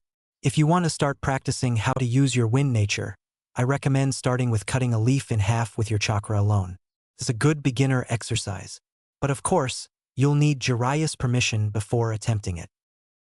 Nodding eagerly, the clone thanked Ebisu for the advice, absorbing every detail. After a final nod, the clone dispelled, sending the experience and knowledge directly to the real Naruto, who now knew his chakra nature. Jiraiya's training. Meanwhile, Naruto had already arrived at the usual clearing where he and Jiraiya trained. Just as he was about to create his clones for their meditation training, a sudden wave of memories hit him, the feedback from the clone at the library, the discovery that he had a wind chakra nature, and Ebisu's suggestion for training it, immediately flooded his thoughts. Naruto's eyes widened, excitement bubbling up as he processed the news. Without missing a beat, Naruto relayed everything to Jiraiya, practically bouncing on his feet. "Hey, Pervy Sage, guess what? Turns out I've got wind nature chakra. Ebisu said I should start by cutting a leaf in half with my chakra. Pretty cool, right?" Jiraiya raised an eyebrow, inwardly pleased. Wind, just like Minato. He suppressed a smile but gave Naruto an encouraging nod. "Not bad, kid. Wind chakra can be pretty powerful in the right hands. You should definitely work on that, help you round out your skills." Jiraiya gestured for Naruto to create his usual 10 clones, but this time for a new kind of training. "Send your clones to do that leaf-cutting exercise Ebisu recommended." It's a good start for mastering your elemental chakra. Once you get the hang of it, we can figure out more advanced stuff.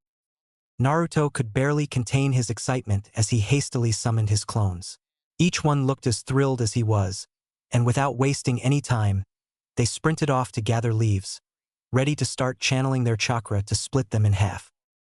The clones soon formed a small group, each holding a leaf and sitting cross-legged on the ground. With furrowed brows and focused expressions, they began channeling their chakra, attempting to split the leaves. Meanwhile, the Real Naruto stood back, watching the clones for a moment before his thoughts drifted to what else he could work on. Jiraiya, sensing Naruto's brief pause, scratched his chin before asking, "So, kid, what about those scrolls Kakashi gave you? They've got to have something interesting in them." Naruto blinked, completely forgetting about the scrolls until Jiraiya mentioned them. An embarrassed grin stretched across his face as he scratched the back of his head. The scrolls. Yeah, about that. I, totally didn't forget where I put them." Jiraiya gave him a pointed look, waiting. Naruto nervously patted down his pockets, his mind racing until suddenly, a realization hit him. With a relieved sigh, he reached inside his orange jumper and pulled out 2 neatly rolled-up scrolls. Jiraiya, having watched the entire scene with mild amusement, chuckled. "You're something else, kid." He took the scrolls from Naruto and unrolled them, skimming through the contents. After a moment, Jiraiya let out a hearty laugh and handed them back. "Looks like your sensei knows you pretty well. These jutsu seem right up your alley." Day 13/30. Jiraiya's training. Naruto had been working relentlessly over the past few days, fully mastering the 2 jutsu from the scrolls Kakashi had given him. By the end of the first day, he had already learned how to use both of them with decent proficiency. By the second day, he was confident enough to integrate them into his regular combat tactics. Now, on day 13, these techniques were second nature to him, ready to be deployed in battle without hesitation. Meanwhile, his 10-clone training group had successfully completed the leaf-splitting exercise, progressing faster than anticipated thanks to Naruto's vastly improved chakra control and his use of clones to accelerate the process. In the middle of their usual training session, Naruto found himself sparring with Jiraiya once again. This time, he was determined to put his new jutsu and strategies to the test. He created 5 clones and quickly formed them into a battle-ready formation, relying on the tactics he had studied with Ebisu. Naruto shouted commands to his clones, and they fell into a synchronized attack pattern, charging Jiraiya from multiple directions. Jiraiya, calm and composed as always, quickly dispatched the first 2 clones with minimal effort. Unfazed, Naruto immediately switched strategies. His remaining 3 clones retreated, circling around Jiraiya as they formulated their next attack. Without warning, the clones stopped in unison, each pulling out a handful of shuriken. With a swift motion, they launched the projectiles toward Jiraiya. As the shuriken flew through the air, they multiplied into hundreds, thanks to Naruto's newly mastered shuriken shadow clone jutsu. Jiraiya smirked, unimpressed. "You'll have to do better than that," he barked, weaving a hand sign. His hair grew and hardened, forming a protective barrier around his body. The shuriken clattered harmlessly against the shield, falling to the ground as Jiraiya dismissed the technique. His smirk faltered when he noticed something odd. The clones had vanished. Before he could react, Jiraiya's eyes darted upward, and he spotted a clone plummeting toward him from above. The clone held up a hand sign, clearly ready to trigger the explosive shadow clone jutsu, the second of Naruto's newly acquired jutsu. Jiraiya's hair barely extended fast enough to block the ensuing explosion. As smoke billowed around him, another clone burst from a bush behind him, forcing Jiraiya to turn his hair shield once again to absorb the second explosion. Now fully alert, Jiraiya anticipated the next attack. "It won't work again," he called, grinning as he prepared for the 3rd clone's charge. To his surprise, the 3rd explosion never came. Instead, it latched onto him in a firm grapple, grinning widely as it taunted, "Yes, it will." Before Jiraiya could react, he felt another presence in front of him. Wrenching himself free from the clone, he quickly launched it away before it could detonate. But it was too late.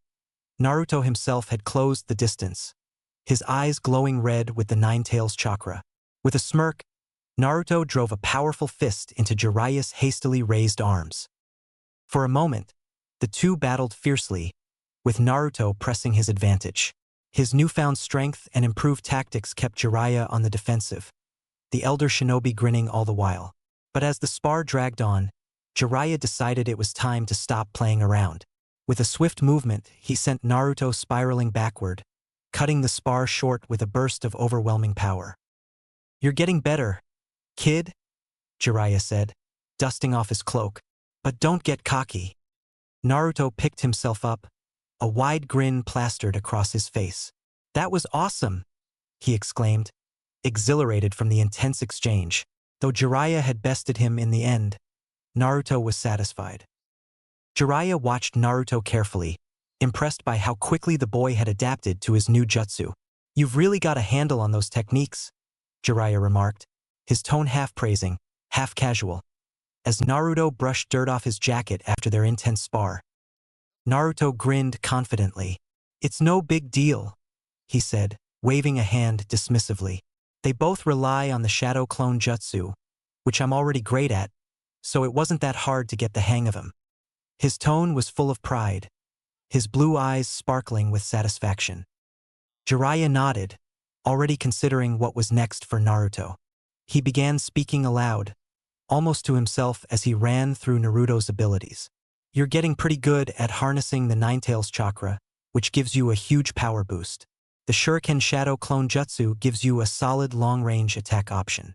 And those exploding shadow clones, well, they open up a whole new set of strategies in battle, though I wouldn't recommend relying on them too much unless you're looking to go out with a bang," he said with a chuckle. "And on top of that, you've got the basics of wind chakra down. Splitting that leaf was the first step," Jiraiya continued, his voice becoming more thoughtful as he stroked his chin. "So maybe it's time we think about adding a wind-based jutsu to your arsenal. But..."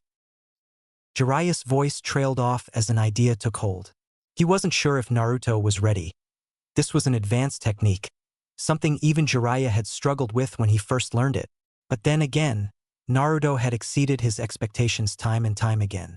His clone training method allowed him to learn at a speed Jiraiya had never seen before. And if anyone could pull this off, it might just be the son of Minato. A faint smile tugged at Jiraiya's lips as he made his decision. "All right, brat," Jiraiya said, snapping back to his usual gruff tone. "I've been thinking about your progress and where to go from here. You've built up a good skill set, and your chakra control's getting sharper, especially with your wind nature. But now..." He paused for dramatic effect. "I think it's time we move on to something bigger." Naruto perked up immediately, his curiosity and excitement practically radiating off him. "Bigger? Like what? A new jutsu? Tell me." Jiraiya crossed his arms, staring Naruto down with a serious expression. "This isn't just any jutsu. It's an A-rank jutsu that only a handful of shinobi know. A jutsu that doesn't rely on hand signs, but instead on pure chakra control and power. It's called the Rasengan." Naruto blinked, his excitement hitting a whole new level. "Rasengan? What kind of jutsu is that?" he asked, his voice full of curiosity. Jiraiya nodded. "It's a technique that doesn't need hand signs, just raw chakra manipulation. You use your chakra to form a spinning sphere of power in your hand. The Rasengan can devastate an opponent with sheer force, and there's no flashy setup that gives it away." Naruto's eyes widened. "A jutsu with no hand signs? And it's just chakra? That sounds awesome. You're gonna teach me that?" Jiraiya's expression softened, though his tone stayed serious. "Yeah, but don't get ahead of yourself, kid. The Rasengan's tough. It takes a lot of concentration, chakra control, and raw power. It's not something you'll learn overnight. And for this specific jutsu, I won't allow you to use your shadow clone method. They'll be working on some jutsu to aid your wind nature." Naruto clenched his fists, eyes burning with determination. "You bet I'm ready. I'll master it faster than anyone, even without my clones. Just watch Erosenin." Jiraiya shook his head with a laugh. "Don't get too cocky now. This isn't something you can brute force your way through. But with the way you've been training, you might just be able to pull it off." Without wasting a second, Jiraiya turned and gestured for Naruto to follow him. "Come on, kid. We'll get started right away." Naruto followed eagerly, his heart racing with anticipation. The Rasengan, he could hardly believe he was about to learn such a powerful technique. This was the kind of jutsu that could change everything, a real step toward becoming Hokage, and proving to everyone that he was more than just the dead last. As they walked, Naruto's mind raced with thoughts of what mastering the Rasengan would mean. He was ready. No, more than ready. He was going to learn this jutsu, and nothing would stand in his way.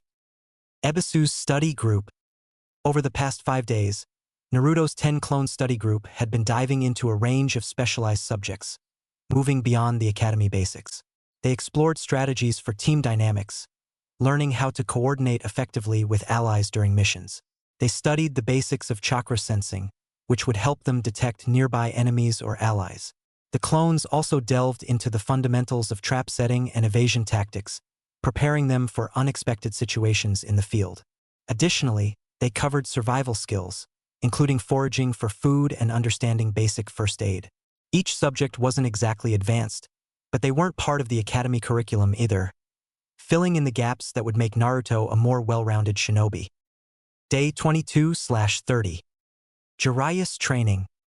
Naruto stood in the center of the clearing, a grin plastered across his face as he faced a large boulder half buried in the earth. Holding one hand out, his fingers curled slightly, he focused for just a moment before a bright, spinning blue orb of chakra appeared in his palm, the Rasengan. Without hesitation, he thrust the orb forward, slamming it into the boulder with a powerful, fluid motion. The impact was immediate and explosive. The boulder shattered into fragments, sent flying in all directions by the force of the attack. As the dust settled, Naruto turned toward Jiraiya, who was watching from the side with a proud smile. "Well, color me impressed," Jiraiya clapped slowly, his eyes sparkling with genuine admiration. "Learning the Rasengan in such a short time? You've outdone yourself, Naruto." Naruto puffed out his chest, beaming. "Heh, I told ya, Erosenin. I'd master it faster than anyone." While Naruto had been diligently focusing on mastering the Rasengan, his 10-clone group had been busy honing their skills in a different way. Jiraiya, understanding the importance of independence in training, had decided to step back and let Naruto tackle the Rasengan on his own. Instead, he had dedicated his time to guiding Naruto's clones through a series of wind nature jutsu that Ebisu had selected. Jiraiya had carefully reviewed the material Ebisu provided, and after approving a selection of the wind techniques, returned to the clearing, ready to impart his knowledge. The clones listened attentively as Jiraiya explained the basics of each jutsu, breaking down the required chakra control and the unique hand signs. By the end of the week, the clones had successfully learned a handful of wind jutsu, excited to add them to Naruto's ever-expanding arsenal. "Remember, these jutsu will give you versatility in battle," Jiraiya instructed, emphasizing their importance. "There's another step to wind nature training that focuses on extreme control over your wind chakra, but for now, I think you should master these techniques first. You can always refine your control later." Naruto's excitement surged at the thought of learning even more about his wind affinity. The idea of perfecting his control and pushing the limits of his abilities made him eager for the future. Ebisu's study group. The study group continued to dive into one book after another, the air around them filled with the rustle of pages turning. As they transitioned to slightly more advanced topics, their progress inevitably slowed. Yet, Naruto's newfound knowledge had elevated him above a significant portion of his classmates. His natural creativity in battle complemented this intellectual growth, setting him apart even further. However, both Ebisu and Naruto noticed that their study sessions were bearing less fruit than before. Neither felt disheartened, though. They recognized that Naruto had raced through every subject he had once struggled with, catching up to his peers and even surpassing many. Naruto himself marveled at his rapid advancement, astonished that he possessed such potential for intelligence. Ebisu congratulated him, suggesting that it might be time to end the study group. Naruto's heart sank at the thought. He feared this meant he had reached his peak and wouldn't gain any more knowledge. Sensing Naruto's unease, Ebisu quickly reassured him. While knowledge was undoubtedly powerful, it was now crucial for Naruto to embed what he had learned through rigorous sparring and practical application with Jiraiya in their final week. This new direction filled Naruto with renewed excitement as he anticipated putting his hard-earned knowledge to the test. Jiraiya's training. Naruto suddenly felt a jolt of information and eagerly relayed his discussion with Ebisu to Jiraiya, explaining how his progress had begun to slow down as they tackled more advanced material. Ebisu thinks it's best I spend this last week training entirely with you, Naruto said, so I can fully absorb everything I've learned and ensure my skills are battle-ready. Jiraiya nodded, agreeing with Ebisu's points. This last week will be all about enhancing your skills to the max for your battle with Niji. However, I think it's best if your clones handle the jutsu practice while you focus on a rigorous physical training regimen. You haven't been doing that much lately, have you? Naruto sighed, knowing Jiraiya had called him out on his halt in physical training since mastering the stream running exercise. With a smirk, Jiraiya continued, before we move on to pure enhancement, there's one more thing I want to teach you. He demonstrated the summoning jutsu, guiding Naruto as he signed the contract. The memory of the toad who had defeated Ebisu rushed back to Naruto, fueling his excitement.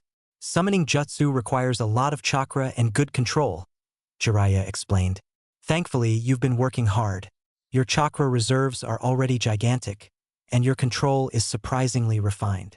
Naruto's head seemed to inflate comically with each compliment, and Jiraiya noticed he had unwittingly boosted Naruto's ego.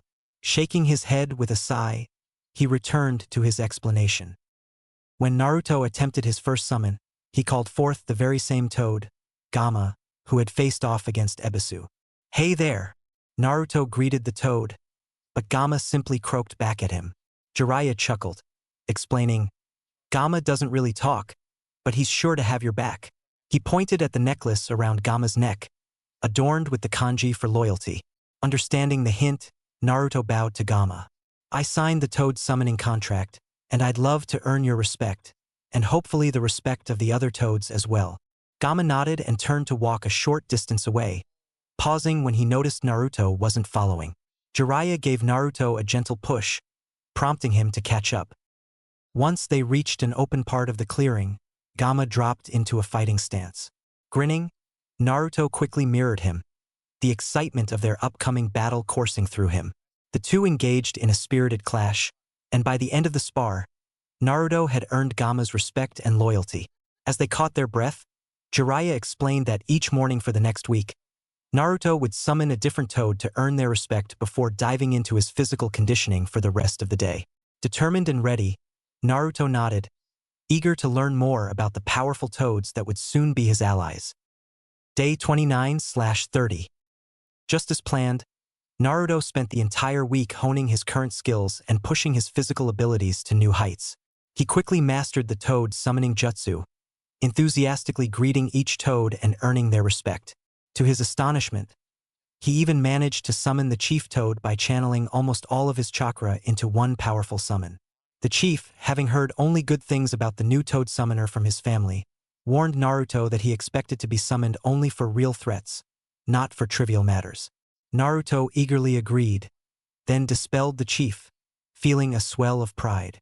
By the end of the week, he had met most of the toads and gained a reputation in Mount Myaboku, though he remained blissfully unaware of its significance. Alongside his success with the toads, Naruto noticed tangible improvements in his physical abilities, thanks in part to a new diet Jiraiya had insisted on after discovering Naruto's terrible eating habits. This new regimen, combined with his intense training, helped him gain muscle, speed, and stamina, something almost unfathomable for the already energetic boy. But the improvement that brought him the greatest joy was his unexpected height. I grew an inch. I can't believe it, he exclaimed to the heavens, his voice echoing as Jiraiya guffawed loudly. You're still a tiny runt. Jiraiya laughed, but Naruto barely registered the teasing. He was too thrilled with this new milestone. Throughout the week, Naruto mastered all his skills, culminating in intense sparring sessions where he showcased everything he had learned. Although he remained no match for Jiraiya, the progress he had made since his academy days was mind-blowing. In less than a year, he had transformed from a low genin into what now appeared to be a high chunin in skill level, a fact that filled him with determination and excitement for the battles ahead. As the sun dipped low in the sky, casting long shadows across the training ground. Jiraiya turned to Naruto, a serious glint in his eye. Today will be the last spar of the month. Tomorrow is your rest day before the Chunin exams. Naruto felt the weight of those words settle over him, igniting a fierce determination. All right, I'll show you what I've got, he shouted, his voice brimming with enthusiasm. Let's see if you can back that up, Jiraiya replied with a grin, preparing himself. Naruto immediately formed a few clones, not overwhelming Jiraiya with numbers, but creating just enough to flank him. As they moved in, Naruto positioned himself behind his clones, strategizing his next move. Now, he yelled, and two of his clones executed wind release. Gale palmed simultaneously, launching Naruto forward with a powerful burst of wind at his feet. Nice acceleration, Jiraiya acknowledged, sidestepping but not expecting the quick maneuver. In midair, Naruto activated wind release. Gale platform, creating an invisible platform beneath him that allowed him to change direction fluidly. You can't escape that easily, he shouted, pivoting midair to dive towards Jiraiya. With his chakra flaring, Naruto quickly formed the hand signs for Shuriken Shadow Clone. Multiple Shuriken replicated into countless copies, hurtling toward Jiraiya like a deadly rain. Clever, Jiraiya exclaimed, and he swiftly countered with an expansive Doton technique, raising a wall of earth to shield himself. The shuriken clattered harmlessly against the barrier, but Naruto wasn't finished. Using the distraction, he performed a wind release. Great breakthrough, channeling a powerful gust of wind to topple the earth wall, sending debris flying toward Jiraiya. Good use of tactics, Jiraiya called out, dodging the flying debris with graceful agility. But as Jiraiya countered with a jutsu of his own, Naruto quickly adapted. He summoned more clones to engage Jiraiya from different angles, employing feints and distractions. Let's go. Wind release. Wind bullet. Naruto commanded, sending precise blasts of wind toward Jiraiya, who was now surrounded. Jiraiya, ever the experienced shinobi, easily evaded the bullets, but Naruto had anticipated this. With a swift movement, he switched tactics again, launching into a flurry of punches and kicks, blending in taijutsu with his wind techniques. Jiraiya was impressed but still unfazed. He dodged Naruto's strikes effortlessly, countering with a gentle tap to Naruto's shoulder, knocking him back. Not bad at all, but you still have a long way to go, Jiraiya said, chuckling as he stepped back, his eyes twinkling with approval. Breathless but exhilarated, Naruto grinned widely. I didn't land a hit, but I can feel how much I've improved. Absolutely, Jiraiya agreed, nodding approvingly. You've come a long way in a short time. Rest up tomorrow and prepare for the challenges ahead. You're ready for the Chunin exams. Chapter 14. The Finals. Naruto was currently waiting in the hospital lobby. A particular thought had drawn him back here. Hinata. He hadn't visited much over the past month, but the one time he did, she had shared something that left him bewildered. She knew. Somehow, Hinata knew he had been treated poorly by the village. Naruto had always thought no one really noticed him back then. He was just the village outcast. How had she noticed? A nurse approached him, smiling as she handed him a visitor's pass, but her expression faltered slightly as she mentioned, "You can visit your friends, but I should let you know. Sasuke disappeared from the hospital 2 weeks ago." Naruto waved it off with a grin. He's probably just training for his match. Sasuke's not the type to sit around when there's work to be done, he said confidently, though inwardly he hoped that Sasuke had something up his sleeve for Gaara. Entering Hinata's room, Naruto smiled when he saw her looking much better than the last time. "Hey Hinata, you're looking way better," he said cheerfully, making her blush. She smiled shyly, explaining that she would be discharged tomorrow, just in time to watch the finals. Naruto was excited at the thought of her cheering him on and started talking about his upcoming match before Hinata interrupted, her voice soft but earnest. And Naruto. "Do you remember cheering for me during the preliminaries?" she asked, her hands fidgeting with the blankets. Naruto's face brightened. "Of course, I remember. You did great out there. You've come a long way since the academy, Hinata." Hinata blushed deeply but managed a small smile. "Thank you. Even if I Don't look that different on the outside. I feel stronger after our match. Do you think I can become strong like you?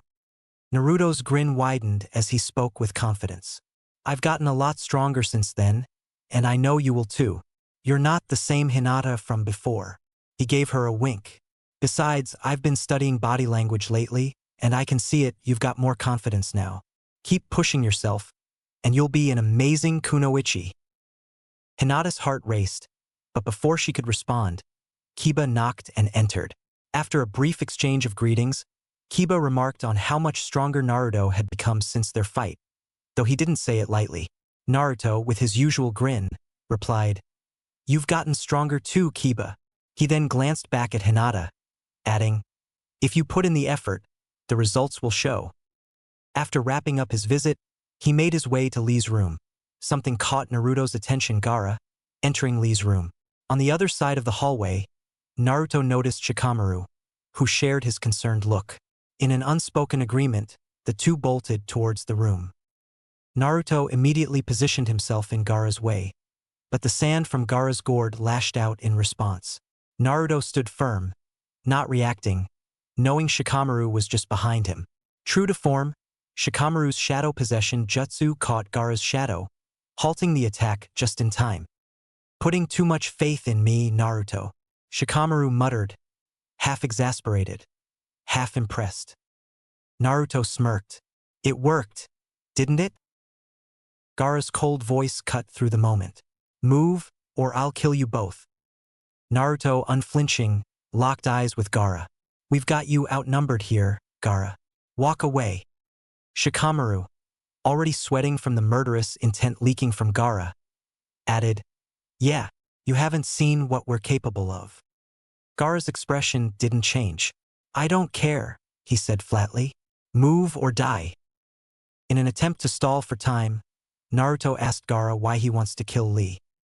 Gaara began recounting his grim past, the death of his mother, his father's cruel attempts on his life, and how he became a weapon, a Jinchuriki. Shikamaru, after hearing Gaara's twisted take on love, sarcastically quipped about it. Gaara's face remained emotionless, but the corners of his mouth slowly twisted into a grin. "I exist only to kill," he said darkly, his face now betraying the madness within. Naruto's fists clenched. "I know what it's like," he shot back. "To be hated, to be feared. But that doesn't mean you have to live this way." Gaara's lips twitched into a dark smile.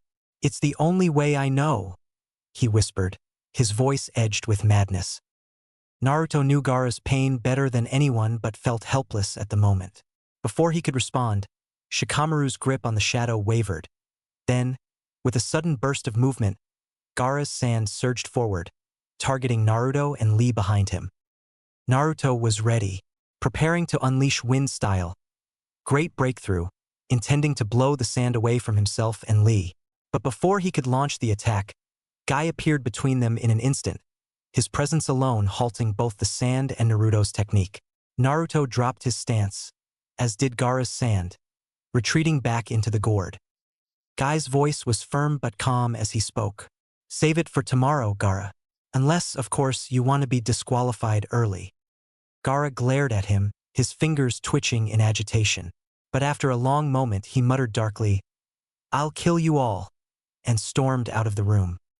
Guy spoke to the remaining genin, more lighthearted now. "Good luck tomorrow, both of you. Especially you, Naruto. You'll have to have trained really hard if you want a chance to beat Neji. He's my student after all." Naruto, still serious and lost in thought about Gaara's words, stared at the door Gaara had exited through. After a moment he turned to Guy, his eyes full of resolve. "I have," he said with unwavering confidence. Then, without another word, he walked out, leaving both Guy and Shikamaru silently watching his exit, the weight of his words lingering in the air. The day of the finals. 7 of the 9 Chunin hopefuls stood lined up opposite the grand viewing boxes in the arena. The stadium buzzed with excitement, filled with spectators eager for the matches. Naruto glanced toward the Hokage's box and noticed a seat reserved next to Hiruzen, likely for the Kazekage, as this was a joint event between their two villages. Naruto's mind briefly wandered to his own surroundings as he scanned the lineup, Sasuke was missing. Next to him, Shikamaru muttered, "Where the hell is this Dosu guy?" Their musing was interrupted by Genma, the proctor from the preliminaries, who ordered them to face the crowd. "You're who they're here to see after all," he reminded them. Straightening, Naruto's eyes drifted to meet the third Hokage's gaze. With a deep breath, Naruto nodded to himself. He was going to win today. As Naruto watched, a man entered the Hokage's box and spoke briefly with Hiruzen, who chuckled at something the man said. Moments later, Hiruzen stood, drawing the crowd's attention, and began his opening speech. "Ladies and gentlemen, esteemed guests, welcome to the Chunin selection exam. I thank you all for gathering in Kanehagakure today. We will now begin the finals, a one-on-one tournament between the 8 candidates who advanced from the preliminaries. Please enjoy." The crowd erupted into cheers as Genma turned to the genin. He held up a revised match list, explaining that Dosu had been removed from the tournament. Shikamaru let out a sigh of relief, grateful he wouldn't have to fight multiple rounds now that his first match was against Temari. Naruto frowned and asked Genma about Sasuke's absence. Genma explained that Sasuke had until the start of his match to appear, otherwise, he'd lose by forfeit. Naruto nodded, though concern gnawed at him. Where was Sasuke? With no further questions, Genma announced the first match: Naruto Uzumaki versus Neji Hyuga. The remaining contestants were directed to the waiting room to watch the upcoming battles from a designated balcony within the arena. Naruto Uzumaki versus Neji Hyuga. Naruto and Neji stood face to face in the center of the arena, the atmosphere tense as they sized each other up. To Neji's surprise, Naruto's expression was calm, determined, completely different from his usual loud self. Trying to provoke him, Neji sneered, "What happened to all that bravado you had in the preliminaries?" But Naruto wasn't rattled. He raised his fist and spoke quietly but firmly, "I vow to win." Neji's smirk was barely perceptible. "Fate has already decided this match," he said coolly, his eyes narrowing on Naruto. "You're a failure, and no amount of training will change that." Naruto kept his cool. He wasn't going to let Neji's words get under his skin. He'd worked too hard during the past month to be shaken now. This wasn't the loud, brash Naruto everyone knew. There was no grand proclamation or dramatic gesture, just calm determination. In the stands, the crowd buzzed with speculation. Most believed Neji, the Hyuga prodigy, would win easily. Nearby, Hinata watched silently, ignoring the whispers of 2 Chunin who dismissed Naruto as a dead last, with no chance against someone like Neji. She believed in Naruto's strength. Kiba, sitting beside her, voiced his opinion to the Chunin, telling them he remembered underestimating Naruto before and knew how dangerous it was to do so. The pair of Chunin simply waving him off with a laugh. As soon as Genma signaled for the match to begin, Naruto dashed forward, his movements faster but more precise than usual. Without hesitation, he launched a handful of kunai at Neji. Using wind style, Gale Palm, he accelerated their speed, followed immediately by Shuriken Shadow Clone Jutsu, multiplying the projectiles into a hailstorm. Neji's Byakugan flared as he activated his 8 trigrams palms rotation, effortlessly deflecting the attacks. Still, something about Naruto's demeanor struck him as different, more calculated. Just as Neji finished his spin, a Naruto clone darted toward him from behind, kunai raised. Neji dispelled the clone with a single palm strike, but as the smoke cleared, another Naruto lunged from the side. Neji dismantled that clone too, but he couldn't help noticing how composed Naruto seemed amidst the chaos. Several clones were scattered around the arena, watching for an opening. "Numbers won't help you," Neji taunted. "The Byakugan sees all. You're wasting your energy." One Naruto clone seemed to hesitate, backing away from Neji's gaze. Thinking he'd pinpointed the real Naruto's fear of having his tenketsu blocked, Neji rushed in and delivered a series of rapid strikes, sealing what he thought was Naruto's chakra network. A small smirk crept onto his face. But then the clone grinned and flashed a peace sign before exploding. Neji barely reacted in time, evading the brunt of the blast but still sent flying a few meters back. Among the remaining clones, the real Naruto watched carefully. He knew Neji's greatest strengths was the Byakugan's vision, and his exceptional taijutsu. But that also meant he was predictable in how he reacted. I've been training for this, Naruto thought. I'm not just some idiot who throws punches anymore. Naruto suddenly launched forward in a blur of movement as he called out, "Wind style, Gale Palm." A powerful gust of wind blasted toward Niji, carrying debris and shuriken with it. Niji dodged the direct line of attack, but Naruto had anticipated that. Naruto didn't let up. He propelled himself into the air using wind style, Gale platform, then twisting mid-flight. Wind style, air bullets. A barrage of compressed air bullets shot toward Niji, but the Hyuga prodigy once again used rotation to block the attack. This time, though, Niji was breathing heavier. The constant barrage of attacks was beginning to wear him down. "I see what you're doing, Naruto," Niji said through gritted teeth. "You're trying to chip away at me, but you can't win this way. Fate is on my side." Naruto landed softly, his feet barely making a sound. "I'm not trying to beat fate. I'm just fighting smarter." His tone was as calm as ever, his expression unreadable. Niji, growing frustrated with Naruto's elusive tactics, decided to go on the offensive. He charged at Naruto with a blinding burst of speed, his hands glowing with chakra. 8 trigrams, 64 palms. Naruto barely had time to react as Niji closed the distance. But instead of backing away, Naruto met him head-on. The first few strikes hit, sending painful jolts through Naruto's body as Niji targeted his tenketsu, blocking his chakra flow. But just as Niji was about to deliver the final strike, Naruto vanished in a puff of smoke. Another clone? Niji's eyes narrowed angrily. From the crowd of clones, Naruto decided it was time to finally reveal himself. This is it, Naruto thought. Time to end this. Naruto's hand formed the familiar spiral of chakra as he charged forward, a Rasengan swirling in his palm. Niji's Byakugan instantly spotted the charging Naruto, and he reacted instinctively, spinning into his 8 trigrams. Rotation. The two techniques collided with a thunderous crash, sending shockwaves through the arena.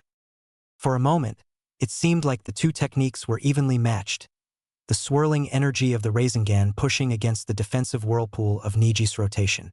But soon it became obvious which technique was the stronger of the two. Niji's eyes widened, cracks began forming in his rotation, and with a final burst of energy, Naruto's Rasengan shattered his defense, sending Niji sprawling across the arena. The stadium fell silent as the dust settled. Niji struggled to rise but found his body uncooperative. He was utterly spent. Naruto stood tall, his breathing steady. "You fought well, Niji," he said quietly. "But fate didn't decide this." Niji looked up, shock and a hint of respect in his eyes for the first time. Gamma stepped forward, raising his hand. "Winner, Naruto Uzumaki." The crowd erupted into cheers, but Naruto barely noticed the noise. His focus remained on Niji, who finally managed to sit up. After a brief pause, Naruto offered him a hand. Niji, after a moment of hesitation, took it. "You didn't just fight fate," Niji muttered, catching his breath. "You fought smarter than I expected." Naruto shrugged. "You're not the only one who's been training. Plus, I had to learn to fight smarter if I'm going to be Hokage one day." Niji nodded, his pride wounded, but his understanding deepened. For the first time, he realized that fate wasn't as absolute as he'd believed. As Naruto stood in the center of the arena with Niji, his fellow genin and spectators looked on with newfound respect. He wasn't just the underdog anymore, he was a real shinobi, someone they could all proudly call a shinobi of the leaf. Hinata smiled from the stands, her faith in Naruto unwavering. Beside her, Kiba grinned at the gobsmacked Chunin who had earlier dismissed Naruto. "Told you not to underestimate that guy." Kakashi, watching from the sidelines, felt a surge of pride for his student. Naruto had proven his strength, intelligence, and determination. He wasn't the same boy who only relied on brute force. Clenching his fists, Naruto looked toward the Hokage monument, a fire burning in his chest. Today wasn't just about winning a fight. It was another step toward his dream. "Just you wait," Naruto thought, his gaze set on the future. "I'm going to become Hokage, no matter what." Hallway to spectator's box. Naruto made his way toward the spectator's box, but Niji's voice stopped him. For a moment, Naruto feared Niji might hold a grudge, but when he turned around, Niji's expression was calm. Niji requested a conversation, expressing his desire to explain his fixation on fate. Naruto, curious, agreed, remembering what Hinata had said about their similarities. Niji took a deep breath before diving into the story that had defined his entire outlook on life. He began by explaining the Hyuga clan's strict hierarchy, where the family was divided into two parts. The main family, who held all the power and status, and the branch family, who were essentially their protectors. Members of the branch family, like himself and his father, were branded with the caged bird seal, a curse mark that allowed the main family to control their fate. Niji raised his hand to his forehead, brushing aside his headband to reveal the dark outline of the seal. "This," he said quietly, "is the fate I was born into. My family's destiny is to serve the main branch, whether we want to or not." He went on to explain that the seal wasn't just a mark of servitude. If a branch family member ever defied the main family, they could experience excruciating pain or even death at the hands of those who controlled the seal. "They could kill me with a single thought," Niji stated with chilling calmness. "This mark is a constant reminder that my life isn't truly my own." Naruto listened, eyes wide as Niji's story unfolded. Niji's tone hardened as he continued, his bitterness apparent. He spoke of how his father, Hisashi, was once a proud shinobi, just like him. But despite Hisashi's strength and talent, he was bound by the same cruel fate because he belonged to the branch family. Niji's voice wavered slightly as he recounted the moment that truly cemented his belief in destiny. The day his father died.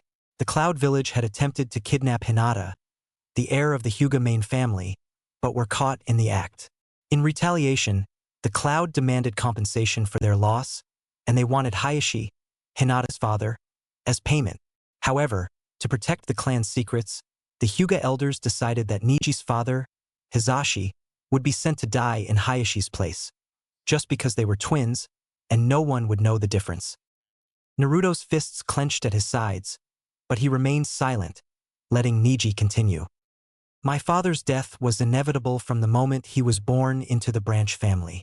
No matter how strong or skilled he was, his fate was decided. Just like mine." Niji's eyes darkened as he looked directly at Naruto. "That's why I believe in fate. Because no matter how hard you try, no matter how much you fight against it, some things you can never change." Before Naruto could respond, the sudden presence of Hayashi Hyuga interrupted the moment. The clan head appeared, his authoritative gaze falling on Naruto, who stiffened instinctively. This was the head of the prestigious Hyuga clan, someone Naruto knew not to anger. But instead of hostility, Hayashi complimented their battle, his voice carrying a weight of dignity. Naruto glanced at Niji, who stared at the ground, his expression void of emotion, as though he'd shut himself off from the world. Naruto, though hesitant, felt the words bubbling up inside him. Before he could stop himself, he blurted out, "Why did you sacrifice Niji's father?" Hayashi's reaction was not what Naruto expected. The Hyuga head closed his eyes and nodded, acknowledging the question instead of lashing out. Naruto stared, waiting for a punishment that never came. Niji, however, lifted his head, his eyes burning with suppressed anger. Hayashi calmly announced that it was time to reveal the truth, to which Niji scoffed in disbelief. "Why now?" Niji's voice was low, simmering with frustration. Hayashi met Niji's gaze and said simply, "Because I think you might believe me now." His eyes flicked to Naruto, giving a subtle nod that startled the young ninja. "May I have a moment with Niji?" Hayashi's tone was polite but firm, more an order than a request. Naruto nodded, muttering a quick, "See ya, Niji," before heading up the stairs to the spectator's box. His heart was still pounding, not only from the intensity of the recent battle, but from the storm of emotions that swirled between Niji and Hayashi. As he glanced back one last time, he saw Niji standing rigid, staring at Hayashi with a mix of defiance and expectation. Whatever conversation they were about to have, Naruto sensed it would change everything for Niji. Spectator's box. Naruto watched from the spectator box, his irritation growing as the minutes ticked by. Sasuke was nowhere to be found, and if he didn't show up soon, he'd be disqualified. The crowd was growing restless, their murmurs turning into shouts of frustration. Suddenly, a leaf Jonin body flickered down from beside the third Hokage, whispering something to Genma. The proctor nodded before announcing that Sasuke's match against Gaara would be postponed. Instead, they would move on to the next fight in the bracket, Shino versus Kankuro. But before the match even began, Kankuro withdrew, much to the crowd's annoyance. Shikamaru, standing in the spectators' area, face-faulted at the realization that his match was next. His opponent, Temari, wasted no time, flying down to the arena on her fan, eager to battle. Shikamaru sighed deeply, contemplating whether he should just forfeit like Kankuro. Before he could act on the thought, Naruto, with a mischievous grin, slapped Shikamaru hard on the back and shouted, "Go get M!" The unexpected push sent Shikamaru tumbling over the railing, landing flat on his back in the arena. Shikamaru Nara versus Temari. He lay there for a while, staring lazily up at the sky with an expression that could only be described as annoyed resignation. The crowd, growing impatient, shouted for the match to begin. Slowly, Shikamaru sat up, raising his eyes to Temari, who stood ready and smirking at him. She taunted him, saying she was wondering if he was ever going to get up, clearly trying to provoke a reaction. Shikamaru sighed again, muttering under his breath about troublesome women. Before Genma could even call for the match to start, Temari lost her patience and charged at the tired ninja. At the beginning of the match, Temari had complete control. She unleashed powerful gusts of wind from her fan, forcing Shikamaru to dodge and retreat, looking as though he had no plan in mind. To the crowd, it seemed like Temari would overwhelm him with her relentless attacks.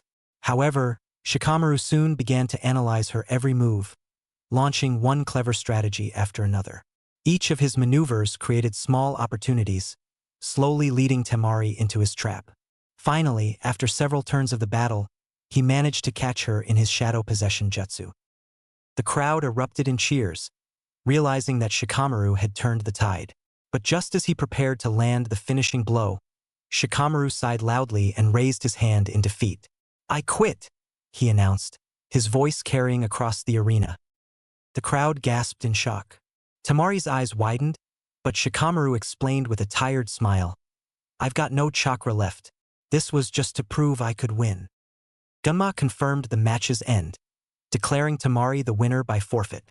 Shikamaru, ever the genius, had won in spirit, but as always, his laziness got the better of him in the end.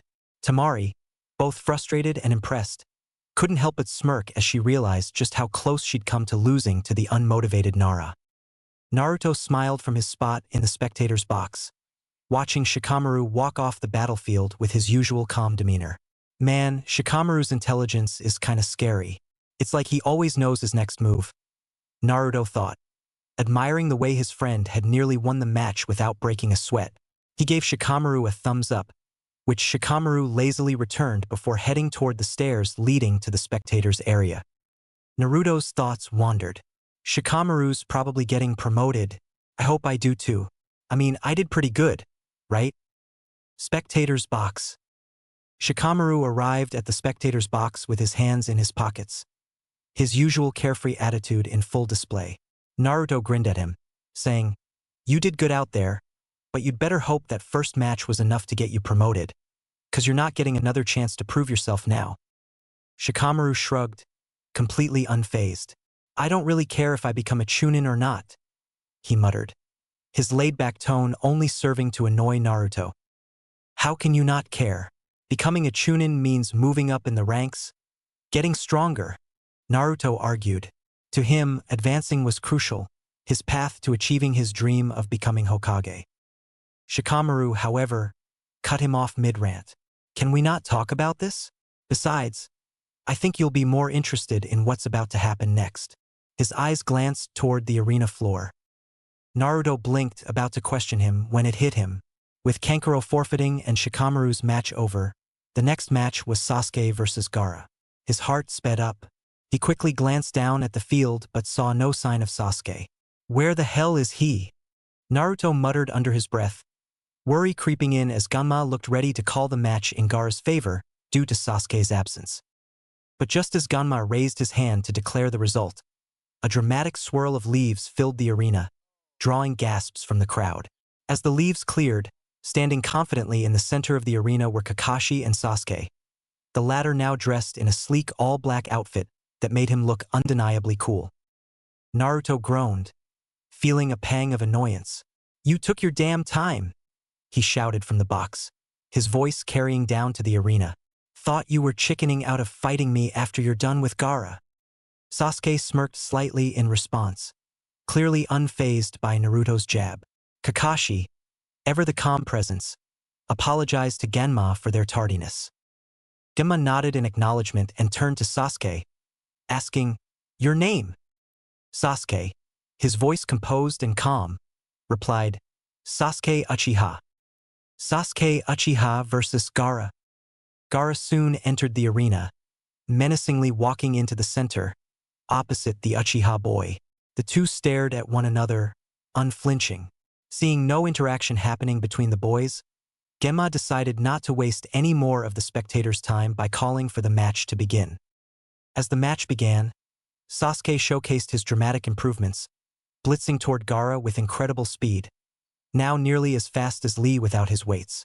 Using his Sharingan, Sasuke had copied Lee's taijutsu, and his movements were fluid and precise, putting immediate pressure on Gaara. But Gaara's sand shield moved to block each of Sasuke's attacks automatically.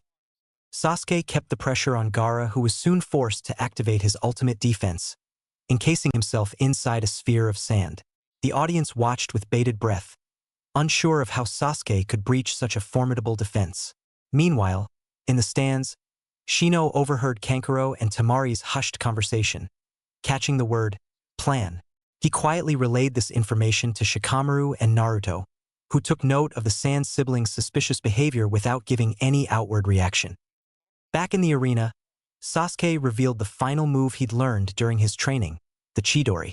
Lightning surged around his hand as he charged toward Gaara's sand sphere. With a piercing cry, Sasuke plunged his Chidori into the dense sand, sending shockwaves through the arena. The attack broke through, the audience gasped. However, Gaara's reaction was anything but calm. His monstrous side began to emerge, and a large arm formed from the sand, swinging at Sasuke. Sasuke barely managed to pull away in time, leaving both fighters visibly strained. Tamari, in the stands, expressed her shock that Gaara's shell was breached before the transformation completed. Before Naruto could confront the Sand Shinobi, a new threat quietly unfolded. Feathers began to fill the arena, and Naruto's vision blurred. Realizing a genjutsu was being cast, Naruto quickly formed the release hand seal and dispelled the illusion, shouting "Release!" just in time. The sand invasion. Naruto barely had time to process the situation as the chaos of the invasion unfolded before him. A thick cloud of smoke billowed from the Kage box, and when it cleared, he saw the third Hokage being lifted onto the roof. A strange, shimmering barrier surrounded him, cutting him off from any potential help. Naruto's heart raced in disbelief as the reality of the invasion hit him then and there. This was a declaration of war. All around the stadium, shinobi from the visiting villages were launching attacks, showing no mercy to the villagers and shinobi of the Leaf. Screams and the clash of steel rang through the air as panic spread. Naruto's fists clenched as he saw the Sand siblings fleeing the arena, their retreat suspiciously swift. He spotted Sasuke breaking into a run behind them, clearly intent on pursuing Gaara. His gut churned with unease. Sasuke was heading into danger, and he had no backup. Naruto gritted his teeth, his mind racing. He couldn't just let Sasuke run off on his own, especially not with Gaara in the unstable state he'd seen. But the situation in the stadium was escalating by the second. Kakashi, Guy, and the other Jonin were already engaged in battle, fending off the enemy forces with brutal efficiency, but they couldn't be everywhere at once. "This is bad. Really bad," Naruto muttered under his breath. His eyes scanned the arena, calculating the risks. He had to chase after Sasuke, but the Leaf needed reinforcements to protect the village. Realizing what needed to be done, Naruto formed the hand sign for his shadow clone jutsu. With a single sharp breath, he summoned an overwhelming number of clones, around 500. The arena was suddenly filled with the sound of a massive smoke explosion, causing heads to turn in confusion. But that confusion quickly turned to astonishment as the smoke cleared to reveal hundreds of Naruto clones, all ready for battle. Naruto wasted no time. "You guys know what to do," he barked at his clones, who immediately dispersed into groups. Some engaged the invading shinobi, dividing their forces and taking advantage of the sheer numbers, while others took on the crucial task of evacuating the civilians, guiding them to safety as chaos reigned. Despite the overwhelming odds, Naruto's clones moved with precise coordination. They weren't individually strong enough to take down a Jonin-level shinobi, but in groups they overwhelmed their enemies, systematically pushing them back. Leaf Jonin, who had been struggling to contain the sudden attack, couldn't help but glance over in appreciation as Naruto's clones turned the tide. High above in the stands, Kakashi and Guy exchanged a brief look, a subtle smile tugging at Kakashi's lips. "That kid, he's something else," Kakashi muttered to himself, impressed by Naruto's initiative. With the battle on the ground handled, Naruto focused on the real task at hand, tracking down Sasuke. He turned to Shikamaru and Shino, who were standing nearby, observing the chaos. "We're going after Sasuke," Naruto said firmly, his voice leaving no room for argument. Shino adjusted his glasses, nodding in quiet agreement. "Understood," he replied, ever calm in the face of danger. Shikamaru sighed in exasperation, rubbing the back of his head. "Troublesome," Shikamaru muttered. "You do realize we're chasing after Gaara, right?" Naruto's eyes narrowed. "Yeah, I know. That's why I need your help." Shikamaru sighed again but relented. All right, let's go." Before they could take off, Sakura appeared by their side, breathless but determined. "Kakashi-sensei told me to join you," she explained, her voice steady despite the turmoil around them. Naruto paused, looking between the three of them. "All right, Sakura, you're in," he said, but then added quickly. "We can't take anyone else. If we have too many, we'll just slow down." Sakura nodded in understanding, and the four of them took off together, slipping over the walls of the arena as they chased after Sasuke.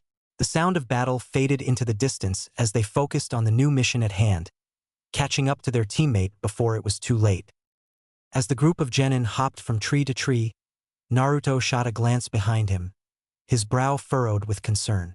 Shikamaru, keeping pace beside him, caught the expression and casually remarked, "Relax, you left your clones to help out.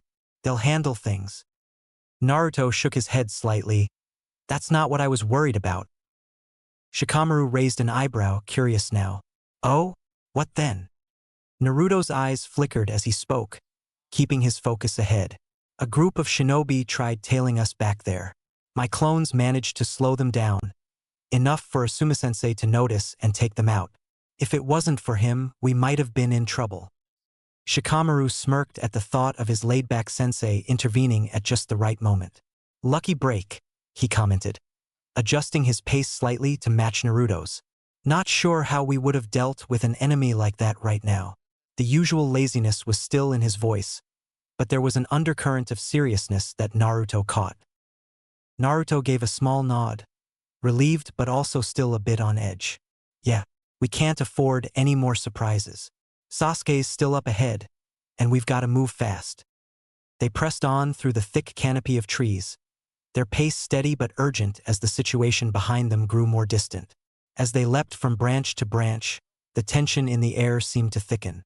The trees blurred past, and Naruto's thoughts raced. He couldn't help but wonder how Sasuke was doing, especially after seeing how dangerous Gaara had become in the arena. Suddenly, Shino, who had been quiet for most of the journey, spoke up, his voice calm but carrying weight. "The female beetle I left on Sasuke has stopped moving. We're close." Naruto's eyes sharpened at the news, and he quickly scanned the forest ahead. "Got it," he responded, picking up the pace. The other members followed suit, their expressions grim. There was no telling what condition they'd find Sasuke in, but the fact that he had stopped moving couldn't be a good sign. The group silently landed on a large branch, and there, Just a few meters away, they spotted Sasuke. He was standing on a branch across from Kankuro, who was visibly tense. Kankuro cursed under his breath, startled by the sudden appearance of the Leaf Shinobi. Naruto eyed Sasuke sharply, the tension evident in his voice. "What's the situation?" Sasuke glanced at him, momentarily surprised by Naruto's uncharacteristic seriousness. But he didn't hesitate. "Kankuro stayed behind to stall while Temari ran off with Gaara," he replied, keeping his focus on the puppet user. Naruto's mind raced, considering their options, but it was Shikamaru who quickly devised a plan. "Shino and I will handle Kankuro. You three keep after Gaara and Temari." Sasuke, Naruto, and Sakura exchanged looks of agreement. There was no time to waste. "We'll catch up after we finish here," Shikamaru assured them, his voice leveled despite the gravity of the situation. Without another word, Team 7 darted off into the trees, leaping swiftly from branch to branch in pursuit of the fleeing Sand siblings. Naruto glanced back as they moved swiftly through the trees in pursuit of Gaara and Temari. He trusted Shikamaru and Shino to handle Kankuro. They were the most strategic shinobi from their class, after all. Shikamaru's lazy demeanor hid a sharp mind, and Shino's insects made him a dangerous opponent. Still, Naruto wasn't the type to take unnecessary risks. With a quick hand sign, he created a shadow clone and left it behind as backup for his friends, just in case things got more complicated than expected. Naruto's gaze sharpened as Team 7 closed in on Gaara and Temari, who were only a short distance ahead. Gaara appeared disoriented, supported by his siblings as they fled. Naruto guessed that the strange behavior was tied to the dangerous power Gaara held within. Memories of his own intense rage in the Land of Waves flashed through Naruto's mind, reminding him of the surge he'd felt when he thought Sasuke had been killed by Haku. Team 7 leapt onto a branch opposite the Sand siblings just as Gaara's expression turned dark. With a sudden, callous movement, Gaara shoved his sister from the branch, her shocked face disappearing into the trees below. "You're in my way," he muttered, eyes fixed on Team 7. The hostility emanating from him was palpable, and Naruto could feel the dangerous aura of the tailed beast beginning to stir. Sasuke stepped forward, his Sharingan activated, ready to face Gaara once more. Team 7 stood ready, knowing that this would not be an easy battle. As Team 7 locked eyes with Gaara from across the branches, Naruto's mind raced through strategies, weighing every move and possibility. He quickly noted Temari's absence but wasn't willing to risk a surprise reappearance. With a hidden hand sign, he quietly summoned a clone and dispatched it to locate and monitor her position. Then, preparing to come up with their next move, Naruto began. "So, what's the—" only to be cut short by Sasuke's sudden charge forward, clearly driven to finish the fight they'd started during the Chunin exams. Naruto sighed, watching Sasuke's lone advance. "Plan," he finished under his breath. Gaara, in his half-transformed state, swung his monstrous arm to intercept Sasuke's attack.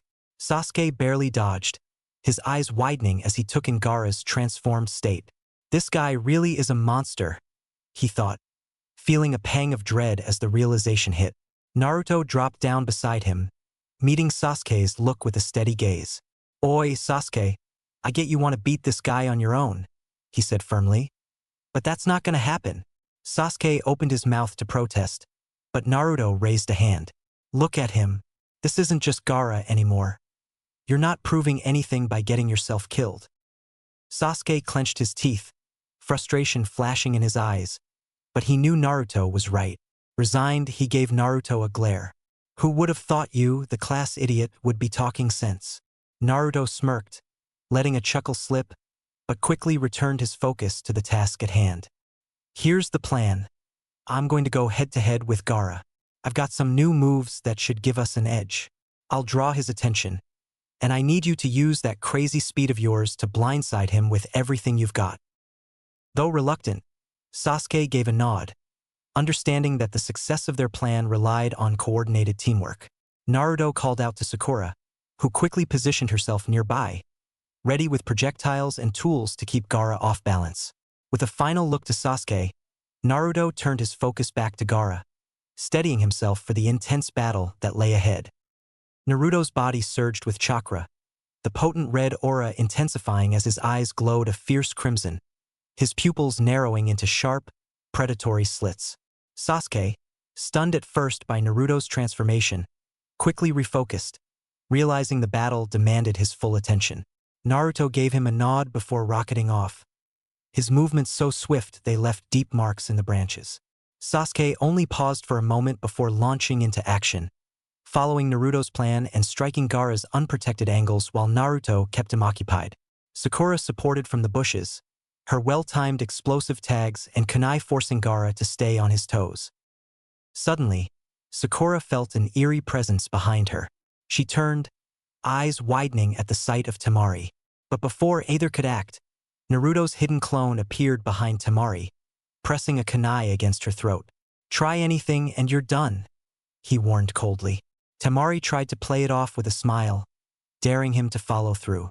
But Naruto's steady, unflinching gaze and resolute tone, "Try me," left her rattled. She'd witnessed his power, and as much as she wanted to help Gaara, she knew pushing back could mean a brutal defeat with nothing gained. So, her smile faltered, and she found herself pinned by the uncertainty of Naruto's next move. Back on the battlefield, Naruto and Sasuke's coordinated attacks began to strain Gaara's monstrous defenses. The added pressure had him backing away, visibly unnerved by the relentless strikes from every direction. Gaara's eyes darted, increasingly wild, as he struggled to maintain his sand shield against the unpredictable onslaught. The teamwork of Team 7, bolstered by Naruto and Sasuke's raw power, began to tilt the battle in their favor. Gaara's rage erupted, and the sand swirled around him until he completely transformed into Shikaku, the giant tanuki beast with a single tail. Shikamaru and Shino arrived just in time to see the monstrous creature, their eyes widening in shock. Shikamaru asked, "What the hell is that?" To which Naruto, keeping his cool, replied, "That's Gaara, sort of." Naruto quickly devised a plan and urged the others to retreat. Though Sasuke hesitated, suspicious of Naruto's strength, the others complied, though with some doubt and concern. As Sasuke demanded to know what Naruto was planning, Naruto bit his thumb, formed a string of hand seals, and slammed his hand onto the ground, summoning a massive toad, Gamabunta, towering above at a similar height to Shikaku. Realizing he'd only slow Naruto down, Sasuke begrudgingly joined the others as they made their way to safety, all eyes watching Naruto face down Shikaku with newfound respect and awe. Gaara, now in full control of Shikaku's formidable power, roared, shaking the earth around them, but Naruto remained undeterred, steeling himself for what would be his toughest battle yet. With a fierce determination, Naruto stood tall on Gamabunta's head, his red, feral eyes assessing the battlefield. Shikaku's form towered opposite them, a relentless behemoth of sand, claws, and rage, his eyes wild and unrestrained as he zeroed in on the pair. The earth trembled as Shikaku unleashed a barrage of air bullets, each one a deadly projectile tearing through the air. Naruto's mind raced. Regular attacks wouldn't break through such immense power. "Gamabunta, let's show him we're not backing down," Naruto shouted. Gamabunta growled, acknowledging Naruto's resolve, and fired a torrent of liquid bullets. In one swift motion, Naruto infused his wind chakra into the attack, transforming the water projectiles into high-velocity, spiraling jets.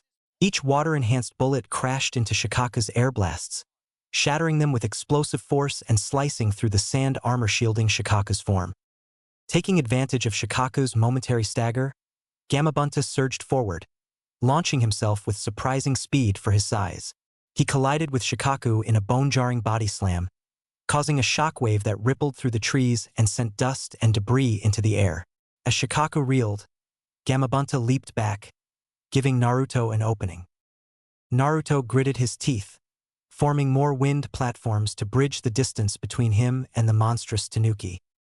He launched himself forward with lightning speed, dodging an enormous sandy claw that swiped at him with vicious intent. Darting past Shikaku's fingers, Naruto evaded a second attempt, twisting through the gaps in the sand with the agility granted by the Nine Tails chakra. Every movement was precise, fueled by his new strength and training, as he closed the distance with single-minded focus. Finally, Naruto landed directly in front of Gaara's slumbering form embedded within Shikaku. With one powerful strike, Naruto smashed his fist into Gaara, disrupting his trance with a force that sent tremors through the sand. Gaara's eyes shot open, dazed and confused, and the monstrous form of Shikaku crumbled into a disorganized mass of sand, dissipating into the breeze. As Naruto caught his breath, he looked down at Gaara, his chest heaving with exertion. The battlefield, once filled with chaotic energy, settled into a profound silence, with Team 7's mission finally complete. Gaara sat in stunned silence, his expression a mixture of fear and confusion as Naruto took a step forward. With each step, Gaara scooted back, his hands scraping against the dirt as he yelled, "Don't come any closer!" But Naruto didn't stop. As the Ninetales chakra faded, his intense red eyes softened back to blue, and he knelt down beside Gaara, his voice calm and sincere. "I know what it's like to feel alone," Naruto said quietly. "The only difference between us is that I have people to care about. They make me stronger. I have people worth protecting." Gaara's brows knit in frustration, his voice sharp but uncertain. "Why would you care about anyone but yourself?" Naruto smiled gently. "They saved me from my own loneliness. They showed me I'm more than just a vessel for the Ninetales, even before I knew what it was. They cared about me, so I care about them." Gaara's gaze softened as he processed Naruto's words, his rigid posture easing. He looked down, defeated but reflective. "I see now. I owe Temari and Kankuro an apology. I've been a terrible brother." Naruto chuckled softly. "So, am I gonna have to drag you back to the leaf? Or will you come with me?" Gaara managed a slight, hesitant smile that caught Naruto off guard. "I'll come willingly." Chapter 15. Search for the fifth Hokage. After several minutes of leaping through the trees, Naruto and Gaara arrived at the outskirts of the Leaf Village, the familiar gates just visible through the forest canopy.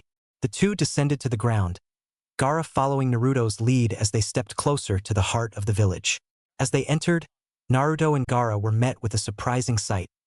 Scattered groups of sand ninja knelt on the ground, hands raised in surrender, guarded by leaf shinobi. The tension in the air was palpable, a silent acknowledgement of the invasion's chaotic destruction. Naruto's gaze lingered on the scene, conflicted by the mixture of relief of the invasion's mysterious end, and sadness for the damage done to his village and the people of the Leaf. His attention was drawn away by a voice calling his name. Looking over, he saw Sakura standing nearby, her face lighting up with visible relief at the sight of him. She was accompanied by Sasuke, as well as Shikamaru, Shino, and their Jonin-sensei, Kakashi, Asuma, and Kurenai.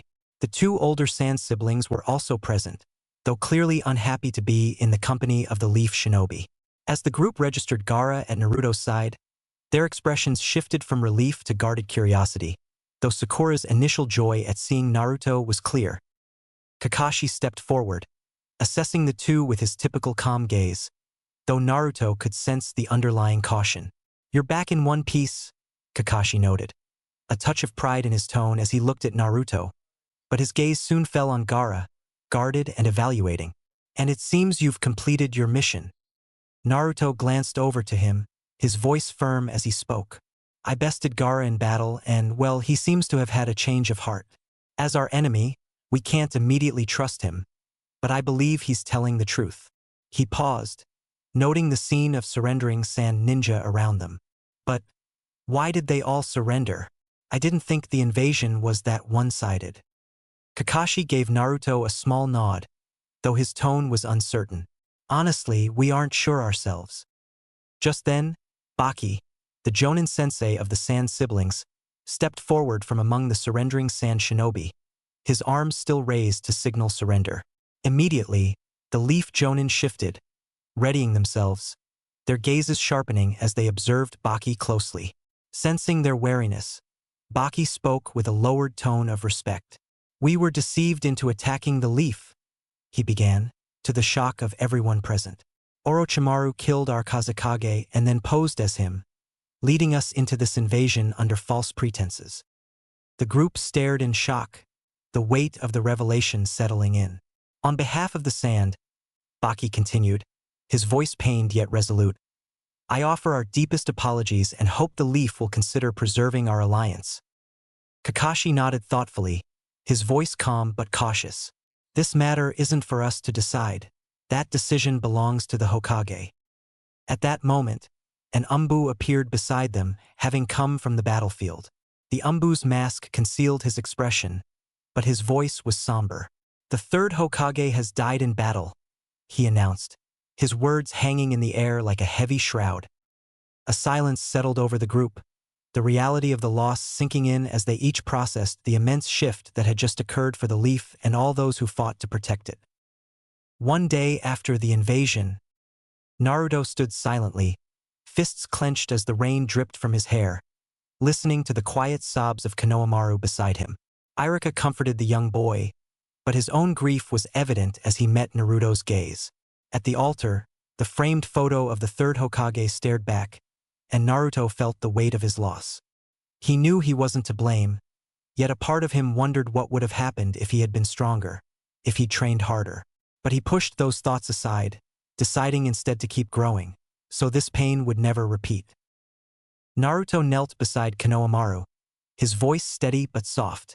I know it's hard, Konohamaru. Losing someone like him hurts more than anything. Konohamaru, still sobbing, wiped his face and looked up. But why did he have to go? His voice cracked.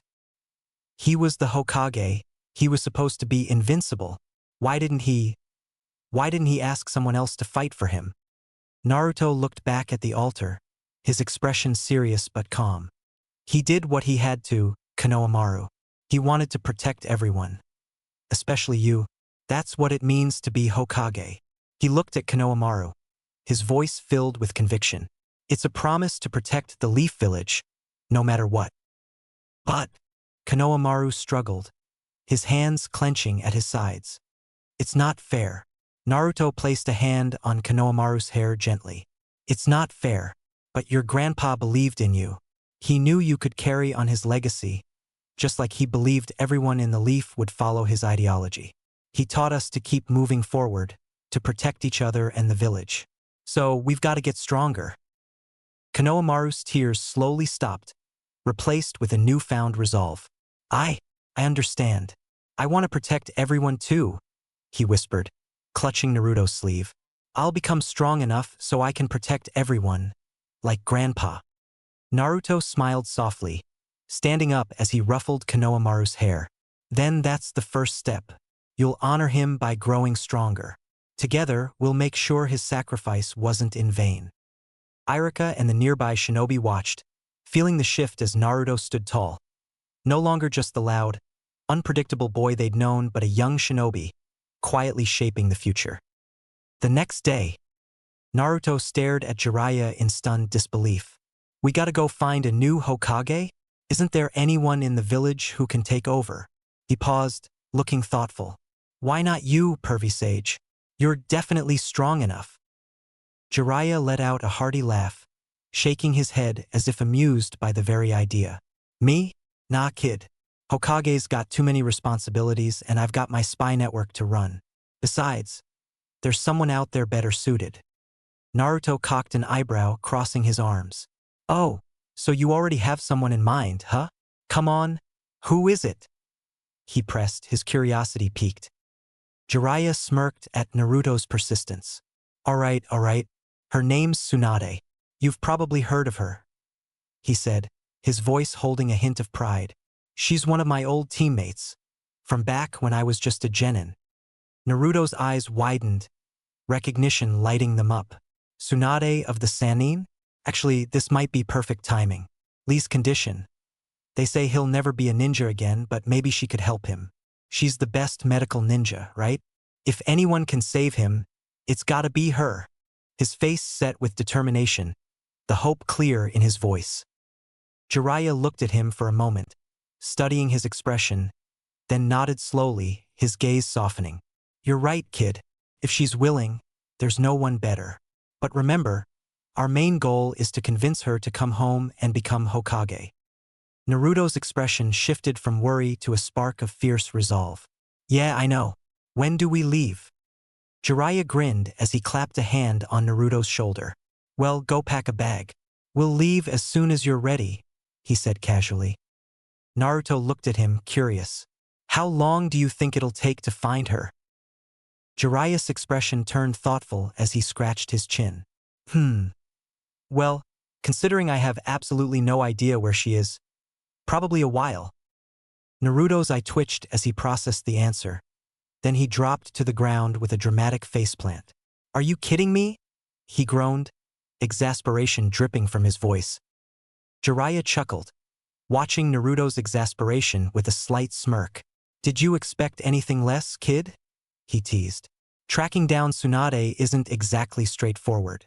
She doesn't stay in one place for too long, and given her habits, she could be anywhere. Naruto sat up, sighing. Great. So we're chasing a needle in a haystack. His frustration turned into determination, though, as he pushed himself up. But if it means getting a new Hokage and helping Lee, I'm in. Jiraiya smiled approvingly. That's the spirit. Let's get moving, kid. Adventure awaits. Outside the Leaf Village, Naruto's eyes sparkled with curiosity as he looked up at Jiraiya. Hey, Pervy Sage. I want to get some training in while we're on the road. Got any ideas? He asked eagerly, hoping for a challenge. Jiraiya's lips curled into a mischievous grin. Oh, I've got something in mind for you, my enthusiastic student. He began, pausing for dramatic effect. In fact, I planned it as a bit of blackmail to get you to come with me.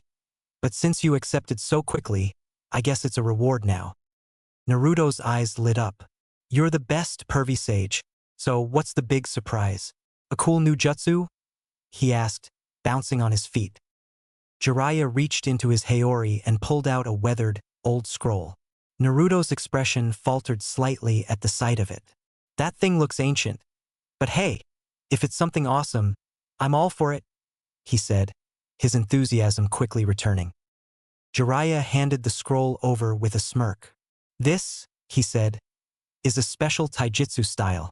It's been forgotten by most, but it's perfect for you. Naruto eagerly unrolled the scroll and began scanning the text. The ancient characters and images filled his mind with possibilities. The scroll read, Tempest Style. The Tempest Style is an ancient taijutsu style, once practiced by a lesser-known shinobi village who could harness the power of wind in their strikes. It focuses on fluid, unpredictable movements, blending swift offense with evasive agility. This style emphasizes speed and precision, allowing the practitioner to strike from unexpected angles, leaving no opening for the opponent to anticipate the next blow. Practitioners of the style become like the wind itself, swift, untouchable, and impossible to pin down. The true strength of the style lies in the unpredictability of its strikes. Each movement flows seamlessly into the next, with the user constantly shifting their position, making it hard for an opponent to track or predict their attacks. This creates an overwhelming pressure on the opponent, as each move is designed to land from an unexpected angle. If two shinobi trained in this style face an opponent together, the fight becomes a chaotic dance of angles, pressure, and speed, with both combatants launching a barrage on their enemy. The unpredictability of their movements becomes the key to victory, as the constant flow of strikes ensures that there are little to no openings. The scroll contained illustrations of stances, strikes, and diagrams that demonstrated the flow of the style. Naruto's heart raced as he absorbed every word. This was perfect for him. The unpredictability, the focus on speed, the fluidity of movement, it was exactly how he liked to fight. But what really got him excited was the mention of wind chakra, his wind chakra. He could combine this with the style to become even faster and more unpredictable. Naruto looked up at Jiraiya, his eyes wide with excitement. This is awesome, Pervy Sage. I can totally see how I could use this with my clones too. I'll be unstoppable, he said, grinning from ear to ear. Jiraiya chuckled, clearly pleased with the boy's enthusiasm. That's the spirit. But before you get too carried away, you've got to memorize the basics of the style. Once you've got them down, create a platoon of clones and have them find a quiet spot to train for the day. Naruto bounced on his feet, eager to get started. You got it, Pervy Sage. He couldn't wait to start practicing the moves, his mind already racing with ideas of how he could combine the style with his shadow clones. He felt like he had just been given the key to unlocking his full potential. After a while of committing the basics to memory, Naruto created a platoon of 20 clones, instructing them to find a secluded clearing far from any paths where they could train without distractions. Each clone saluted and jumped off in different directions, disappearing into the forest with a fluidity that mirrored the very style Naruto was about to master. After a few minutes of walking in silence, Naruto's curiosity couldn't hold back any longer. He turned his head toward Jiraiya, his expression restrained, almost as if he was holding back a flood of boredom. "So, is there anything the real me can train while my clones are working on that?" he asked, a slight edge of excitement in his voice, knowing full well that Jiraiya was never short on new challenges. Jiraiya chuckled at Naruto's ever-present hunger for training. "You really are a training maniac, huh?" he said, before giving a nod. "Actually, yes, I do have something for you."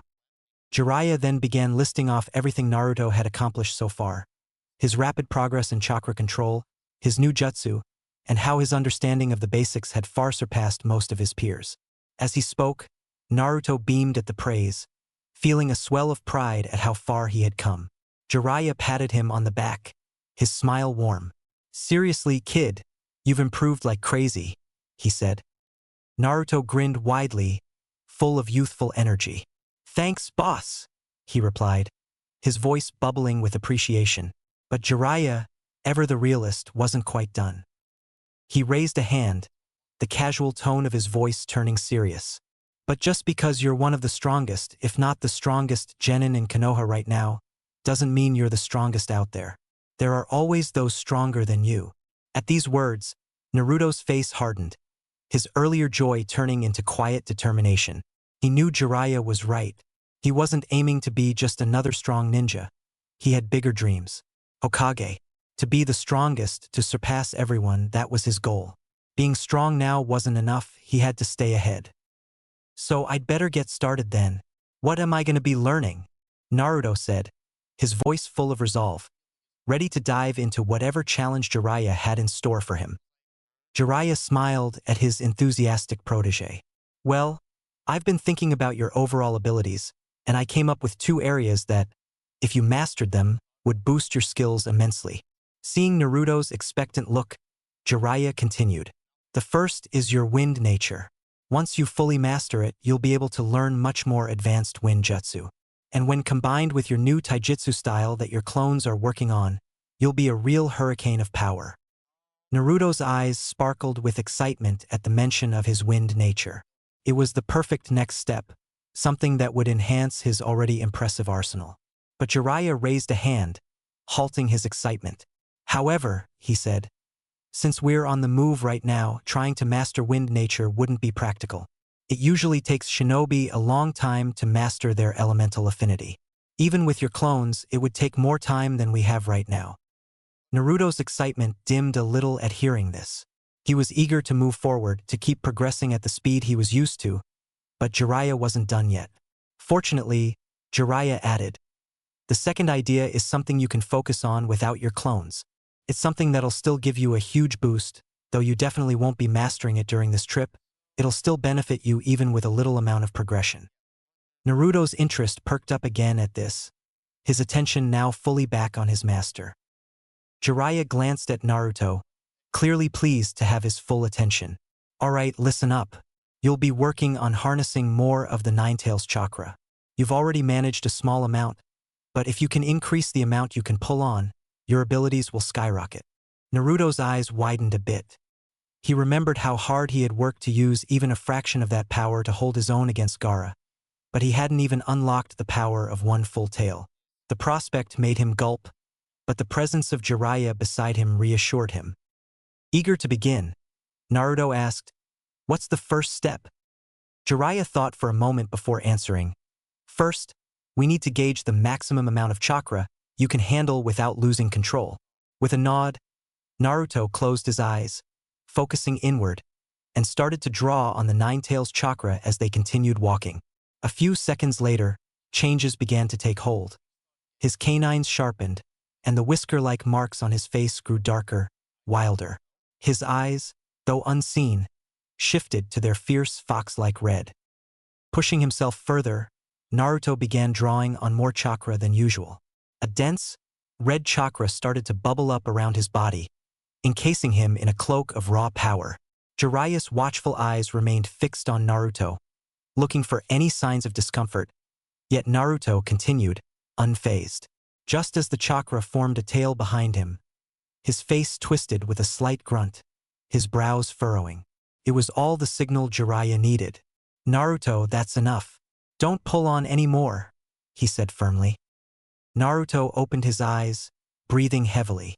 "Yeah, I think this is my limit right now," he said, noticing a thick, red tail swaying behind him.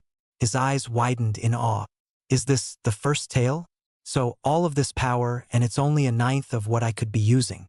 He grinned. "This feels incredible. I feel like I could take on a Jonin." Jiraiya laughed. "Maybe a regular Jonin, but definitely not someone like Kakashi or Guy just yet." Naruto nodded in agreement, then asked, "So, what now? You want me to let it go?" To Naruto's surprise, Jiraiya shook his head. "No, I want you to pull more of it out." Naruto's face fell in shock. "Pervy Sage, you can't be serious. I'll lose control." Jiraiya stopped walking, placing a reassuring hand on Naruto's shoulder despite the chakra's searing heat. "I'm serious, kid. I'm here to stop you if it goes south. Just keep pulling it until you feel yourself losing control. The second you reach your limit, signal me." Naruto gulped, a bit apprehensive, but he nodded, trusting Jiraiya. Taking a deep breath, he closed his eyes again and drew in more of the Nine Tails chakra. The energy surged, burning through his mind and body as the red cloak thickened, his senses blurring as the raw power surged over him. The world started to feel distant, his body unfamiliar. He clenched his fist, hoping Jiraiya would notice. It felt like speaking or moving was no longer his own choice, like his mind was shutting down entirely. Before he could process the strange sensation, he felt a sharp impact on the back of his neck, and something sturdy caught him, keeping him upright. He managed a brief thought before he was overtaken by darkness. Pervy Sage really wasn't kidding. Drip, drip, drip. Naruto flinched as something cool splashed against his forehead. Grumbling, he tried to turn over, muttering, "Cut it out, I'm trying to sleep." But the mysterious dripping persisted, forcing him to open his eyes. As he blinked, his annoyance shifted to shock. He wasn't in his usual surroundings. Instead, he found himself lying in shallow water within a dim, eerie, sewer-like corridor. Sitting up, he rubbed his head in confusion, trying to piece together his last memory. The sensation of drawing on the Nine Tails chakra until he'd lost control and the sharp impact of Jiraiya's knockout chop. Naruto frowned, wondering if this was some strange prank. Deciding he wouldn't find any answers sitting still, he stood up and waded through the shallow water, moving cautiously through the desolate maze of tunnels. After what felt like an eternity, he finally arrived in a vast chamber, where a row of massive iron bars loomed before him, forming what looked like a gate. Naruto's gaze caught on a slip of paper plastered on the central bar, bearing the word "seal." In that instant, realization hit him. The Nine Tails. He leaped back, tensing as a deep, mocking chuckle echoed from beyond the bars. "Coward!" rumbled a dark, menacing voice from within the shadows. Naruto took a deep, steadying breath, gathering his nerves as he stared at the enormous bars before him. Sure, the demon fox, the Nine Tails, was directly in front of him, the very creature that had rampaged through his village and taken the fourth Hokage's life. But that same Hokage had sealed the fox behind these bars, and Naruto decided to trust that he wouldn't have left the fox here if there were any real chance of escape. Standing tall, Naruto's gaze sharpened as he stepped forward, closing the gap between him and the creature cloaked in shadows behind the bars. As he approached, the darkness stirred, and he could make out the faint glow of two massive eyes, burning like embers and locked onto him with fierce intensity. Naruto watched as the Nine Tails shifted closer to the gate, its massive form emerging from the shadows. Its predatory red eyes locked onto his, radiating an aura of intimidation. Swallowing his fear in one swift gulp, Naruto stood firm and barked confidently, "It's about time we spoke, fox!" The beast's voice rumbled deeply, dripping with disdain. And what would I have to speak to you about, brat? Naruto's eyes narrowed as he straightened his posture. Let me pull on more of your chakra. The Ninetales chuckled darkly, the sound reverberating through the chamber. And why, it growled, would I give you, a sniveling brat, my chakra? Naruto remained unfazed, his determination unwavering. He had anticipated this reaction. I'm not expecting us to become friends, Fox, but it's in our mutual interest for you to let me use your chakra. It's not like you've been using much of it yourself, stuck in this cage. The beast's lips curled into a sly grin. That's true, kid. But if you want my chakra, I'll need something in return. How about you let me take control every now and then? Stretch my legs, you know? Naruto glared, his resolve hardening. I don't think you understand, Fox. I'm being nice, offering you a deal. I don't need your chakra. I'm strong enough without it. The Ninetales' eyes gleamed with a mixture of amusement and calculation. The boy's defiance intrigued it. Maybe you aren't such a coward after all. It mused, a wicked smile spreading across its face. Fine, let's make a deal.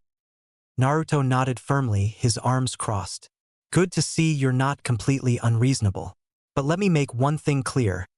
There's no way I'm letting you take control of my body. Got it? Any other requests? The beast gritted his teeth in frustration, annoyed by the boy's defiance. Despite his pride, he recognized the precariousness of his position. Naruto had only used his chakra twice so far, and between each time, the boy's strength had grown incredibly. If this brat got strong enough to stop needing his chakra, his chances of breaking free would vanish entirely. He needed Naruto to use his chakra, and frequently. If the boy thought his power was safe to use, it would make him overconfident and vulnerable when the time was right. For now, he'd have to play along. The Ninetales' expression shifted into something resembling nonchalance, though his voice held a subtle undertone of manipulation. Then perhaps we can come to a middle ground? He paused dramatically, ensuring he had Naruto's full attention. The man you're traveling with, the Sannin, he's a seal master, isn't he? Perhaps you could ask him to tweak the seal slightly, nothing major. It's just that being stuck in here is dull, and watching you stuff your face with ramen every day is maddening. If I could taste, smell, and feel what you do, it'd make this prison a little less unbearable. Naruto frowned, exactly as the fox had predicted. The boy's thoughts practically played out on his face. Damn. I'd probably lose it if I had to watch someone eat ramen in front of me every day without ever getting to taste it. The Ninetales pressed on, his voice taking on a faint note of wistfulness. I'm not asking for much, and besides, it'd benefit you. The seal will have to be adjusted at some point if you want to handle more of my chakra. This is just a minor adjustment. Naruto hesitated, his mind warring with itself.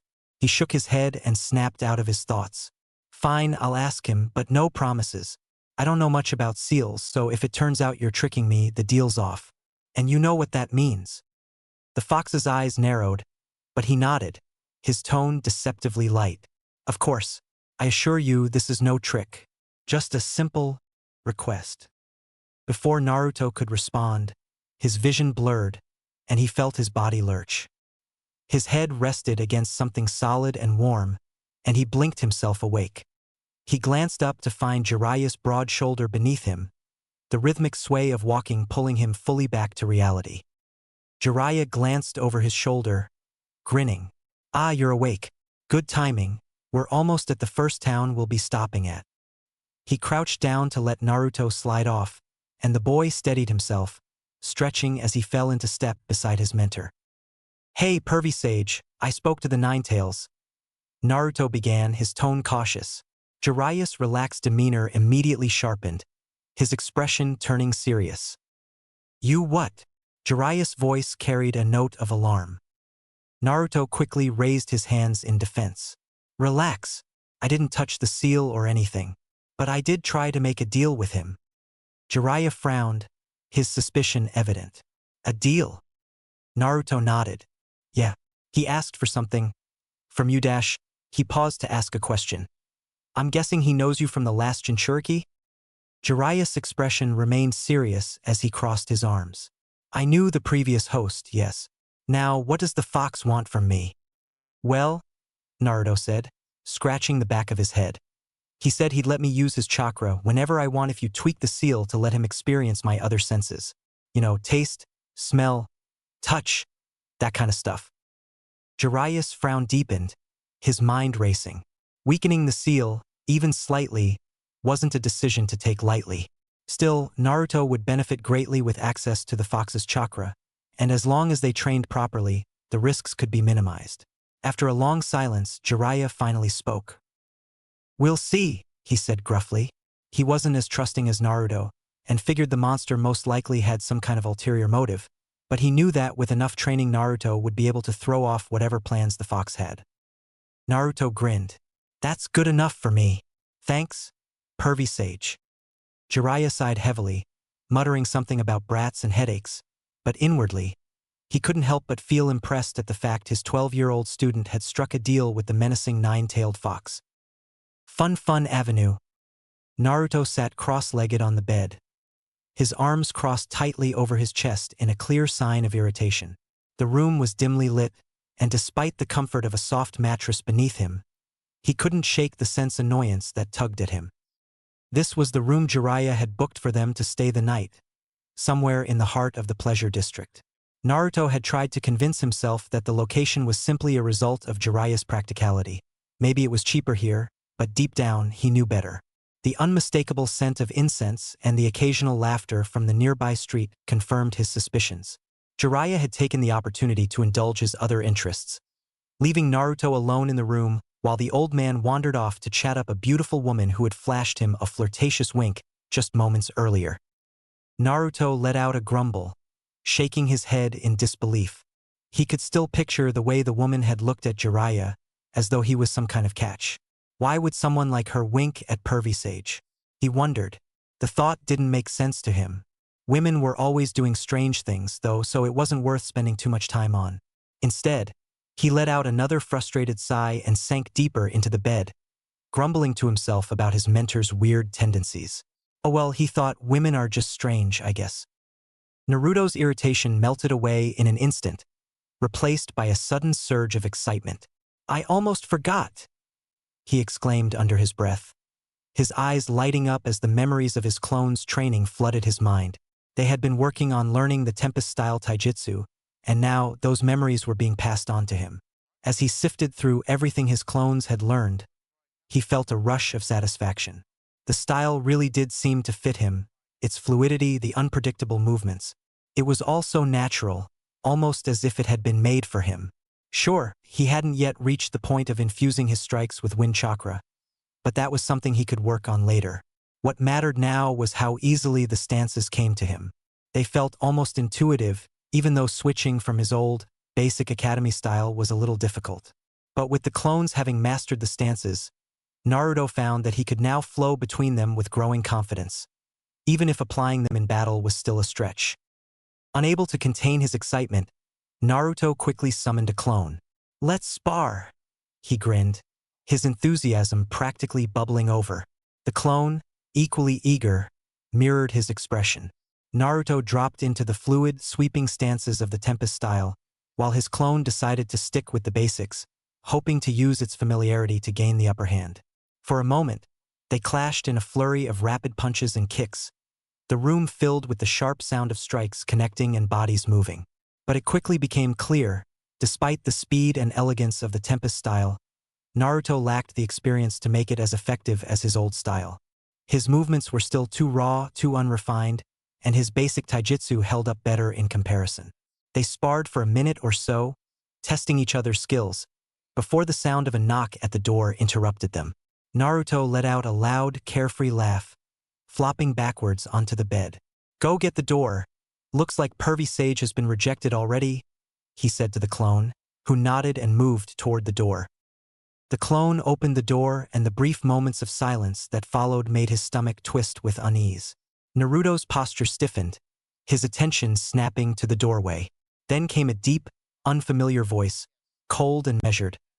"Hard to believe that this child carries the nine-tailed fox." The words hit Naruto like a punch to the gut, his heart skipping a beat. Naruto slowly and silently pushed himself off the bed. his gaze fixed on the back of his clone. His heart was racing in his chest, a cold unease settling over him. From his vantage point, all he could see was his clone's back, but the conversation outside the door was enough to make his pulse spike. "Naruto, I think you should come with us."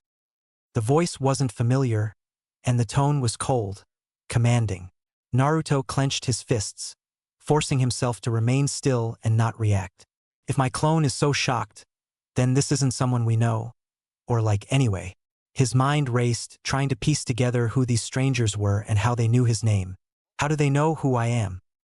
His clone, after a brief moment of hesitation, obeyed the command and stepped cautiously out into the hallway. It was a move that Naruto immediately recognized as a tactical one. It would draw attention away from him, giving him a moment to think and assess. His clone's fearful step further confirmed that this wasn't a typical confrontation. Something about the situation felt dangerously off. The deeper voice spoke again, laced with a chilling calmness. "Itachi, it'd be bothersome to have him try to escape. Perhaps we should cut one of his legs off or something?" At this, Naruto's clone's face twisted in horror, the fear palpable on his features. The two men in the hallway assumed it was due to the threat, but Naruto's heart dropped as he connected the dots. The black-haired man who had just spoken, Itachi. Itachi Uchiha. The name hit Naruto with the force of a thunderclap, and everything in his mind froze for a moment. Sasuke's older brother. The rogue Uchiha, the one who had massacred their entire clan. Naruto's mind raced with a mix of dread and confusion. What does he want with me? Why is he here? The situation had escalated from uncomfortable to dangerous in an instant, and Naruto realized just how dangerous of a predicament he'd found himself in. Naruto's mind whirred into overdrive as he quickly formulated a plan, his heart pounding with urgency. His thoughts were a blur of possibilities, each one more desperate than the last. He knew that the moment he moved, the ninja would hear or sense him. He couldn't afford to make a single misstep. Think, he urged himself. A solution came to him. If he created a bunch of shadow clones and had them all split off into different directions, there'd be no way to know which was the real Naruto to follow. The clones would be a perfect way to throw off Itachi and his companion long enough for Naruto to make his escape. His hope was that, in the chaos, he or one of his clones could reach Jiraiya. If he could warn him, maybe they could fight back against whatever threat these two ninjas posed. Just as Naruto was about to act, Itachi spoke again, his voice smooth and even. "Long time no see, Sasuke." The words cut through the air like a knife. Naruto's stomach dropped. The familiar chill in Itachi's tone was unmistakable. And now, the entire situation had turned even further into despair. Naruto froze for a moment, all of his plans hanging by a thread. The shift in the situation made everything more complicated. Now wasn't the time to wonder why Sasuke was here, he realized. The goal is still the same. Escape now with Sasuke too. But as he steadied himself for the next move, the weight of the encounter pressed down on him, a sense of foreboding gnawing at the pit of his stomach. The danger was closer than ever, and the room was filled with an ominous silence. The silence that had followed Itachi's chilling words was abruptly shattered by Sasuke's voice, filled with cold fury. "Itachi, I will kill you." Naruto's heart skipped a beat as the words rang through the air, sharp and full of venom. For a split second, everything seemed to freeze, his mind racing as the weight of Sasuke's declaration hit him with full force. What is he thinking? Naruto thought, the panic surging through him, his eyes widening in disbelief. Sasuke, his teammate, his friend, was acting on pure emotion, raw, unfiltered rage. It was a familiar response. Revenge had driven Sasuke for so long, but Naruto knew better than anyone how dangerous that path could be. This isn't the time for that, Naruto thought bitterly, the sense of impending disaster creeping up his spine. Sasuke's words were reckless, and in that moment, Naruto could almost feel the ground beneath them shifting into something much darker. Sasuke was stepping into a battle that was beyond his reach, challenging a force that, at this point, was far beyond anything he could handle. Naruto had always understood Sasuke's thirst for vengeance. After all, Naruto's own pain and anger had once driven him in a similar way. But this wasn't like their earlier fights, where their rivalry had been a test of strength and will. This was Itachi, his brother, a man who had massacred his clan, a rogue Uchiha with powers that far outstripped Sasuke's current abilities. The difference in their levels was like night and day, and it made Naruto's stomach twist with dread. Sasuke. He thought, frustration and worry mixing together. He wasn't sure if he should yell at him to stop, or if he should just pull him away. Sasuke's burning desire for revenge had always been a double-edged sword. And right now, it was blinding him to the reality of the situation. Itachi wasn't someone Sasuke could just kill. Not in his current state, anyway. Naruto clenched his fists, forcing himself to steady his breath. I have to do something. He couldn't just let Sasuke charge in blindly, and he couldn't let Itachi have Sasuke either. If Sasuke won't listen to reason, I'll just have to make him. The anxiety was eating at him, but now wasn't the time to hesitate. They needed a plan. One that would keep Sasuke alive, and hopefully, give them a way to escape from this nightmare. Before Naruto could formulate another plan to escape with Sasuke, a sudden chirping of birds reached his ears, signaling the impending danger. Sasuke's voice followed, filled with anger and resolve. Just as you told me to. I've resented and hated you, Sasuke said, his words bitter with years of pain. I've lived solely to end you. With that, he charged forward, Chidori crackling in his hand. Naruto's stomach twisted. Sasuke's obsession with revenge had finally boiled over, and it was about to lead him straight to disaster.